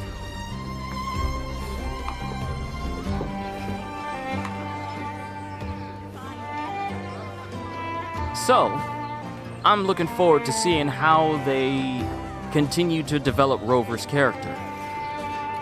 How he deals with all the choices that he's made in his life and new life. How the story is going to progress. What will the Fraxidus do in the future? Will we ever see Frolova again? What new regions will we access? What new people will we interact with? How will the narrative go from what has transpired here now that that one pastor dude is gone and we took him out? Who's the next big threat? I have a lot of questions. But at the same time, these are questions because I want to know. Not because I want to scratch it off my list and then never worry about Wuthering Waves again. No, it's because I'm invested. The best thing you can possibly do for a game like this is to get me invested. So yeah, 2.6 is what I would call the setup update. Because I feel like we're about to witness some crazy stuff in the future. That's just me though, I'm just making assumptions. But overall, 2.6 was a good update. Everything that they had going on with it. And mind you, I haven't messed with every single event. I haven't done every single companion story. I still need to do all of those. There's quite a few things I still need to do before I can say Jinjo's 100% done. Or Mount Huaguo is... Is it Mount Huaguo? No, Mount Huaguo is from Black Myth Wukong. I'm sorry. There will be a new event soon as well, I think. I'll keep an eye out for that too. But overall, with another 400 asteroids, I will be saving up every single one. I'll have to do my dailies in order to get just that extra 60, but yeah, 60's better than 0. But, and sorry for talking so long, but I just, Huanglong. No, is that the name of the mountain? Hold on. Not Huanglong.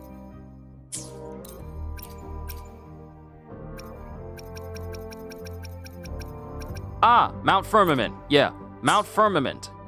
All these different areas. I kind of separated the two. But Jinjo, Mount Firmament, rinascita, all those different places. I'm invested. I'm invested in everything that this game has to offer. No problem. I love listening to your yap. Well, thank you. I may not be an expert in English, but I would like to think that everything that I'm saying makes sense and that it conveys my emotion and where I'm speaking from the heart. But that's just my honest opinion. That asteroid subscription is good? Maybe I'll get it one day. And that'll probably be the first time I ever do such a thing for a gacha, because I never did it for Genshin, even though I was so tempted one day. But I'm like, nah, I don't want to do it. But for Wuthering Waves, I probably wouldn't bat an eye at doing the asteroid subscription at all. I probably wouldn't bat an eye. Because I know I get my money's worth. $5 worth? For getting more asteroids than $5? More than $5 worth of asteroids in the end? But yeah, yada yada about enough about that. I just wanted to say I agree with all the yap. Wuwa is goated. It is. As a non-native English speaker, I understood everything you try to convey. I think. Well, I want to say thank you, Mihai. I think a lot more. Well, thank you. I don't try to use overly big words, because I think putting things in layman's terms is the best way to put it for someone, especially in ways, but you have to log in daily. That's not a problem. I can log in, do what I gotta do, and then hop back out, but that's not even a hard thing, because you can log in, get your stuff, and get out in like, what, a minute, maybe 2 minutes, and that's it, and then I can get right back on Borderlands again, so that's not even a big thing. But I am really, really excited for 2.7's preview on Friday. I really am. And I think I said everything I needed to say. Oh, another thing I need to bring up is this has to be live service type gacha game I've played, where the voice acting has been great. The voice acting has been absolutely impeccable. It takes you about 4 minutes to do every daily thing. Oh, I was just meaning logging in and then acknowledging all the login stuff and then hopping out. But I didn't even account for actually doing the dailies itself. It takes you about 4 minutes to do every daily thing, and you haven't missed a day since you started in April, I think. Yeah, it's just 4 minutes. It's not like you got to spend a whole hour just to get a daily done. There's something wrong if you got to spend a copious amount of time just to get dailies done. That's an issue. But I said all that to say this. Wuthering Waves is definitely worth your time. I am grateful you guys have turned me on to it. I don't know who was the first person to talk about Wuthering Waves on my channel before I started playing it. I don't know who it was. I can't remember. In my head, I probably know who it is, but the name escapes me. And I apologize if you're watching this right now. But this is easily one of my favorite games to play on this channel and play for my own time.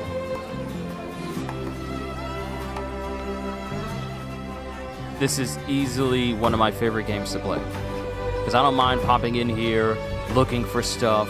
I can play it at my own pace, and I don't feel like I've wasted all that time messing with it that I won't get back. And I'm grateful that I spent all this time playing this game with all of you.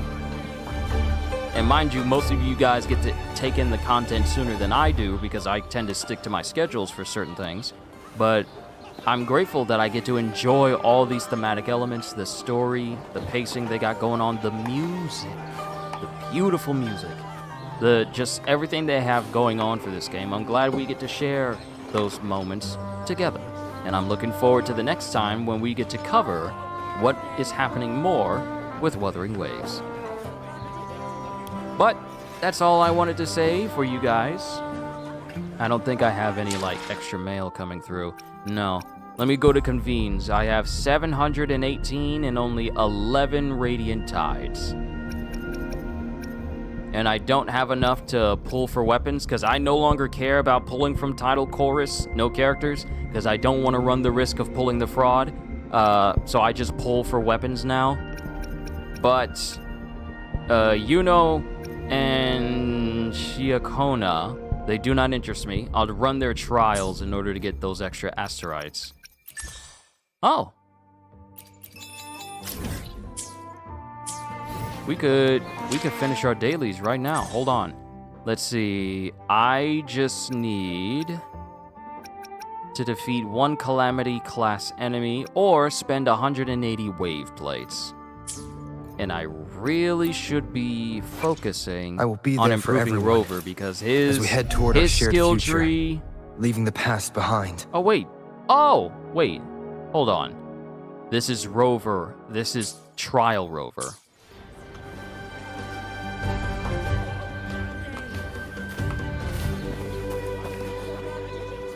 Fly me to the moon. I was literally about to end the stream saying that's all, and you guys would have missed me getting this trophy. Bring Iuno out of chaos.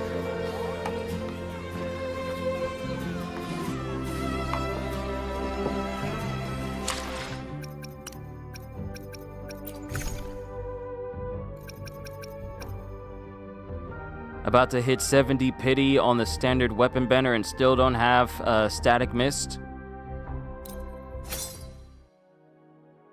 You'll get it, my friend. There's one more Iuno interaction? There is? Okay, then we need to go ahead and take care of that before this session is over. I don't want you guys to miss anything important. Let me see. Is there a quest? Maybe it's like a little side thing we gotta do.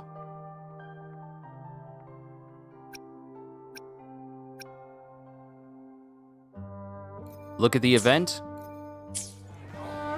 Okay. If you mean Gifts of the Moon Rover, I already claimed that.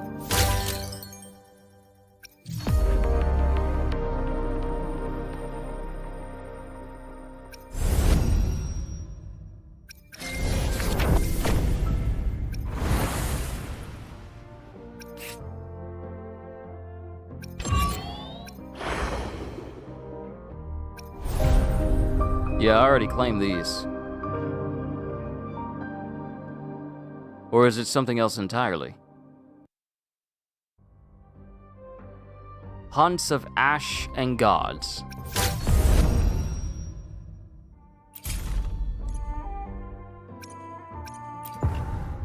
Oh!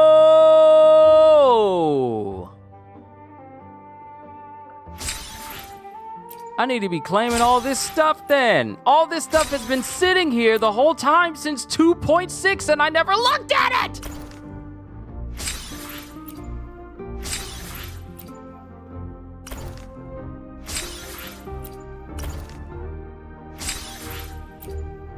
Oh, admire the moon with Yuno at night. Aha! Thank you, Mihai!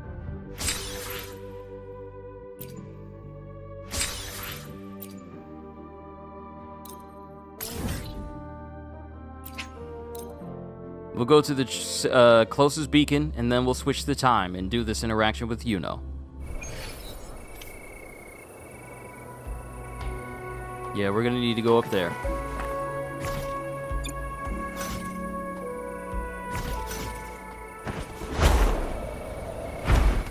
Well, that was a failure of a launch.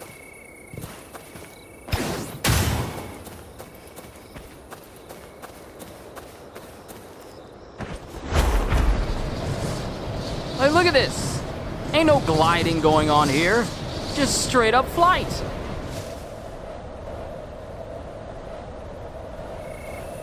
Wind, guide me. Right.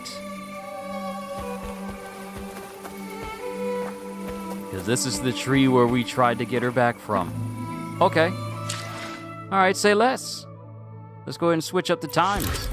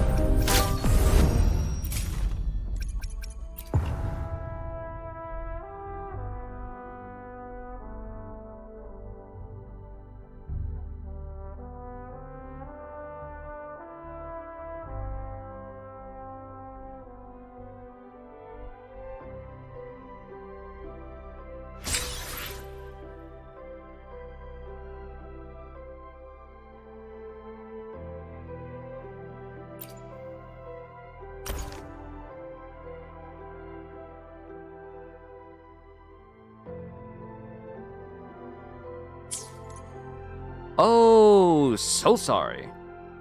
I had gone through the loop again. You guys couldn't even hear what I was saying.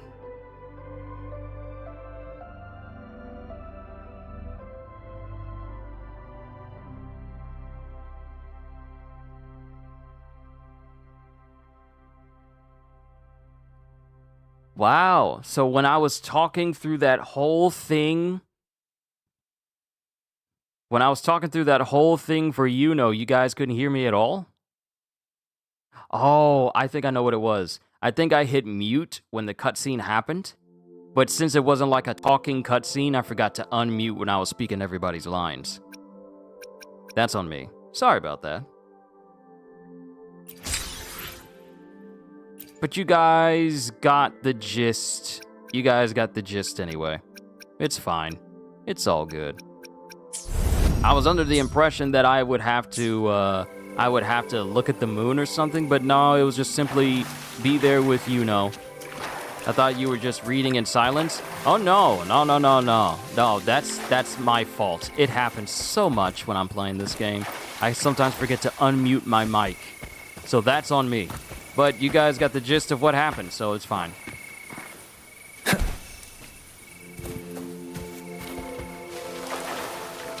So we're back to normal rover now.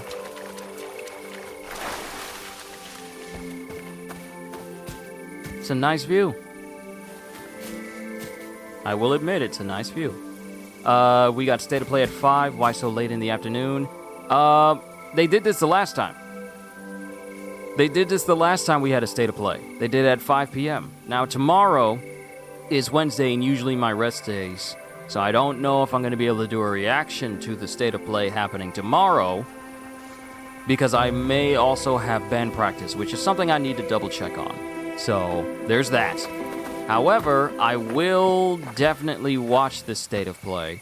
And that game from the people who did Returnal, that new one, they're doing that. Well, wish you a wonderful day, but I have to leave. Mihai, thank you for all that you do for me. Not only watching, but also you being a member. From the bottom and fullness of my heart, I appreciate you and all the support you show me on this channel. I really do. You have a wonderful day as well. This is a testament to my connection. But I think I said everything I needed to say about Wuthering Waves. I'm looking forward to the 2.7 preview on Friday, so I hope to see you all there. Haven't decided on the time of when it's going to be done, but I will decide it around that time. I'll either be early in the morning or possibly in the afternoon, but I feel early in the morning because I really want to get back to playing Borderlands 4, because we still have a lot of things to do. But this is where I will call it a session, ladies and gentlemen. I didn't think that this whole story arc for iuno was going to be 4 hours long, but, well, you can never tell when it comes to the length of a WUBA story mission, and I think that's perfectly fine. We have a lot of 4 hours worth of fun, that's what I see it as. But I just want to say thank you, everyone, for tuning in. You've been a wonderful audience, whether you're new here or you're a veteran who's been here for a hot minute. I just want to let you know that I appreciate you. And with that being said, hope you all enjoyed. Can't wait to see you all in my next video. Like, comment, and subscribe if you haven't already, because I am always looking forward to entertaining you. This is a testament. And because I know you're coming back anyway. Have a fantastic day, and once again, as always, later, peoples.